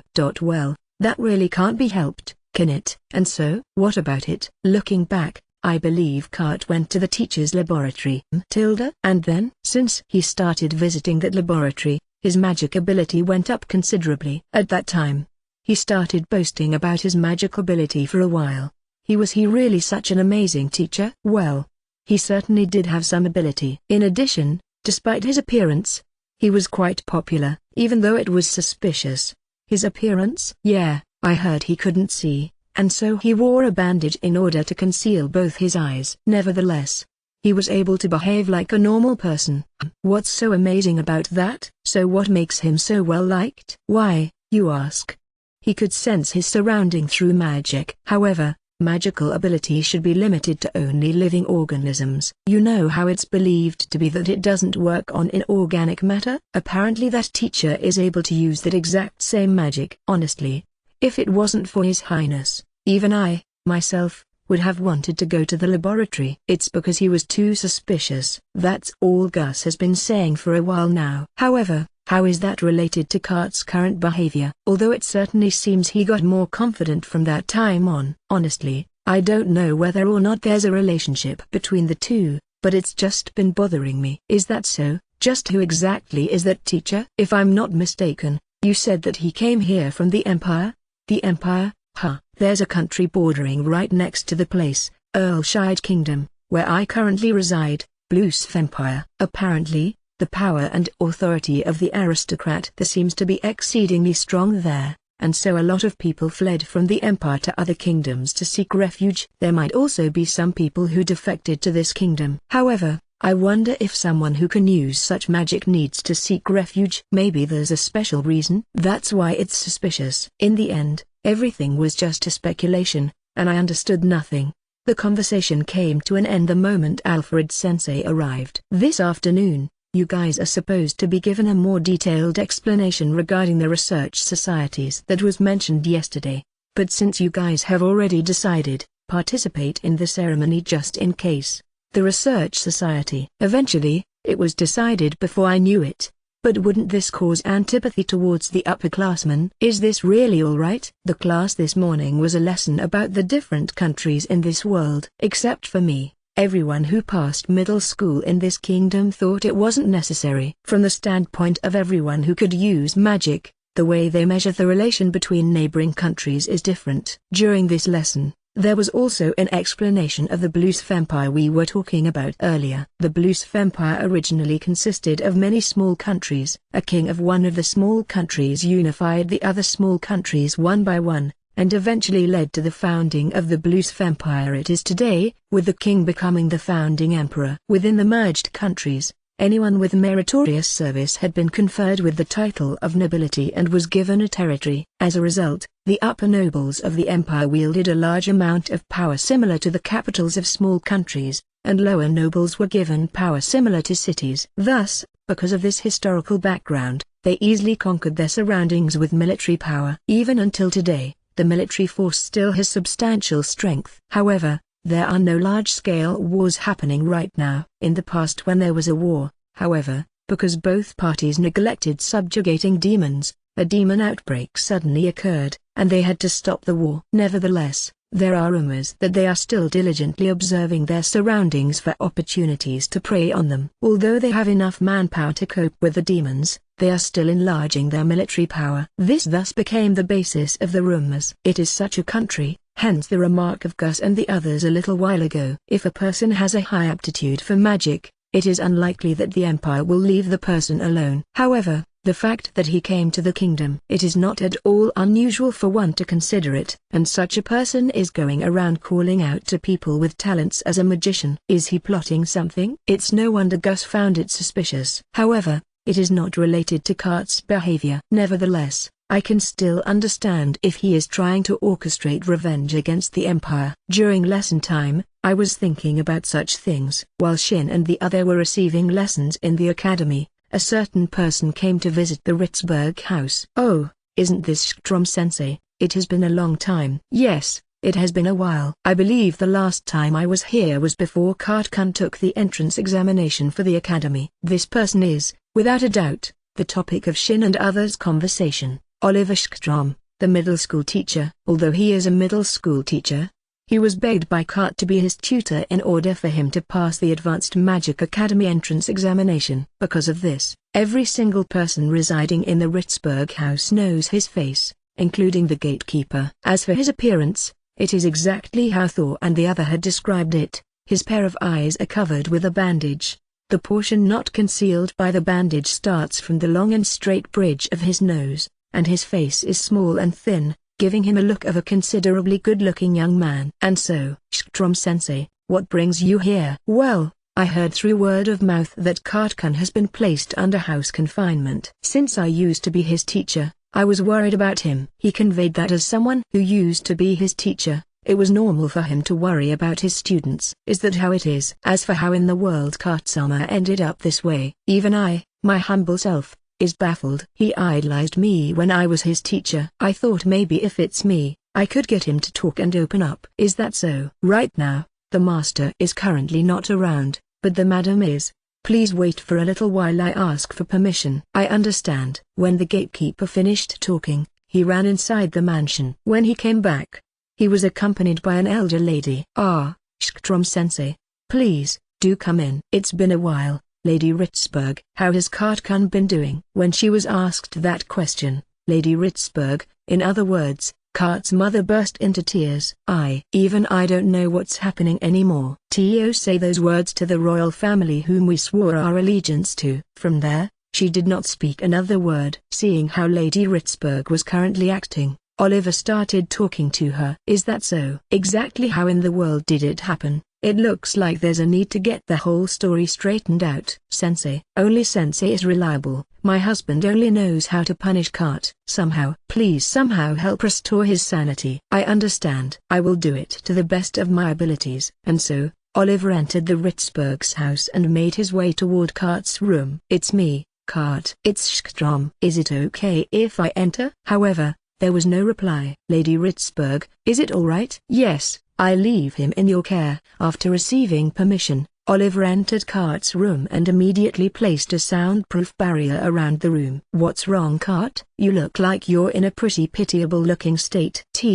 Prevent Kart from escaping his room. Both his hands and feet were bound up tightly. There is no magic tool in this world with the ability to seal one's magical power. Magic power has a huge influence on the life of humans. If their magic powers are sealed, it can only lead to death. It isn't easy to cast magic without chanting. It is even more so when the person in question has just entered the Advanced Magic Academy. Even if he is able to cast magic, the guard right outside his room would immediately sense it and would break his concentration. Because of this, the state of his hands and feet were left tied up. Strom-sensei, what did I tell you? Didn't I tell you recently that you are a special human being? Yes. Your abilities, your social status, everything about you is special. Didn't I tell you that there's nothing you can't get your hands on? But I couldn't get my hands on that woman. Because that guy got in the way. Is that so? That person is a nuisance to you? After he finished talking, he started to cast magic. However, the guards right outside the room did not sense it. When Oliver created a soundproof barrier, he also created a barrier that prevents any magic from getting out. Listen to me, okay? Make the person who is a nuisance to you regret it. Because you are. After some time, Oliver went out of the room. Sensei, how is he? He's not doing so well. He's in a state of losing body and state of mind. We can only wait for him to recover over time. And no way. It's because that person did such a thing. Because my husband punished Kurt. Of course, I also don't think this is a good thing. Though I say this, it's also because he's originally my cute student. I will go and try to give Count Ritzberg some advice. Because he's in a state of near insanity, it would not be beneficial for the Count to punish him.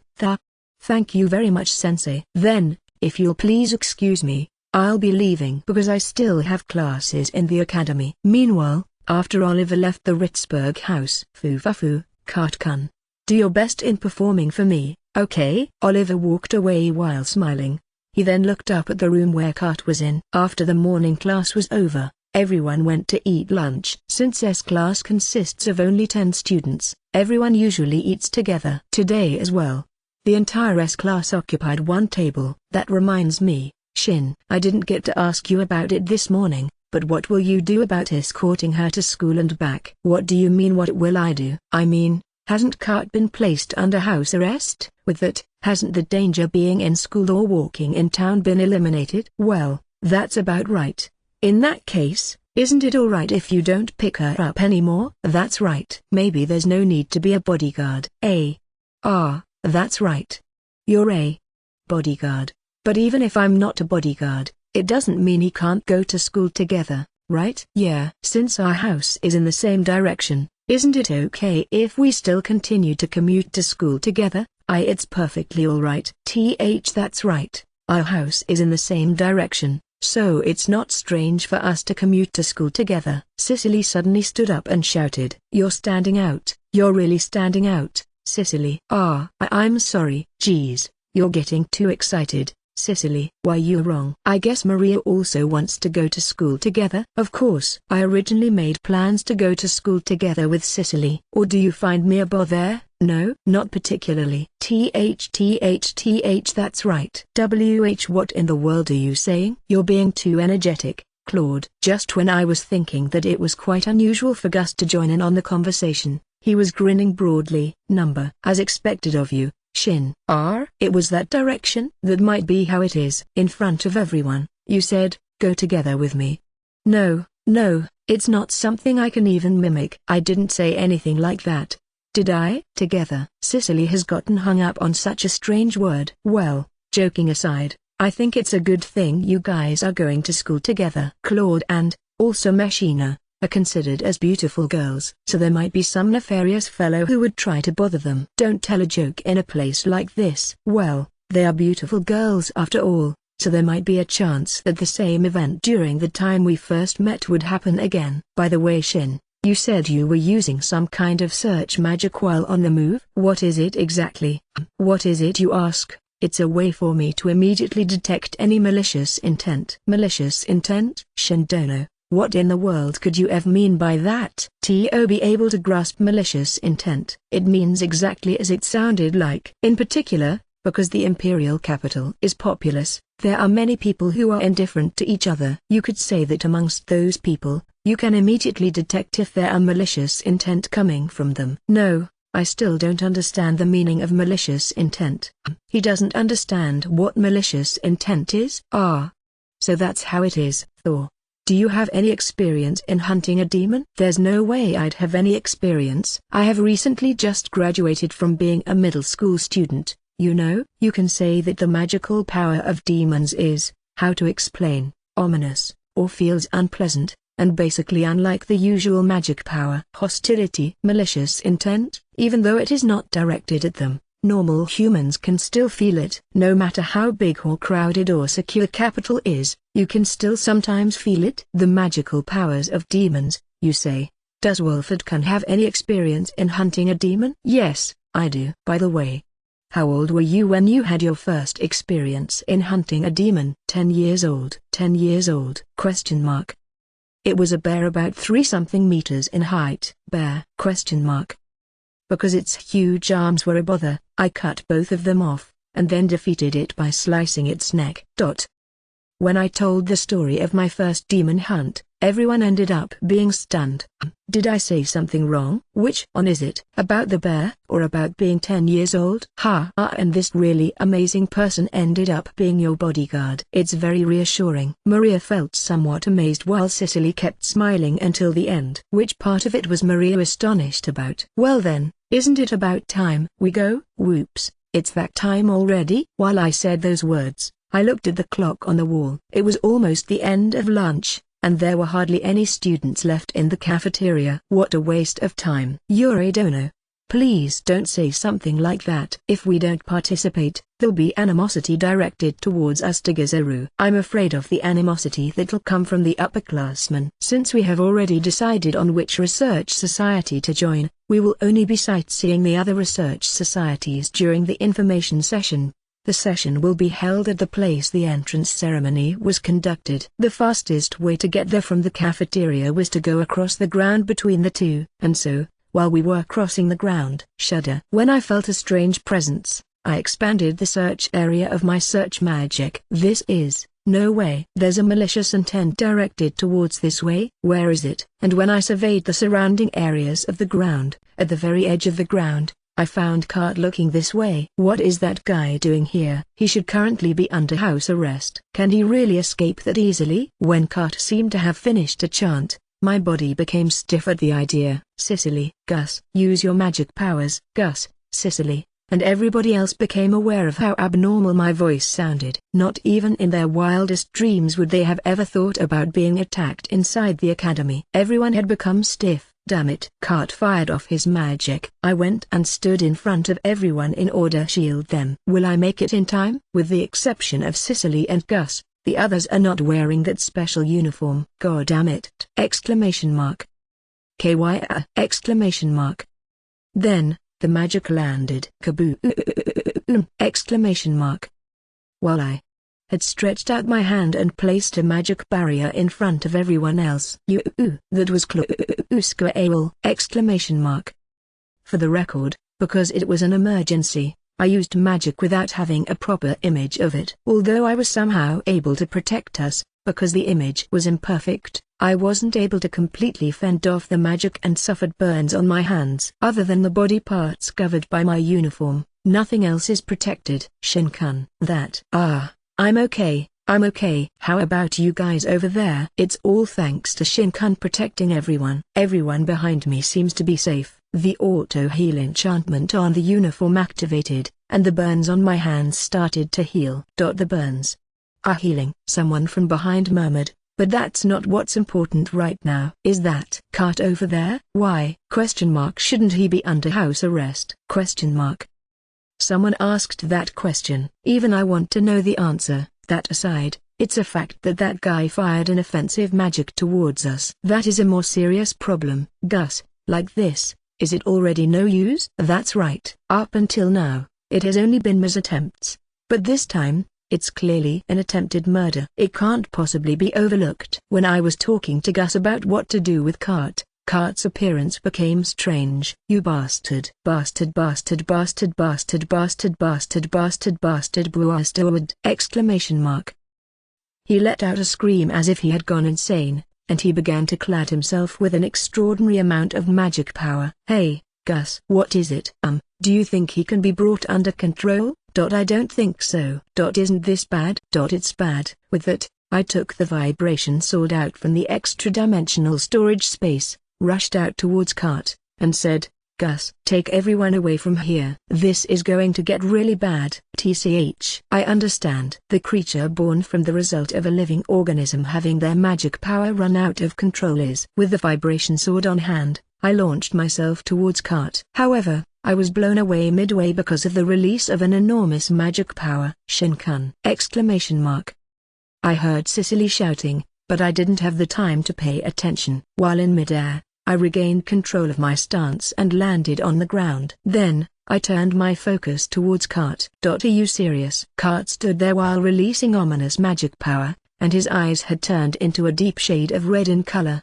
He has turned into a devil. In the past, there had been no cases of a human changing into a devil. Demonization had only occurred to animals in the wild. The ones who couldn't control their magic power turned into demons, and everyone had thought that we humans were a special existence. That's why when a human turned into a devil several decades ago, people were shocked. Humans were of no exception. Everyone received an incredible shock that humans could also become devils, and because of the threat that they themselves could turn into devils, they became tremendously desperate. That ominous magical power, to say nothing of an excellent magician who perceived the magical power, planted fear into the ordinary people. It had overflowing magic power, uses no chance, had no restrictions, and wildly rampaged about. Although Earlshide Kingdom's army had used all of its military strength to subjugate the devil, the only result was an increased amount of victims. In the end, the ones that were able to subjugate him were Magi Merlin and his partner, Melinda, who then became known as heroes. Because of that event, these two people were respected as heroes even until now. In front of my eyes was Cart, who had turned into a devil. He was clad in an ominous magical power, a peculiar characteristic of demons. What had been the white portion of his eyes had turned deep red, and he stood still in place while gazing at empty space. This scene was viewed by everyone who was in close proximity, and those who had never seen a devil before were completely flabbergasted. Well, of course it's the first time they'd sighted a devil, since it was an extremely rare case. This is not the time to leisurely think about such things. Run away everyone. That guy turned into a goddamn devil. You'll only become collateral damage if you continue to stay here. Those words were able to return the students to their senses. Devil. Did he just say a devil? We have to run away. We have to run away. We have to run away. We have to run away. Hee. Someone please help me.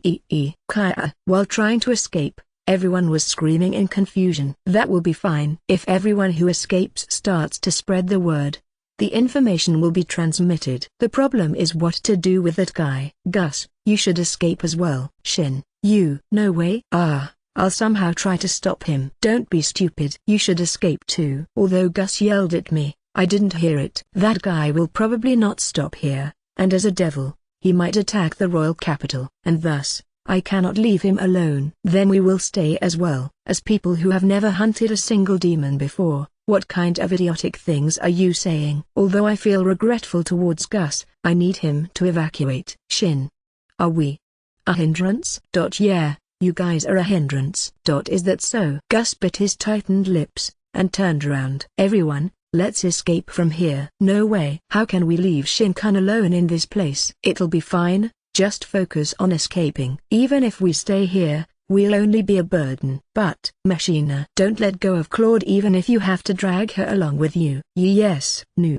Shinkan. Gus and the others have finally evacuated. With this, at last, it's about time I take action. Cart. After turning into devil, Cart, who had been standing still and staring at empty space, finally looked my way. Once he discharged his magic, he headed towards me. While Cart was on his way to where I was, I bombarded him with fire bullets. When the fire bullets hit Cart, without confirming the outcome, I circled around Cart's back, drew the vibration sword, and slashed horizontally. I was so glad I was wearing my jet boots. There was some resistance. Where was it? Where did I cut him? When I moved away slightly, I saw that Cart had taken damage from the fire bullets all over his body, and his left arm appeared to have been severed from above his elbow. Wolford, you bastard. You bastard. At this time, I felt a sense of discomfort. Wolford? He called out my name. Is there a part of his consciousness left in him? I'll kill you. I'll definitely kill you. Wolford. At the same time he was yelling, He produced a cluster of fireballs. TSK. In order to obstruct the fireballs, I created a magic barrier. You are hot. Damn it. Even if the barrier can protect against magic, it doesn't prevent the heat. My face is burning. Because it was excessively hot, I created a blade made out of water. Slash. The water blade started slashing towards Cart. Why you? How dare you? How dare you? How dare you? How dare you? How dare you? How dare you? How dare you? How dare you? How dare you? I rushed towards Cart with both the vibration sword and the water blade at hand. Then, I sliced at Cart's remaining right arm. Is this the end of it? That's what I thought after looking at Cart's bloody appearance. Certainly, compared to the demonized animals I've slayed before, rather than a wolf or a bear, he is formidable and can be compared to either a lion or a tiger. However, kaboom! Cart used explosion magic on himself. His wounded right arm was suddenly torn off, and exploded into 1,000 pieces. As I thought, this guy, he isn't that much of a big deal, is he? While fighting Cart who had turned into a devil, I felt uneasy. He's way too weak. I had heard that when the human turned into a devil in the past, he had ruined a country. However, this guy, although he's strong, doesn't give the feeling of despair. In the first place, was it really that easy for a human to turn into a devil? It gives an uncomfortable feeling. There are so many things that feel too out of place in this incident. What the hell is going on? TSK. This is bad. His magic power increased even further. Magic power began to swirl around Cart. Is he going to self-destruct? If he accidentally discharges such great magic power, this whole area will be blown away. If I don't stop him now, it'll be bad. I rushed towards Cart while brandishing the vibration sword, aiming towards the nape of his neck.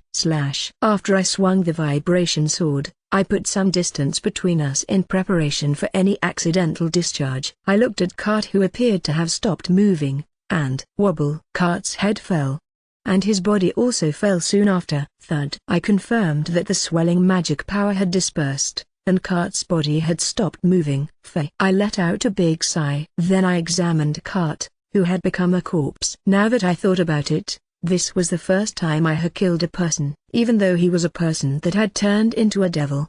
There was no feeling of guilt. I wonder if it was because of that. Because I've regularly hunted animals throughout the forest. I wonder if I have become accustomed to taking lives. Because of that thought, I looked at Cart's corpse with complicated feelings. Shinkan. Cicely came jumping towards me. Hey, Cicely, did you not evacuate with everyone? Shinkan. Are you alright? Are you injured anymore? Cicely came and asked me while touching my body here and there. Gus and the others also showed up. And so I asked Gus. Did you guys not evacuate? Yeah. But just as we were about to exit the ground, we suddenly heard this amazing sound.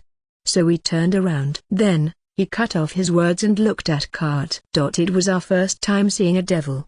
And we watched in astonishment as you overwhelmed him. And then he was taken down just like that. When I looked around, I saw that everyone had a complicated expression. Nevertheless, I still find it unbelievable. Even until now. Since Cart had turned into a devil, I thought it was already hopeless. Even I, myself, had already prepared for my death. Wolford-kun was really amazing. That's right. What was that? Even though your magic talent is tremendous, you were also able to cut the devil's arm with a sword. It was a spectacular display of swordsmanship to Gazaru. In this case, wouldn't he also qualify in the Knight Military Training Academy as their top student to Zogaru? That's right. Even I have never seen my father nor my older brother display such beautiful swordsmanship. Wolford-kun, as expected, is an amazing person. It looked like the tension had evaporated. Everyone started speaking unanimously. Meanwhile, only Gus remained silent. Gus, what's wrong? No. Nothing. I was just thinking that it'll be problematic from now on. What do you mean? You're not self-conscious, are you? A devil has appeared, you know? That's right. This is the second time in history a devil has appeared. This catastrophe alone will shake the entire country. Moreover, this easily. While Gus was in the middle of his explanation, knights, soldiers, and magicians all gathered, and summoned the students. Prince Augusto, are you injured in any way? We have received reports that a devil has appeared. Where is the devil? We will fight against the devil even if it costs us our lives. Where has the devil gone to? He's lying defeated over there. He's been defeated. And then, they looked at the place where Gus was pointing at. The lake Kart's body, whose head had been decapitated. You don't mean to say that you've already subjugated the devil? Ah, it wasn't me who subjugated it. He said that and turned to look at me. It was subjugated by a student of this magic academy. How should I explain this? His name is Shin Wolford, the grandson of the hero, Merlin Wolford, who subjugated the devil back then. Magi Merlin-sama's honorable grandson, you say? While they were having this sort of conversation, students had come and gathered to see the state of affairs. You guys, don't gather in such a dangerous place. Just because the military personnels have arrived, don't be so lax, unconscious of passing crisis, and come see the situation. Hey, that thing that's lying over there, isn't it a devil? Eh? There's no way. That devil has already been subjugated. What? What has happened? Everyone started to talk unanimously without any indignation. And then, they looked at the military personnels, Gus, and the other students. Everyone, there's no need to worry. The grandson of Magi Merlin, Shin Wolford, has subjugated the devil. A person conveyed to everyone with a loud voice. The vicinity fell silent momentarily. And then, said by everyone in the area. Cheers suddenly exploded. Seriously? Are you really serious? Amazing. As expected of Magi-sama's grandson. Hero. It's the appearance of a new hero. Magi-sama's grandson. Shin Wolford. Shin. Shin. Shin. Everyone chanting. A Shin call occurred. Please stop it. It's embarrassing to have my name chanted out so loudly. I want to run away.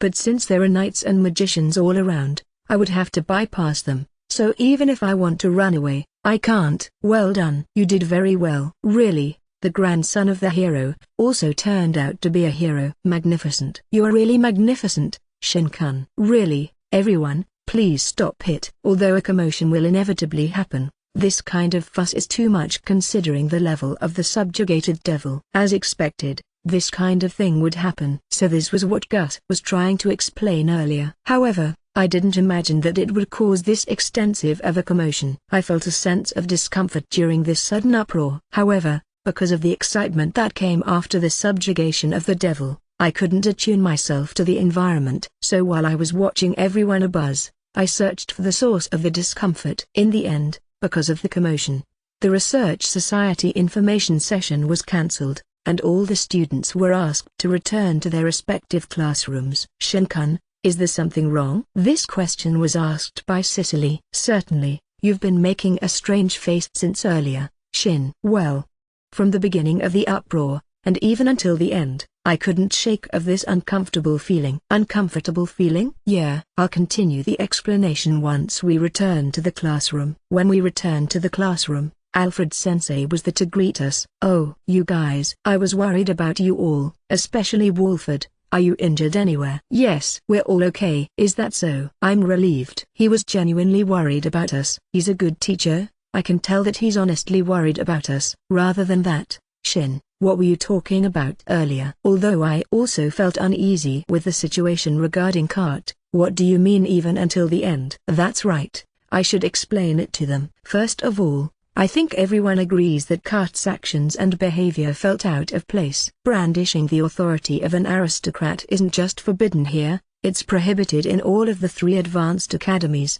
and this is something everyone who lives in this kingdom knows. Nevertheless, the way Kart spoke and his actions, flaunted his social status as a noble. And although it was just an attempt, if it wasn't for my opposition, I have no doubt that he would have taken more actions against Cicely. Everyone nodded in agreement. In addition, because of his behavior, Gus had given him 2 warnings. Usually, wouldn't someone who paraded being an aristocrat have equal pride in his social standing as a noble, and would think that the power of an aristocrat is absolute? And yet, why did he not listen to Gus, who is someone at the top of the ladder of all aristocrats? Everyone turned to look at Gus. Gus just shrugged his shoulders. This is what everyone should have felt was strange in the past. Now, this is what felt out of place today. I could see that everyone had understood thus far, and waited for me to continue my explanation with bated breath. First of all, why did Kart appear at that place?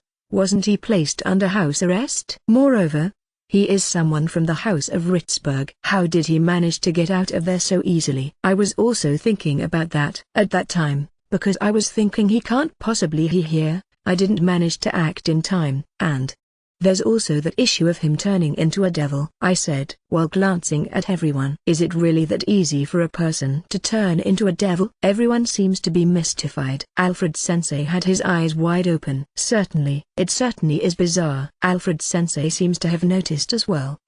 What does this mean? Regarding the human who turned into a devil in the past, I heard he was a high-ranking magician who aimed to be at the height of magic and had trained for many years. According to the reports, while he was trying to perform a magic spell with ultra-high difficulty, he failed and turned into a devil. After I explained up until this point, everyone also seemed to have noticed. As for Ritzburg, he was someone who had just entered the Advanced Magic Academy. In this case, even if he failed to control his magic power, it would only be enough to cause an accident of some sort. I have never heard of anyone turning into a devil this way. I guess so. If turning into a devil is caused by the failure of people being unable to control their magic powers, then there would already be a lot of devils by now. That is really strange. It is as you say. If it's just that amount of magic power, it is seen quite often. I've even experienced it myself. Hey, Rin. That's very dangerous. You have to take care because in case an accidental discharge of magic happens, your surroundings will also be blown away. I'll be careful in the future. Good grief. And so, everyone now knows how someone in the past had turned into a devil thanks to our review of the reported case. Up until now, there hasn't been any reported cases of someone else turning into a devil. Then, why was it so easy for someone to turn into a devil this time round? Why is it, Dagazuru? We can't know something much like that for sure. TSK. No way. Gus seemed to have thought of something. What is it, Your Highness? And no way. It can't be possible. Gus. I think you're probably thinking of the same thing as I am. Such a thing, impossible. I think that there's a possibility. To do it artificially, impossible. Are you saying that there's a way to create a devil artificially? Alfred-sensei cried out. Certainly, one would think so, but... Well, right now I'm only speaking hypothetically, but I don't know if it's possible for sure. However, the possibility is not zero. And after actually fighting against it, I thought of the possibility all the more. After fighting it, my grandpa has told me stories of how he had subjugated the devil many times. To hear how Meiji-sama subjugated the devil from his own mouth. I'm so jealous. The reaction of everyone in the room was strange. No, that's not what I meant to say. I'm talking about the stories of the one who subjugated the devil and how he did it. He said, when a person turns into a devil, it is completely devoid of any reasoning. It will no longer speak any words, and simply howl. However, when Kurt turned into a devil, he was able to speak. Then that means he didn't exactly turn into a devil. No, he definitely turned into a devil. His eyes turned red, he had ominous magic power, and his actions were violent. He had all the common characteristics of a devil. Everyone listening held their breaths and waited for me to continue my explanation. After actually fighting him, I found him to be way too weak, and thought it was way too different from the story I've been hearing from Grandpa. I then speculated, is this the same kind of devil Grandpa fought against? There was something distinct about it. To say the devil was too weak. No, I thought it was pretty strong enough. To be honest, in terms of strength, it was only stronger than a demonized lion or tiger. A tiger or a lion, you say? I thought it was pretty much a hopeless situation. That would be the case for students. However, it's different for the Knight's Order and Magician Division. While I was thinking that, I turned to look at Alfred-sensei. A lion. I've once encountered one in the past, and at the time I thought I was going to die. That it was the end of me. That very same thought circled my mind over and over again. I still occasionally dream about it even until now. It was a story of his level of trauma, but even so, it doesn't mean that it's impossible to subdue it, right? That's right. In the past, the devil almost destroyed a whole country. In actuality, cities and villages were destroyed. Can demonized tigers and lions do the same thing? No. No matter how you look at it, they won't be able to do that much. He easily turned into a devil. He was too weak, and he still had some degree of consciousness. When taking those facts into account, everyone was waiting for what I was going to say. I thought there may be some possibility that Kart's body was used in a human experiment. Human experiment? As I thought, artificially made? Up to this point, it's just a conjecture. However, the possibility is high. I see. So this is why Shin was making a complicated expression, and this isn't something we can feel happy about. Right now, it's just a speculation. However, if this is true, there's a malicious mastermind behind it. I know absolutely nothing about who it is, and for what reasons. Everyone probably felt it as well. They all seemed to have anxious expressions. On a rooftop of a building a slight distance from the Advanced Magic Academy, there was a person examining the institute. It was Kart's former tutor, Oliver Skstrom. Kart did indeed turn into a devil. However, because his actual magic ability was low to begin with, his level was only up to that degree. Well, since the experience was a success, I guess it's fine. He said so and smiled slightly. Even so, that's Wolford-kun.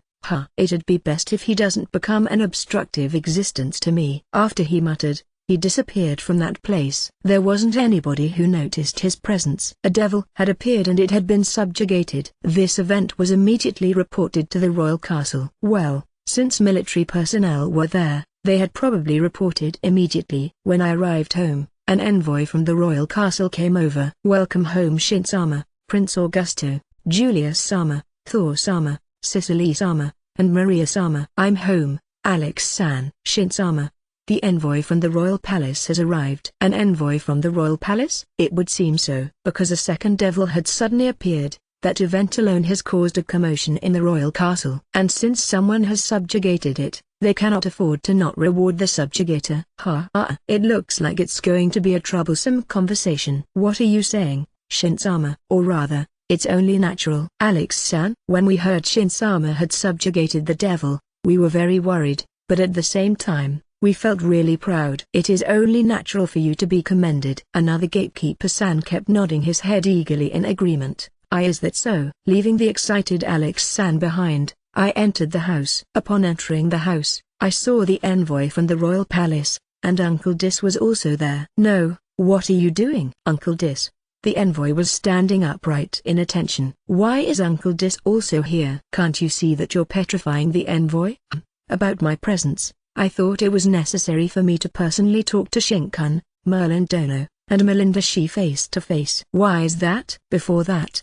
Hey, you, envoy. Yes. Shin Wolford Dono. A devil appeared, which is considered as a national crisis, and despite the danger to your own life, you nevertheless went to subjugate it. Therefore, in the name of Elshide Kingdom, we hereby confer to you the Medal of the First Order to express our gratitude. Hence, Shin Wolford Dono, we would like you to attend the investiture ceremony.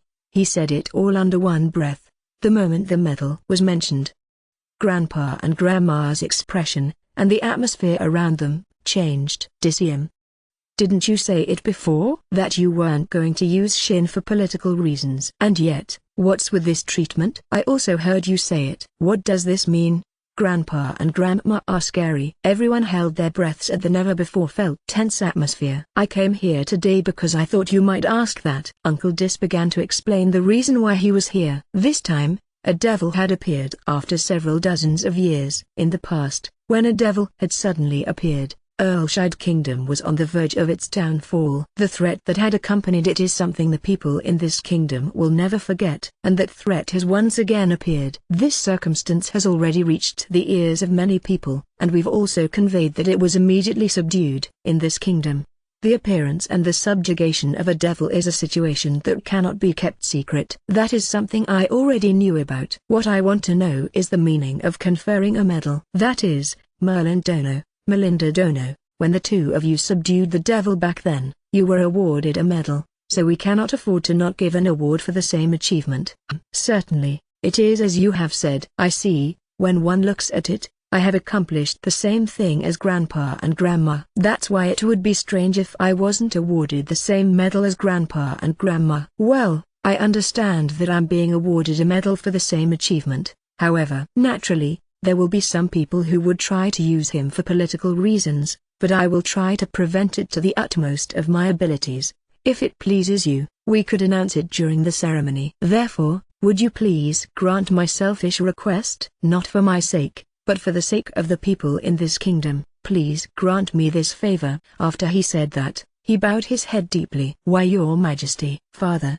The envoy and Gus were both surprised. "I guess it was only natural." Their almighty king was bowing deeply towards an elderly man, despite the latter being a hero. "There's no one who would not be surprised." Melinda Dono. "I would also like to ask this of you. Please grant this request." Even the prince Gus also lowered his head and bowed deeply. And when the envoy saw the scene, he also "Please grant this request." He also bowed his head. The king, the prince who is soon to be the crown prince, and the envoy, when these three people all lowered their heads, Grandpa and Grandma both had complicated expressions, but eventually "I understand, Disium. I will believe in your words. However, the moment those words turn untrue, we will leave this kingdom, and we will no longer have any relations. Is that fine?" "I understand. I'm fine with those conditions." Also, the king of a country cannot lower his head readily. "This time, I judge that it was a necessary thing for me to do." "Even so." Good grief, from one thing to another. Troubles keep happening. It's not my fault, is it? Now that you've mentioned it, it's never boring with Shin around. I'm sorry. I'm the one who caused all the trouble. You don't have to worry about it, Cicely. The fault lies with this child, because trouble seems to always find its way to him. It's not my fault. When I yelled in response, everyone looked at me with sympathetic eyes.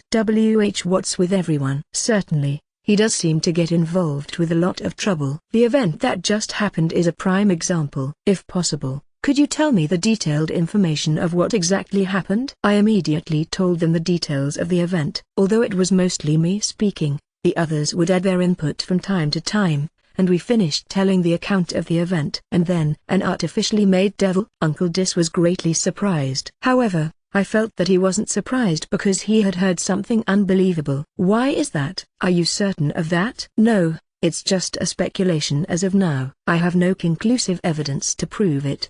"This is..." Uncle Dis had an incomprehensible expression on his face. "Of course, this is only natural after hearing such a thing." Shinkun, Augusto, Thor, Julius, Cicely, Maria, and everyone else. "I'm ordering a gag order on this information. You must never reveal it to anyone. Do you understand?" "And so, we were forbidden to share this information." "I understand. But I've already spoken of this information to my classmates in S class and the teacher. We have to deal with this situation right away.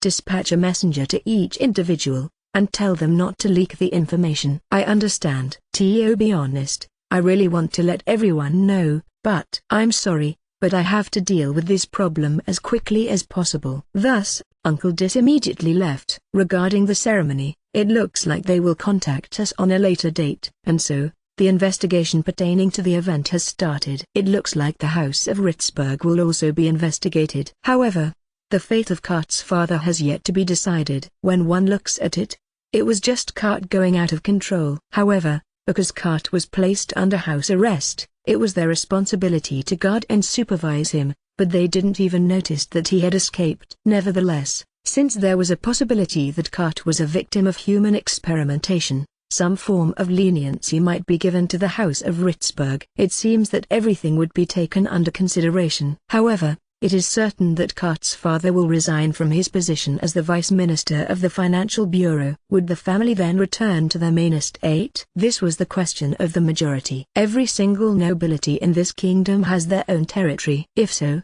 why do they live in the royal capital, and work for the government? The reason goes all the way back to the founding of the kingdom. At that time, when the country was recently founded, those who provided commendable service received various territories and status of an aristocrat. Nevertheless, those families still continued to stay in the royal capital in case of any revolt. The actual management of their territories was left for their stewards to handle, while the families lived and stayed in the royal capital for more than half a year. This was not compulsory, but something the nobles voluntarily did. Or so it seemed. Although it was not a crime for aristocrats and their family members to not live in the royal capital, it seemed that they would receive extreme amount of criticism from other nobles if they didn't. By the way, Cicely's, Maria's, Thor's, and Julius' houses all have territories. The territory of Cicely's house is at a foot of a mountain. The place has a hot spring, and apparently other nobles have villas there. It is a famous tourist destination, and although the town isn't that big, it seems to have largest tax revenue, or so it seems. Because they spent quite a large amount on road construction, more and more people come to visit the town each year. The territory of Maria's house is located at a seaside town, where the fishing and shipping industries are prosperous. The place is quite popular among travelers as a May and fishing town with its delicious dishes, especially seafood. And because the shipping industry is thriving, it makes the town all the more exotic. The territory of Thor's house doesn't seem to specialize in any production. With that said, they focus on training craftsmen, and the products from that town form a brand.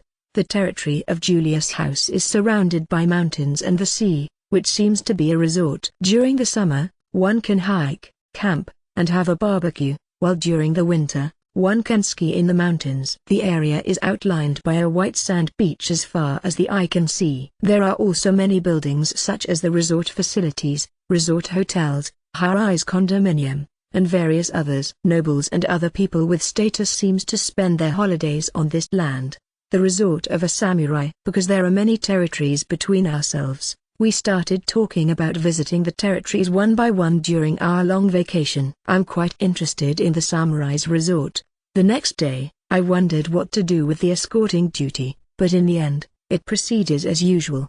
The reason is, me. Hey, look, it's Shin-sama. So he is the new hero-sama.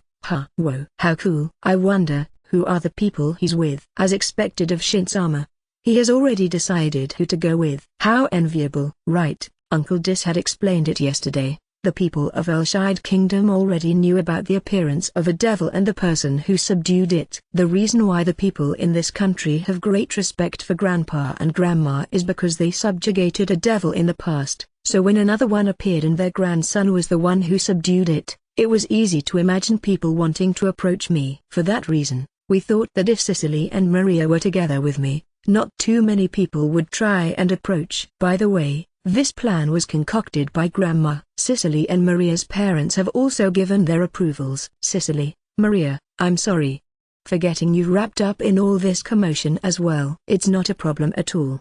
Please don't mind it too much. That's right. Since we're indebted to Shinkan, this much is not a problem. That's right. But you know, that's not all. From the very beginning, it was my intention to go together with Shinkan. Please don't disregard my intent. Cicely returned the words I said to her when I told her I would be her escort. Did I say something much like that? Fufu, did you say it indeed? What's with this feeling that I'm being left out? What are you talking about? That's right. We're not leaving you out at all. These guys. Maria pressed her head down. It's probably impossible for Maria to be an outcast. In the meantime, we arrived at the academy. However, I was uneasy upon arrival, because I felt various glances on me. As I thought, I'm being observed. I can also see many people whispering to each other. However, I do not know what they are saying. How depressing. But that can't really be helped. I mean, it's because a new hero has emerged. It's possible that students from other classes also came to see you. Please stop it. When we arrived at the classroom, it finally calmed down. All the people here were the ones who had listened to my explanation yesterday, and they conversed with me normally. Good morning, Shin. Good morning, Shindono. Shindono, good morning. Everyone is behaving normally, thank goodness. Hey. Yesterday, messengers from the royal palace came to my house. They also came to my house. They came to my place as well. Mine, too. Today, even Alice has arrived. While I was on my way to the academy, I was looking at the state of the city. Everyone was talking about our new hero was born. I also noticed it, however, about our conversation yesterday. Yeah, I can't say I'm happy about it. When my family found out about it, all of them asked to recount the happening excitedly, but because they were too excited, I felt kind of strange telling them. Everyone seems to be thinking about it in various ways. However, everyone has the same common feeling. It was camaraderie formed after seeing the same event together, which makes me glad. They don't see me as someone special. Hey everyone, get back to your own seats. Class will begin soon. Alfred Sensei came to class as usual, and homeroom started. Although Sensei was also here yesterday, he's behaving as he usual. Because of the commotion in the academy yesterday, everyone is restless. Especially Wolford. Be sure to be careful, okay? As much as possible, stay with the other students and don't wander by yourself, because you'll get mobbed, understand? Shin. Seriously, Don't play around and act alone. A panic will really happen. You were to get mobbed. Eh? Seriously? Seriously? Everyone nodded in agreement. Is that so? It turns out to be far bigger than I expected. I thought it stopped at people looking from afar and whispering. If possible, stick together with some of the girls. Because if there are only males around, won't you get surrounded by girls? Are you serious? Why don't you try getting surrounded by women, and then you'll know how troublesome it is. Somehow, I finally realized something. Although Gus is like that, he's still a prince. So whenever he's at a social party, he's probably always surrounded. It's such a hassle. Just give up. The uproar will become even bigger after you've received the bestowal. Are you serious? This incident is getting bigger and bigger. The Research Society information session that was cancelled yesterday eventually took place today, which turned out to be troublesome. Wolford-kun, by all means, please join our Offensive Magic Research Society. What are you saying?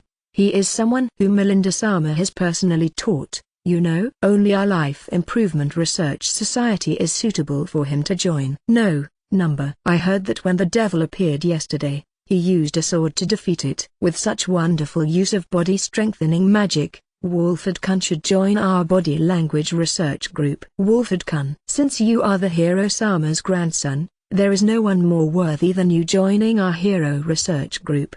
By all means, please join us. The solicitation to join research groups was unbelievable. Since we have already created our own research society, we cannot enter any others. And when we told the upperclassmen, they drooped their shoulders and backed down. However, this time, we were flooded by applications from other freshman students to join our research group.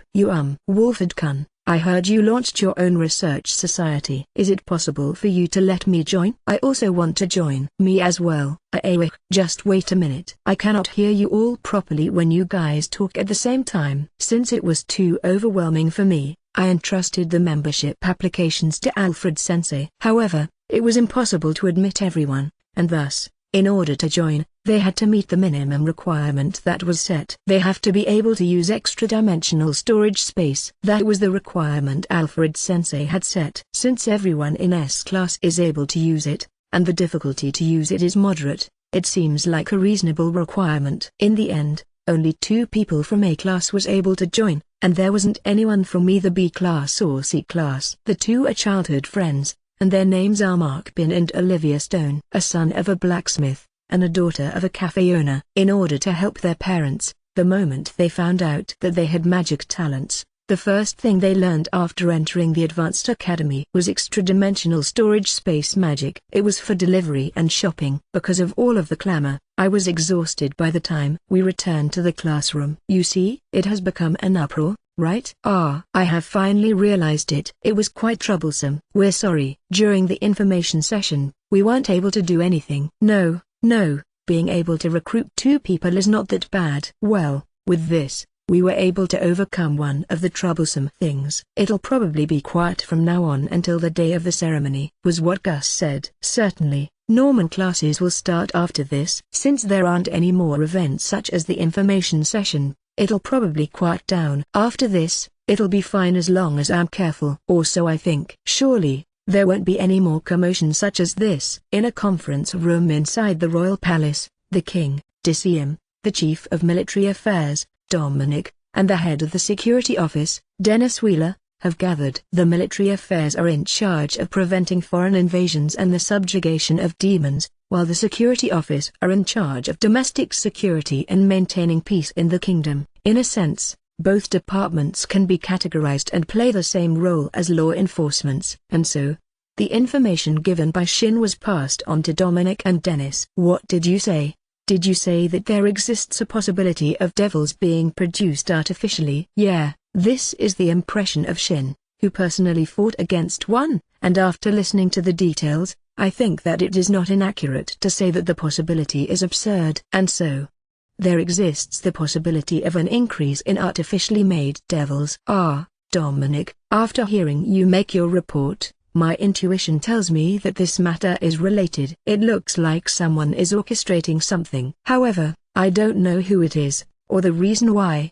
The current ongoing investigation should be able to tell us. But this situation might very well become extremely serious. We cannot let that happen. Dominic, Dennis, this time the military affairs and the security office will work together and thoroughly investigate this matter. Make sure not to miss anything. By your will. When Decium left the conference room, Dominic and Dennis stayed behind. Nevertheless, when I first heard the report, I thought that there was no way this could be possible. I never dreamed that it would be possible to artificially produce a devil. If we thoroughly investigate the eldest son of the Ritzburg house, who turned into a devil, I'm sure a person of interest will appear, and we will uncover the evil scheme. That's right. We need to cooperate with each other.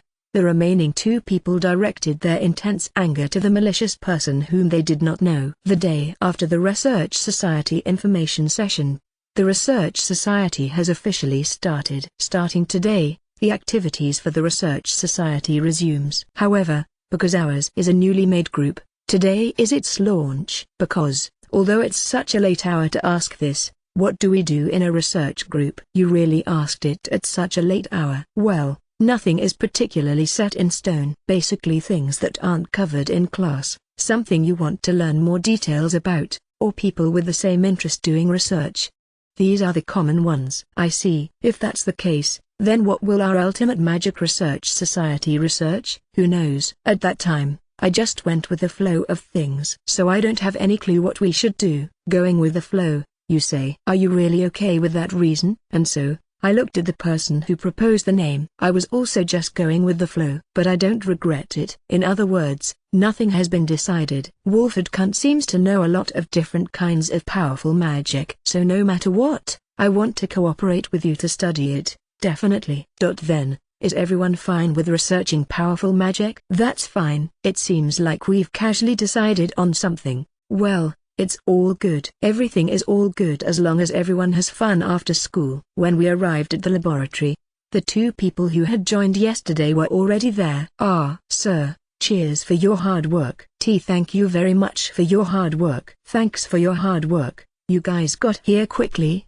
did you? Oh, yes, sir, because we cannot keep His Highness and the grandson of the Magi waiting. We ran all the way here. Sir, are we causing you any inconveniences? What do you mean by inconveniences? No, that is, we've only met face to face yesterday, so we probably have to get to know each other first. First things first, let's go inside the laboratory. After saying that, I entered the laboratory. Although the structure of the room looked no more than a normal classroom with desks, it was good enough. Then, Shin, as the representative of the Research Society, why don't you give a speech? Another speech, huh? I murmured and then stepped forward. This time, I, Shin Wolford, will be the representative of the Ultimate Magic Research Society. Because the Research Society was established on a whim, and I suddenly became the representative, we still have yet to completely decide on what we want to do. Well, don't worry about it, and let's do it one step at a time. When I finished speaking, Mark and Olivia was it. They looked dumbfounded. Ultimate Magic Research Society, you say? So it was actually named as that? It's like that. You actually joined without knowing. It's because we heard Wolford Kunt started his own research society. And so we joined without knowing anything, sir. It's all good. And so, Mark and Olivia, could you two please introduce yourselves? Yes, sir. Let's see. My name is Mark Bean, sir. I'm a freshman in Class A. My house is a blacksmith shop, and we make weapons, armor. We also make household accessories. If you, sir, need anything made, please use Ben's workshop. Because I often help at the blacksmith shop, I'm good with fire magic, sir.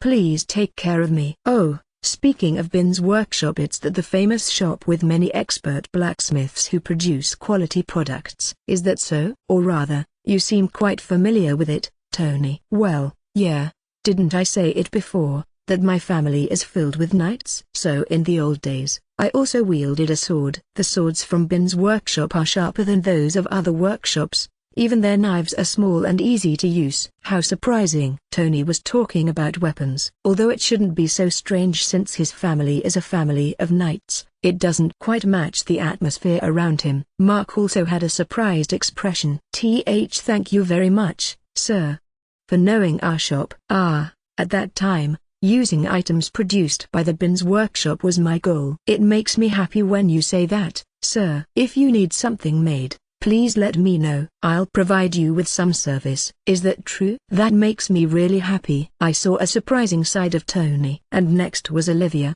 My name is Olivia Stone. I'm also a freshman from A class. My house runs a restaurant, and the name of the shop is Stone Kiln Pavilion. Mark is my childhood friend, and we've known each other for a long time. Because I often use water to help around the shop, I'm good with water magic. Please take care of me. Stone Kiln Pavilion?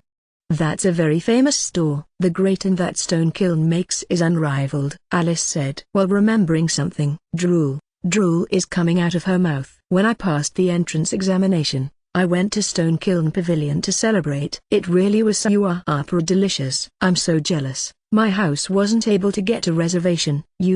Everyone, if you'd like, please do come when you're free. I will provide hospitality. Really? You did it, Shin-kun. What a great find of human resource. Don't make such a rude compliment. However, both of them turned out to be children of famous shops. I knew nothing of any of the shops. Mark has brown hair, black eyes, and some freckles, probably because he's been trained to become a blacksmith. He has a muscular body physique. He also has an atmosphere of an athlete. Olivia is a beautiful girl with medium black hair and blue eyes. She's cute and has a lovely atmosphere. She's probably the poster girl for the restaurant. Since Mark is a blacksmith's son and also helps out at the shop, does that mean you've already made something? Yes, sir. But, you see, it's not that much of a big deal, sir. Hey, Mark. This research society only consists of freshmen, so you don't have to speak so formally. That's right, Olivia as well. But the prince and the grandson of the hero are here,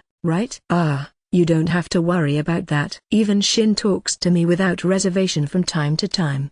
Your Highness. It's because it's Shin. Because it's Gus. Well, it's probably impossible for Gus. However, even though my grandpa and grandma are famous, I'm just part of the general public. I'm the same as the rest of you guys. General public? I wonder if my ears are hearing things? However, Shin will become a celebrity starting next week. Hey, everyone is so cruel. I'm part of the general public, not a noble, alright? And then Gus suddenly said something. Gus, what do you mean by next week? Well, you'll probably receive the notification once you get home. It has been determined that the ceremony will take part next week. With this, Shin will become a celebrity. Is that so? It has already been decided. But be at ease. As promised yesterday, you will not be used for any political means. Further has decided to officially declare it during the ceremony. However, it's impossible for your name not to be well known. Even now, your name is already being spread. Is that so? Because of this, it'll probably be impossible to walk around outside normally. That's right. I could just disguise myself or make myself invisible. Crap. I said it out loud. The gazes of the people around me hurts. Aside from disguising yourself, what does make yourself invisible mean? It means exactly as it sounds. Like this, if I make myself invisible, nobody will recognize me or feel my presence. After I finished speaking, I used optical camouflage magic, and everyone was dumbfounded. This kind of reaction again. Shin-kun? Where did you go? No way. He suddenly disappeared. WHWH, what the hell is this? No, you geese don't have to be that surprised. After that, I released the optical camouflage magic, and everyone started to ask questions. Shin, what was that earlier? I completely lost sight of you. It's certainly strange. Even though you didn't leave this place, we couldn't see where you were at all. The fact that you reappeared at the same place means you didn't move at all? Then, how did you do it? Wait a minute. We've completely neglected Mark and Olivia. And so I said, but when everyone turned to look at them, both of them looked astonished. Your Highness, sir, you said Wolford-kun is being decorated? The topic of the conversation has changed. Let's divert back to the original topic, or else it'll become a mess. It's because of you. Shut up. Wait a minute. Mark, I heard you were able to create something? And also, didn't we say to please stop with the honorifics? It is as you have said, sir. Well, first things first, please stop with the honorifics. There's no need for honorifics when we're all the same age. It's impossible to do so when addressing His Highness and a Wolford-kun. And also, when I'm helping in the workshop, my position is the lowest, So this is the way I usually talk, sir. It's the same for me as well, since it's necessary when I'm helping with the shop. Although I feel like I can drop the honorifics when I talk to His Highness and Wolford-kun, it's not possible to do so immediately. I'm being labeled at the same class as Gus. It looks like you want to say something? I don't really have anything to say. Then let's just end it with that. It's not good to force them to do it. I'm really very sorry. I'm very sorry. You geese don't have to apologize every single time. And so? What did you make, Mark? Well, sir, as I've said earlier, I'm still an apprentice. However, just recently, I was finally able to make a knife. Nevertheless, because I cannot disregard magic practice, I haven't improved much. I'm still far from it. It can't be helped. I see. If you can make a weapon, I thought that you could maybe make a weapon for me. No, no. Wolford-kun's sword was able to slay a devil, right? There's no way anything I make can be equal to it, sir.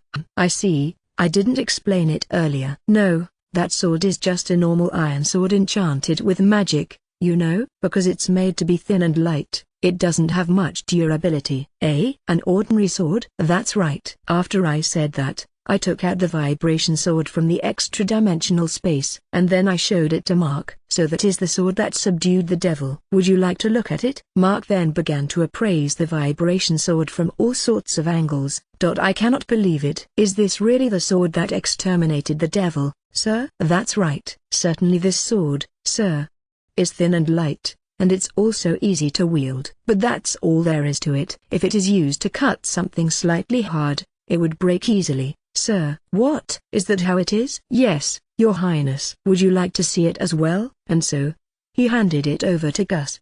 He used such normal honorifics to address Gus. This is really... It certainly looks like it'll break easily. Didn't I say it's enhanced by enchantment magic? Try applying your magic to activate it.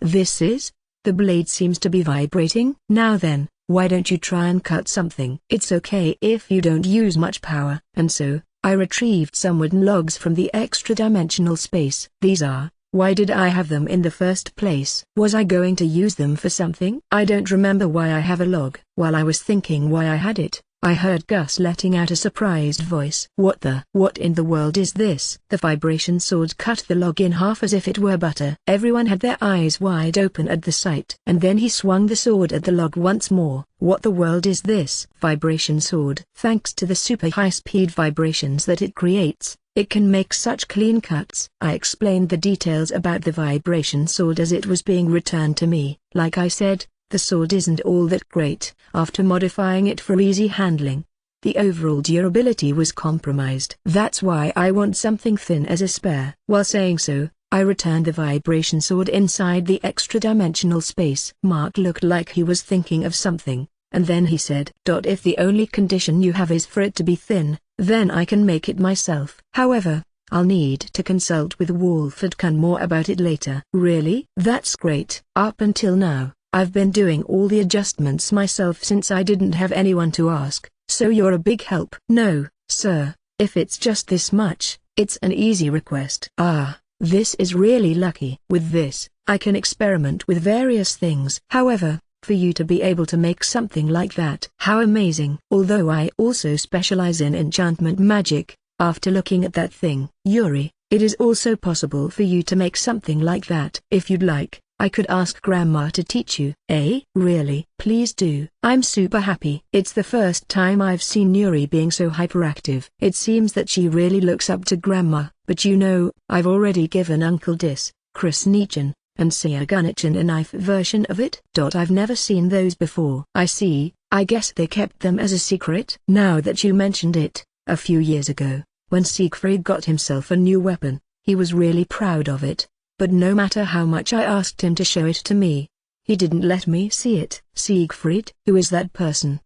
Who has such a cool name? Shin-kun, you're acquainted with Siegfried-sama? I don't know anyone named Siegfried-sama, but Uncle Dis is this kingdom's king, and Seiji is one of the king's escorts. A silver-haired guy. That's him. All female magicians. No. All the females in the royal capital yearn for him. Siegfried Marquez-sama. To actually have people yearning for him. I want to be able to talk to him at least once. Back in middle school, there was a fan club for him. Alice started talking passionately. Maria, Rin, and Yuri all agreed.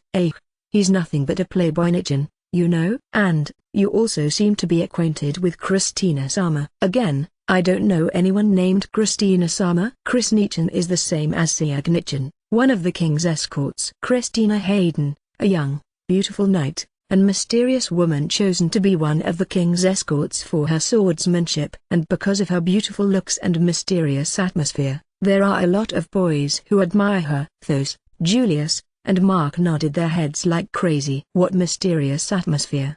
She's just a blunt woman. I didn't know those two are so popular. What's this strange feeling as if it's my own brother and sister who are getting praised? That aside, the reality is completely different from what they think. They might get disillusioned when they meet them. Putting that aside, Shin, how did you make yourself disappear earlier? That's right, Shin-kun. What was that earlier? Ah, you mean the optical camouflage? Optical? What is that? Optical camouflage. When humans look around, you understand that they use their eyes to see, right? What are you saying? It's only natural, right? Why can you see things? Why, you ask? I don't know the reason why. The eyes of a human can see, because light is being reflected off of it. Reflection? That's right. That's why you cannot see wherever light is not reflected. Take for example, a glass. A glass, because it is not contaminated with much impurities, results in being almost transparent, which allows light to pass through. You're right. With that, you can see things that are reflected by light. So if I distort the reflected light, then Shin-kun will disappear. It's not as if I will really disappear. All I did is use magic to distort and interfere with the light in the surroundings. Therefore, when I use magic to reflect the light to my surroundings and bypass me, people won't see me even when I'm front of their eyes. As a result, it will look like I disappeared. But it does not mean I really did disappear. When I explained the foundation of optical camouflage magic, it looked there were question marks above everyone's heads.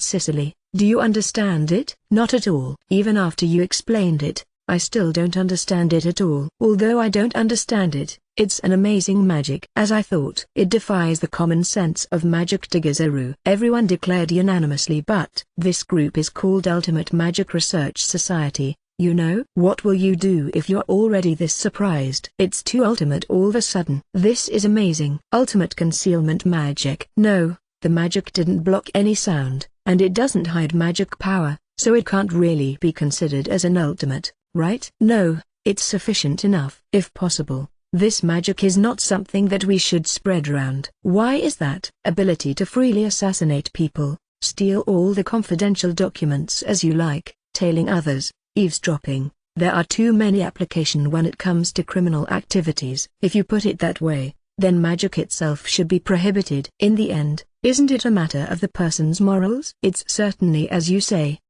But this magic brings about too much temptation. It's all right, Your Highness. Because during the explanation earlier, nobody understood the foundation of it, right? That is also true. Was my explanation too hard to understand? That's not it. In the first place, I didn't understand the concept. However, I explained the reflection of lights as easy as I possibly could. Maybe there isn't any concept of capturing light in the first place? I see. You don't understand the concept. I think it's going to be like this. We all have to gather and watch Shin attentively while he develops original, ultimate magic. Please don't say it like that. Even if it's just a little, I want to be of some help to Wolford-kun. This is what His Majesty was saying during the entrance ceremony. Shin-kun will break all the stereotypes of magic. But I feel that it broke too much. Thor, just give up to Gazaru. As I thought, it was a good thing to join this research society.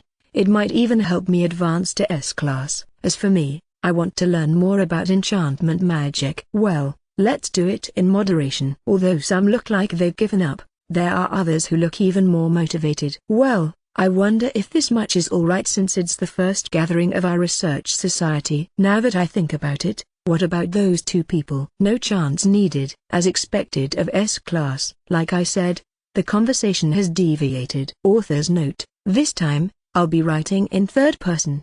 The residences of nobility lined this area in rows. Although there were a lot of big houses, there were very few people walking about. A quiet street. In a secluded corner of area lies the Count of Ritzburg's estate, the destination of an investigator from the security office, Orthrickerman. His purpose was to question Count Ritzberg. In the drawing room of Ritzberg's mansion, Russell and Orth came to face each other. How did the madam take in the news?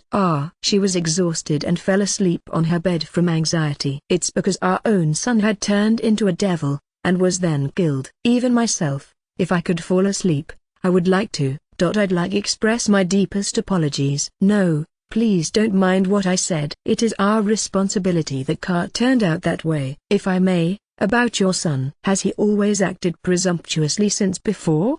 Please don't say such foolish things. Russell suddenly raised his voice unintentionally. When he became aware of what he had done, he apologized for shouting loudly. I'm very sorry. I was overcome with emotions all of a sudden.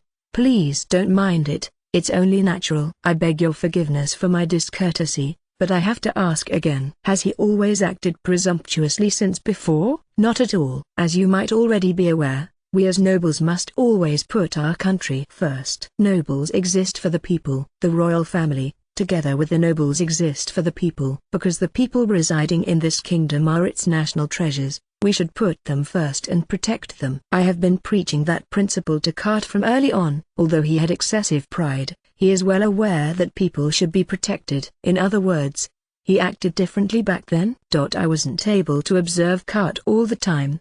Perhaps if we ask my wife or the servants, they might give us more insight. Thanks for speaking with me, I will follow up on it later. So then, when did he start showing such attitude? It began just the other day. Is that so? His personality was very different in the Advanced Magic Academy. However, his behavior was consistent with his middle school days. In the Advanced Magic Academy, he was regarded as a fool with an arrogant attitude. In middle school he was regarded as a prideful noble who cares about the people. How can his reputation in middle school and the Advanced Magic Academy differ so much? It was as if they were describing different people. During his middle school days, he seemed to have been a proper nobleman of the kingdom's noble houses. And then at the start of his Advanced Magic Academy days, a noble from the Empire.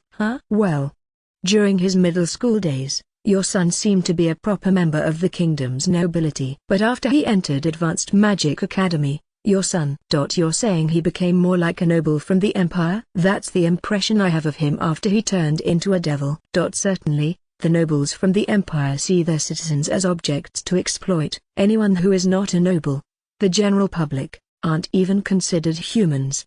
The ideals of the aristocrats in Earlshide Kingdom and Bluesf Empire are completely different. In the Earlshide Kingdom, the aristocrats exist in order to protect the general public, and it is natural for them to think of every way possible for the people to prosper. This was what King Dicium was telling Merlin about in terms of reformation of aristocrats. For several generations, the kingdom had thought about how to reform the aristocracy, and finally came up with this solution. In fact, after Earlshide Kingdom implemented this reform, the lifestyle of the people started to improve. The overall productivity also increased, and as a result, tax revenues increased, making the territories all over the kingdom prosperous. In contrast, it is generally considered that commoners exists for aristocrats. In the Bluesf Empire, the citizens suffer from very heavy taxation. There is no increase in their productivity, and their standard of living is considerably low compared to the lifestyles of the people living in the kingdom. In the kingdom, children under the age of 15 have the right to receive equal education, and education has become semi-mandatory. Because of that, the literacy rate is high, and its citizens are also able to calculate quickly. In comparison to the empire, only the children of nobles, and sometimes children of wealthy merchants, are able to go to school. It was possible for a commoner to go to school, however, because they were not provided extra knowledge. Those who were born on the side of being exploited, are not given any chance for a better way of life and remain being exploited. All because they aren't given a chance to gain knowledge. Commoners exists for aristocrats, and they are the ones who benefit from this. Kurt's words were the spitting image of those of an imperial nobles. Is there a possibility that he'd been brainwashed by someone from the empire? Brainwashed by someone from the empire? Count Ritzberg, didn't you find it strange? Just recently, he'd been acting as a noble from the kingdom, and thought of the general public as people he should protect. Then one day, he suddenly thinks of himself as one of the chosen, and could not tolerate being treated as equals with commoners. What's your opinion on this? That's why my wife and I are confused. Your son sounded like someone from the Empire. Could it be that he had contact with someone from the Empire? Now that you mentioned it, is there someone that comes to mind? There is this teacher who taught Kart during his middle school days. He has bandages over both his eyes, and he's someone who is originally from the Empire. I heard that because he is able to use some powerful magic, he caused the Empire some trouble, so he ended up seeking refuge in the kingdom. And that teacher and your son have contact with each other? Yes, Kart participated in the study research that teacher is going. Also, when Kart was studying for the Advanced Magic Academy, the teacher came here as his tutor. A teacher who originates from the Empire. Suspicious. Anyone who heard it would be suspicious. And so, Auth interviewed all of the employees. Schtrom-sensei, you asked? He's a good person. When I heard he originated from the Empire, I thought he would have strong discrimination against commoners, but there was no such thing at all. Although we're employees, he speaks to us without any prejudice. The result of the testimonies from them were generally like that. Is there really no problem? However, that teacher only became a teacher just a year ago. And there's a chance he was the one responsible for turning Kart into a devil. 1 year ago. The timing coincides with the information gathered just a few moments ago. Furthermore, one of his students turned into a devil, although there was nothing questionable about the given testimonies. However, all of his actions are suspicious. Therefore, the day young master became like that. He also came to visit. Around what time was that? If I'm not mistaken, it was in the morning. If it was in the morning, it was before he turned into a devil. Furthermore, after he visited, Kart escaped from his room. However, there was no evidence. But it was clearly very suspicious. After gathering information about Kart, Auth left the house and decided to look for Schtrom, who was teaching at the middle school. But just in case, he returned to the security office, and got one of the younger members to accompany him. The two visited an academy attended by nobles and wealthy merchants, and compared to other academies, it was very luxurious. And inside one of the borrowed laboratory, Oliver Schtrom was there. I'm sorry to take up your time when you're busy, Schtrom-sensei. Sorry for bothering you. No, it's all right. Would you like to drink some tea? No. Please don't mind me. Auth was alert while he monitored Schtrom. Although both his eyes were covered with eye patches, there was no sense of feeling restrained in his movements. Although Schtrom was probably using some kind of sensing magic, they had no idea how he was doing it. Because there's a limit to just inspecting him, Auth decided to ask a question. I heard Schtrom-sensei if the from Empire. Please excuse me for asking such a rude question, but under what circumstances lead you to come to our country? If it's okay, would you please clarify this for me? The reason why I came to the kingdom. It's actually quite an embarrassing story. I was actually born from a noble house in the Empire. A noble from the Empire. With just those words, Auth's body stiffened in an instant. After being defeated during the battle for the right to be the head of the family, I fled and barely escaped from the clutches of my relatives who want to see me dead. As a result, I could no longer stay in the Empire, and thus I took refuge in the kingdom. Because of a surprise attack back then, my eyes were injured. I see, so that's how it is. No, I'm really sorry for asking such an impolite question. It's fine, because you're just doing your job. Please continue without paying it mind. An inoffensive exchange of words. However, what Schtrom had said might not necessarily be true. Which part of it was the truth, and which part of it was a lie? The young member was taking note of the interview. Auth left the note-taking to him, and continued to ask questions. By the way, Schtrom-sensei, I heard that you're looking for children with magic talent to participate in your research study in order to nurture very talented magicians. Why are you doing something like this, even though you work here now? Weren't you originally from a hostile country? Do you want to get back at the Empire? That kind of hypothesis is not unreasonable. However, I do not have such intention. The reason is actually a lot simpler. What do you mean? It's because I'm a newly appointed teacher who came from the Empire. And so the criticism towards me is quite strong. I wanted to be able to achieve something so that this academy will recognize me. And that's what your research study is for. It's exactly as you say. Thanks to my research study, all the children who participated have increased their magic power. There was also a child who was able to pass Advanced Magic Academy's examination, and because of that, I was able to establish my position in this academy. His actions wasn't for any particularly noble reason, but for his own self-interest. It was the most natural motivator of human behavior. There is nothing unusual with the current conversation. Although his face can be seen, because of his eye patch, it was hard to read his facial expressions. Orth suppressed his feelings, clicked his tongue, and continued with the interview. However, it's quite regrettable this time around. It is as you said. The student whom I was referring to that passed the Advanced Magic Academy examination was Kart. And then it turned out like this. But this incident didn't damage Schtrom-sensei's career, did it? Then, Schtrom retorted, slightly offended. I did not say anything like that. Kart was my cute student, and for that same Kart to turn out that way, of course I am very sad. Sorry for my impoliteness. It was a slip of the tongue. It's all good as long as you can understand. Although Schtrom was agitated, it only took but a moment for him to regain his calm. But is this really his true feelings, or are he just putting an act? If that's the case then, Schtrom-sensei, if it's all right with you, could I make a request? What is it? Actually, I'd like you to come with me and examine his body that transformed into a devil. You want me to examine his body? Yes. Right now, we're in the process of gathering experts with different specialties to do examinations. And Schtrom-sensei, since you are a considerably high-ranking magician, we would like to invite you to listen to what they can find. We would also like to listen to Schtrom-sensei's opinions. But to inspect the remains of my own student, it somehow makes me feel reluctant.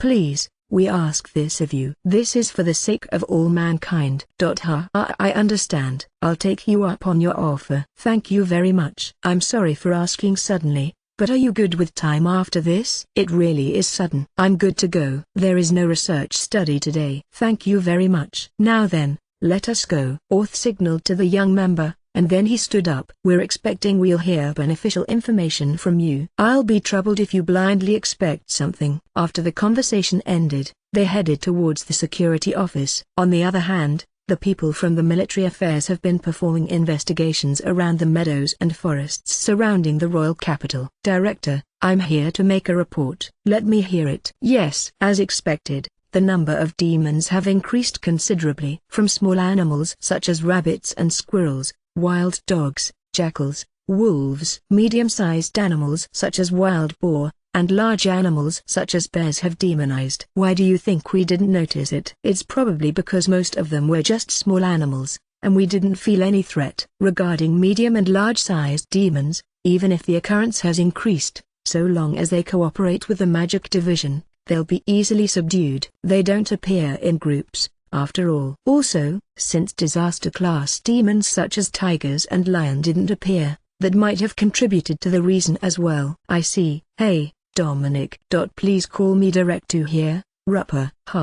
It's just because it's your turn to be the director this time around. It's be my turn to serve as one next, so I'll also be a director. The man who came to greet Dominic, the chief of military affairs, in a loud voice was Rupper Holgren. He is the current head of the magic division, and the former director of military affairs. He had brown eyes and brown hair, and he wore a somewhat worn-down robe of the magic division. The words "evil father" was a perfect description of the man. It's perfect for an underling to address his superior. If that's the case, then everyone apart from His Majesty should lower their heads and address me as former director of military affairs. When you say it like that then, let's just stop it. And so? Did you need something? When a guy who subjugates demons told me about their increased in numbers, and in the magic point of view, did you manage to find out something? Well, about that. I found absolutely nothing. I was a fool to have expected something. Now, don't say something like that. The reason I found nothing is because of abiogenesis. Abiogenesis? We've thought that when an animal stays in a place where dark magic is concentrated, it is more prone to turning into a demon, right? Yeah, that's right. However, there aren't any places in the vicinity where dark magic concentrates. Then that means, as I thought. Yeah. What you have said before, regarding artificially generated demons, it means there's a high possibility. What are the possibility of demons transporting from another place? There isn't any. If so, the situation will be more problematic. It wouldn't be possible for demons to increase little by little. In addition, there has been no reports from other cities regarding an increase in demons. This is finally. Yeah, it stinks no matter how you put it. And so, The two top brasses of military affairs looked at each other with a serious expression. A change of place. A room inside the certain palace. In front of the master of the palace. There was a report. What did you say? The number of demons in Earlshide Kingdom is increasing? Yes. The military affairs seems to be going full force in order to investigate the cause of this. I see. What about the status of the number of demons in our country? That is, there's a report that unlike the kingdom, there has been less and less demons. I see. Your Majesty, isn't this unexpected situation an opportunity? You're right. The number of demons in our country is decreasing, whereas the number of demons in the kingdom is increasing. The demons from our country have probably moved to the kingdom. In that case, the kingdom would probably have their hands full on trying to suppress the demons, and they will not notice our movements. After he said that, the very man informed everyone who was present. This is probably the will of heaven, giving us the opportunity to unite the world. We must not miss this chance. Therefore, we will invade the Earlshide Kingdom. We will also mobilize everyone. Start the preparation in order to conquer. By your will. Said by everyone. The man decided to invade Earlshide Kingdom. He is the Emperor of Bluesf Empire, Harold von Bluesf. The story returns to Earlshide Kingdom, the royal capital. While Orth was leading Schtrom to the security office, a crew came from the practice ground. I'm really sorry for forcefully bringing you out here, Sensei. What are you saying now? It's already fine.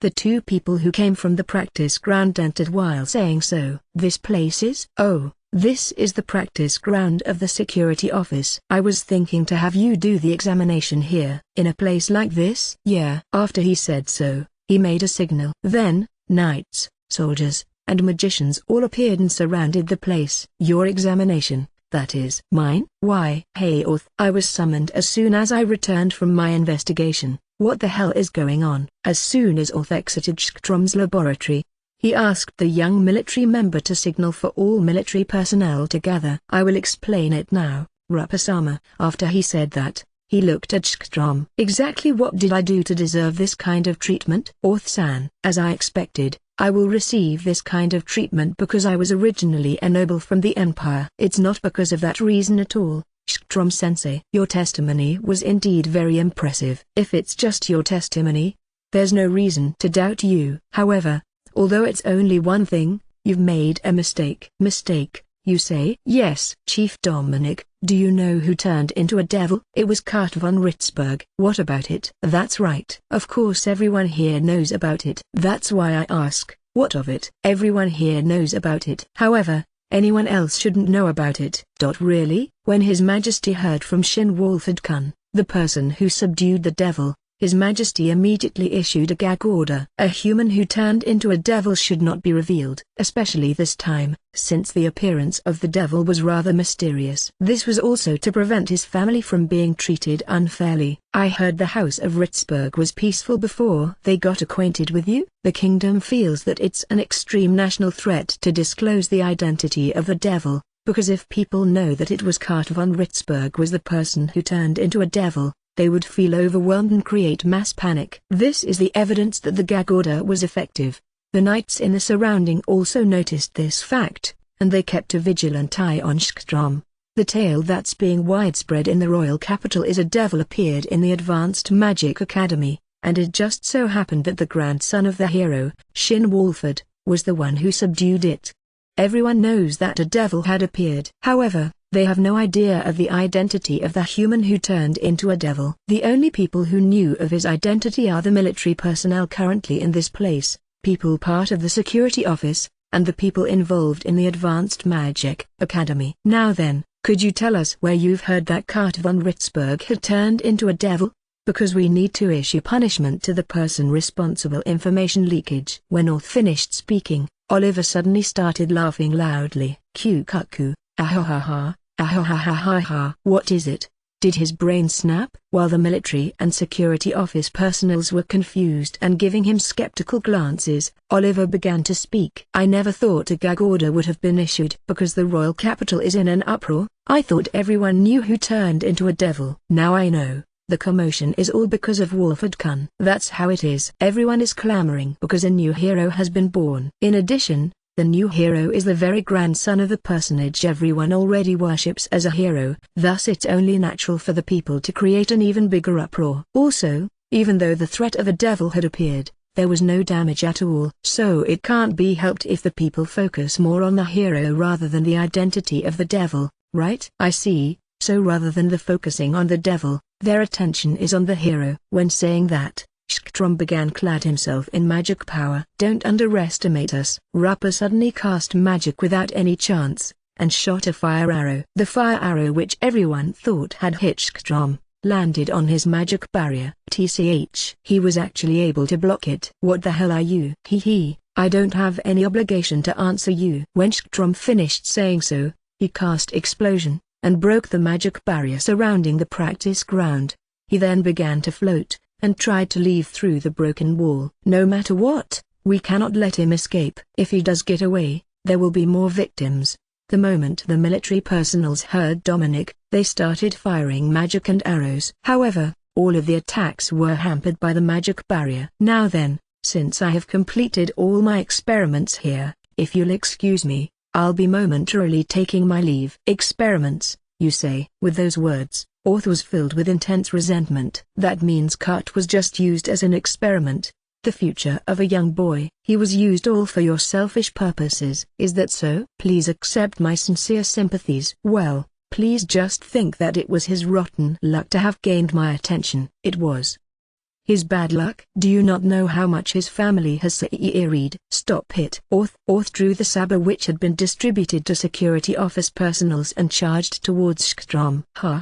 Righteous men are so annoying. Schtrom avoided Orth, who rushed to attack him, and fired magic from behind.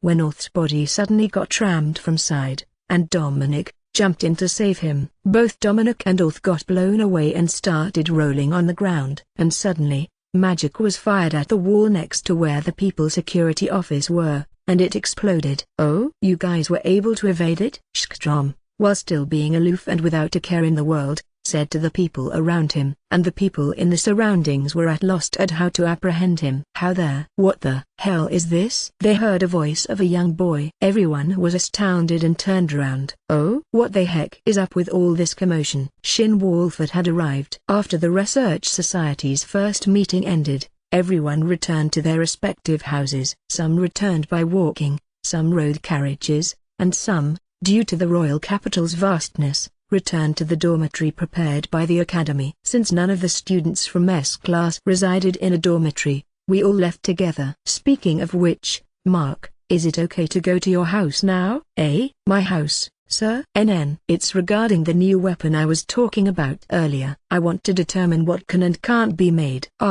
Sure. Are we heading the straight away, sir? Oh right, Cicely, Maria. Is it alright if we stop by Mark's house? It's alright. I'm also fine with it. I also want to look at Mark's store. Could I also tag along? Strangely enough, Tony requested to come with us. As I suspected, even now, you're still interested in Bin's workshop. That's right. Although I don't wield a sword, I still find it exciting to look at them. I thought you didn't want to become a knight. Although I find attending the Knight Military Training Academy unpleasant, it doesn't mean I think being a knight or a swordsman unpleasant. That is, it's because of the ratio of men and women. Because to me, that place is hell. Since he was admitted to the academy, Tony has been constantly seen together with girls, so I guess an environment with less girls is torture for him. I thought it was unusual for him not to go home together with girls, so I guess it was because he's interested in Bin's workshop. Then I shall go as well. Your Highness. Since I have 2 reliable escorts and Shin together with me, there'll be no danger. That's not the problem. Also, Father goes to Shin's house quite often. His Majesty Gus decided to come along with us while raising some stinking flags. It suddenly became quite a number of people. Isn't it fine? It's more fun when everyone wanders around the city together. It is as you say, it's fun. Mark, Olivia, Cicely, Maria, Tony, Gus, Thor, Julius, and I, a total of 9 people headed towards Mark's house. The group was divided into male team, female team, and Gus team. The female team started walking while chatting happily. It looks like they're having fun. And so, Wolford Kun, what kind of sword are you thinking of getting? Oh right, It's important that the blade is thin but doesn't break easily. Although I want to get it made immediately, I still have to prepare the money for it. As the Magi's grandson, there's no need for you to worry about money, is there? I do receive pocket money. However, since I don't earn it by myself, I can't spend too much. You're surprisingly sensible. Surprisingly, you say. I wonder how everyone sees me. But since Shin is very strong, he could hunt demons as a part-time job. Hunting demons part-time? Did you not know about it? The Demon Hunter Association does not employ people permanently. As long as they have records of subduing demons, anyone can get remuneration. Is that how it is? It just shows how ignorant you are of the world. Everyone knows of it, as it's only natural. Although I've heard people can receive money for subjugating demons, I thought it wasn't possible if one is not properly registered. So it was just as simple as that. Mark, who was thinking this whole time, proposed something. Wolford-kun, if that's the case, how about designing an all-in-one thin blade mold, so that large quantities can be reproduced? Since the hilt does need to be processed separately, the cost will also be reduced thanks to the mold. I was also thinking about that. However, the vibration feature will be integrated on the hilt. I see. We also need to think about the sword being able to handle the vibration. Yeah, we haven't considered that. What should I do? While I was consulting with Mark, Tony suddenly made a suggestion. Then, wouldn't it be better if you were able to easily replace the blade? That's it. Because we said it in such a loud voice, everyone looked towards us. What happened? While we were coming up with an idea for the new weapon, Tony suddenly came up with an idea. A new weapon. Right, a thin blade that doesn't break easily. In short, if the blade can be replaced easily, we can cut down on the overall cost. Now, the only thing that's left is how to replace it. If possible, I'd like it so that with just one touch, the blade can be changed. However, if we do something like that, the cost will increase in order to develop it. Normally, when the blade is connected to the hilt, it's affixed in a way so that it doesn't come off easily. In addition, weapons are usually made with the assumption that it will shake to begin with, so isn't it fine if it's made it a little looser so it comes off easily? That's it. Oh man, Tony decided to come with us today really helped me out. With this, the prospect of a new vibration sword has been realized. I'm looking forward to the development. Well, with this, there's no particular problem. Gus said so. Before I was aware of it, Gus had become someone like my watchdog. Let's hurry to the workshop. I can't stop myself from wanting to try out this new idea. Yeah, I agree. Hey, Shin. While you and the others are in the workshop, is it okay if we go to Olivia's place? We want to talk to Olivia-san more. Please be gentle with me. Cicely and Maria probably asked her various questions. Olivia looked exhausted. It's fine. I was thinking it'd probably a bad idea for you guys to come to the workshop with us because you'd likely find it boring. The male team and Gus team headed for the workshop, the female team headed for Olivia's store. While we were rushing to our destinations, on the way there, we passed by a huge premises. What's in that building? That's the security office station over there. And behind that building is their practice ground. Is that so? Kaboom! The wall of the practice ground suddenly exploded. Kaya, followed by the sound of women screaming. What is it? Your Highness. The two escorts stepped in front of Gus to protect him. What happened? Was there an accident in the practice ground? No, the walls of the practice ground should have a magic barrier, just like the academy. However, for it to break because of a magic attack means I got a feeling that it might be dangerous. And suddenly, a huge amount of magic power drifted out of the practice ground. This is bad. Everyone, get away from this building. After I warned everyone to move away, the wall behind me exploded. What the hell is this? Because the magic power coming from inside seemed really dangerous, it was a good thing I cast a magic barrier. Although I cried out involuntarily, there was no damage. As for what had happened, when I looked inside the middle of the broken wall, there was a knight, a soldier, and a magician, and many archers surrounding them. What the hell is with all this commotion? There was an indescribably heavy atmosphere. There was too much excessive force to surround just one person. So, who was the person who has such huge magic power? While I was thinking to myself, I looked at the guy who was surrounded. Eye patch covering both eyes. If I'm not mistaken, that guy has the same features as Teacher Gus and the others had described. Gus, that person is. Yeah, there's no doubt about it. He's the suspicious teacher from middle school I was telling you about, Oliver Skstrom. Oh? Well, if it isn't Prince Augusto and Shin Wolford-kun. He knows of me? My name aside, there shouldn't be a lot of people who knows how I look like. In the first place, shouldn't he be unable to see with those eyes? Please run away, Prince Augusto. That guy is the real culprit of the devil disturbance.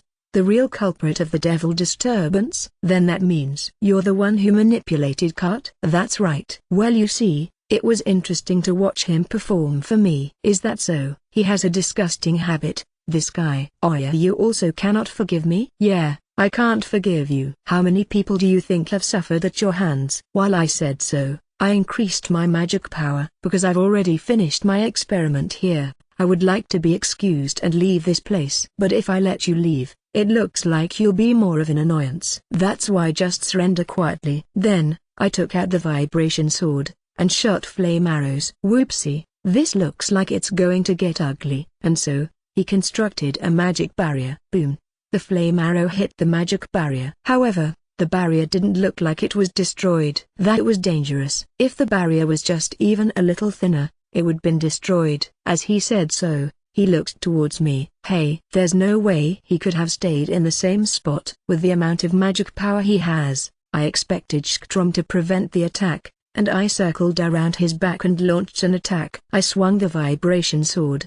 Whether he was aware of the magic power, or if it was just his intuition, he escaped from the vibration sword's path. That was dangerous. That sword is a magic tool, right? Who knows? I decided not to answer Skstrom's question, and continued to charge at him. As I thought, you're very dangerous. And so, he cast magic without any chant. I jumped to the side and avoided his attack, and even though it caused an explosion behind me, I ignored it and attacked with vibration sword again. Whoops. As I thought, that sword is troublesome. This time, he avoided the vibration sword by jumping backwards. You're a magician, right? You should have more trouble defending against physical attacks. With that, I kicked the ground and charged. At the same time, an earth lance flew out from the ground, thrusting towards Skstrom. Whoopsie, this is really amazing. He said so while soaring high into the sky. You're defenseless if you're up there. While Skstrom was still in the air, I shot a wide flame at him. With this, even if he were to twist his body, he shouldn't be able to avoid it. Sure enough, Skstrom was surprised. He panicked and constructed a magic barrier in a hurry. With this, he should take some damage. Flames then surrounded Skstrom. Although I expected him to fall, that it didn't happen. However, I think it's foul play to be floating in the sky. Skstrom has been floating in the air. Floating magic? Such a thing shouldn't have worked. However, Skstrom was actually floating in midair. This is outrageous. Phew. I really was being impatient just now. My robe has been scorched. But there's no damage to your body. No, if you look closely, have received some damage. As expected of the grandson of the hero, you are indeed the person who subdued the devil. Why? Thank you very much. I activated the jet boots I remodeled after reflecting on the past battle, and jumped towards Skstrom. What in the world? Once again, I swung the vibration sword. This time, the tip of the sword grazed Skstrom's face. Damn it, it just grazed him. Although I thought his injury was small, he reacted exaggeratedly. One more time, with the opportunity. This time, I created a wind blade. The attack from the wind blade hit Skstrom. The attacks from the wind blade made cuts in Skstrom's body one after another, and it also damaged his robe and his eye patch. Don't get so full of self. He suddenly released magic power. And I, who was hovering in the air, lost my balance because of the pressure. I activated jet boots at once, fixed my posture, and landed on the ground. While I was watching the still airborne Skstrom who was releasing magic, he looked at where I was. I guess his eye patch was damaged by the vibration sword and the wind blade, because the eye patch flew away while he was releasing his magic power. There was not a single scratch on his eyes. However, therein laid red eyes. Seeing Skstrom standing there with red eyes, my eyes widened. The magic power he has released is abominable. It was obviously the characteristics of a devil. Now you've finally done it, Wolford-kun. If possible, I wanted to leave this place while keeping my identity hidden. There's no way, right? A devil who is able to maintain his rationality. Everyone around were also all shocked. It was only natural. There's no way a devil would have rationality. It was something everyone knew of. Nevertheless, the damage it dealt was unimaginable. Then, I wondered what would happen if a devil were to maintain its rationality. Since it still has its rationality intact, it doesn't seem like it'll randomly go berserk. If I was to randomly use this magic power, wouldn't I be subjugated immediately? I wouldn't do such a stupid thing. Nevertheless, I knew that a punitive force would immediately arrive to subjugate a devil. That's why I wanted to hide my true identity. Then, does that mean you don't particularly want to harm humans? Foo-fa-foo, ah-ha-ha-ha-ha-ha-ha-ha-ha. When Schtrom heard my words, he began to laugh hysterically. Exactly what are you expecting, pal? Human beings are an existence I could care less about. What did you say? After I received this body, human beings became nothing but trifling existence. I'll use them all I want, trick them endlessly, kill them all I want. I'll do anything until they no longer exist. He's gone insane. This guy is a devil through and through. He has become an existence that is an enemy to all mankind. Not good. It won't be good unless he is stopped right now. I raised a cry and jumped. That attack again? Schtrom tried to counter with magic, but I activated my jet boots, did a sudden stop. Then, I went behind him and undistanced myself from Schtrom. What? Although Schtrom dodged my attack, he had a dubious expression on his face, but I already finished casting my magic. Take the haze. What did you say? The rays of sunlight converged at the spot right above Schtrom, and shot down towards him. Schtrom, who assumed the magic I had just fired was nothing but heat magic, received the attack directly. Gyuyuyua, Schtrom screamed the moment the attack hit him. Did it work this time? Then, Schtrom once again appeared with burn marks all over his body. Why you? How dare you? How dare you do this to me? TCH. That also didn't work. No, it was actually quite effective, you know. Once I have completed my purpose, the next thing I'll do is kill you. After he said so, he suddenly released an explosion magic. Schtrom's body was then concealed in the explosion, and everyone lost sight of Schtrom for a moment. Now then, Wolford-kun, Orth-san, and everyone else. I should really be leaving now, so please excuse me. I heard Schtrom's voice coming from above. When I looked up, I saw him still standing midair while healing his body. You bastard! Come down here! A night uncle started shouting at him. However, Schtrom just disregarded his words.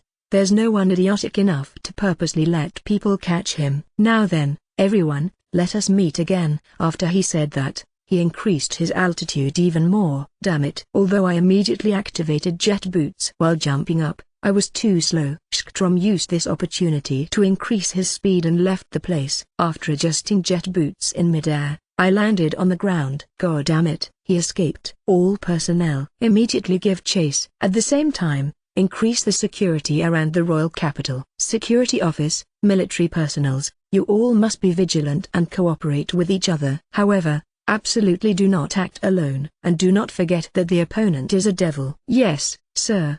Said by everyone. The night uncle from earlier gave instructions to everyone. Afterwards, the uncle came towards me while looking adverse and fell on one knee. Why? It's been a while since we've last met, Prince Augusto. Before I knew it, Gus was standing by my side. At the same time, the others were also there. Wait a minute. You didn't escape again? Shin-kun, are you hurt anywhere? I'm okay, it's okay already. While Cicely was patting my body to look for injuries again, my eyes met with Gus. Because I knew of him as an intellectual human. But I never would have thought he was actually a devil. When I found out that he was a devil, I was so surprised that I didn't even have any thoughts of running away. Even so, it was very dangerous. In the first place, what are you doing in a place like this? What do you mean? I was just walking around the city with friends from the academy before heading home, you know. Please think of your position, Thor, Julius, in addition to Shinar with me. It should be fine, right? That's not the problem here. Don't be so inflexible, Dominic. It is as the prince said. He has 2 escorts with him. Also, didn't you see what happened earlier? He did after all repel the devil earlier. An uncle wearing a robe said to the night uncle. Rather than repelling it, I let it escape. Please don't say something like that. If you were not here during that ordeal, we might have been completely wiped out. Thank you very much, Shin Wolford-kun. Ah, I haven't expressed my gratitude. Thank you, Wolford-kun.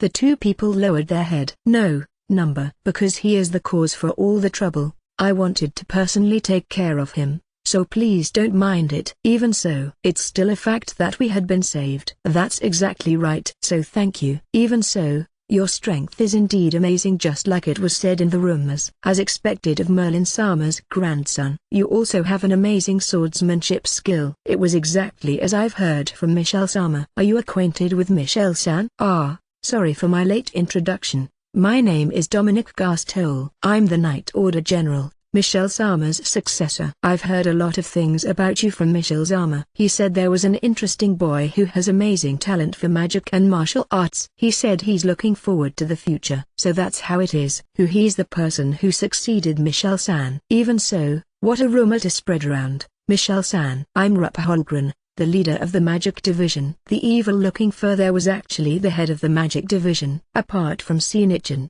is everyone from the magic division like this? I also heard a lot from Siegfried about a child who uses magic that defies all common sense. What was that last attack? A lot of heat had suddenly gathered and fell from the sky. Take a look at that. When he said that, everyone looked up at where it fell from. Look, even the ground had been vitrified due to the excessive heat. I wonder how high the temperature was. When they all saw it, everyone fell silent. That thing, what did you do? Wolford-kun. What, you ask? I just gathered the sunlight's heat rays and fired it. The sunlight? Why does it have that much power? Ah, they also don't know about it. There's more than just one kind of heat ray that comes from the sunlight. I also imagined different kinds of heat ray from various kinds of sunlight, and converged them. I'm sorry, I wasn't able to understand it very well. Don't worry about it, Holgren. There isn't a single person here who can understand it. I also heard that there's some magic that even the mage Idona couldn't understand himself, because the things in this person's head are strange. Isn't that a little too cruel? If the prince says so, then I'll try not to worry about it. However, even with this magic, you still weren't able to finish him.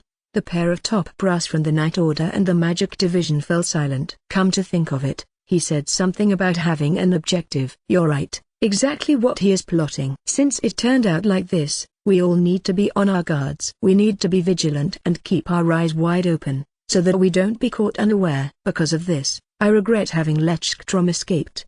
But if because I was afraid it might damage the surroundings, I couldn't use stronger magic. After I used that magic, I noticed that if the attack were to suddenly fall from the sky, and if it was not used carefully, it would most definitely cause a lot of damage. Nevertheless, I needed to use a more powerful attack to damage him. Ah, really? I should have just used a stronger magic to attack him. Stronger magic, you say? You're saying that wasn't your full strength? Since it had already happened, it can't be helped. However, the next time I meet Sktrom, I'll definitely kill him. That's what I had decided in my heart. By the way, since this had happened, this is not the time to be carrying out a bestowal ceremony. I said to Gus. These tidings cannot be announced. The people will not accept it if the ceremony is not carried out as planned. Another gag order,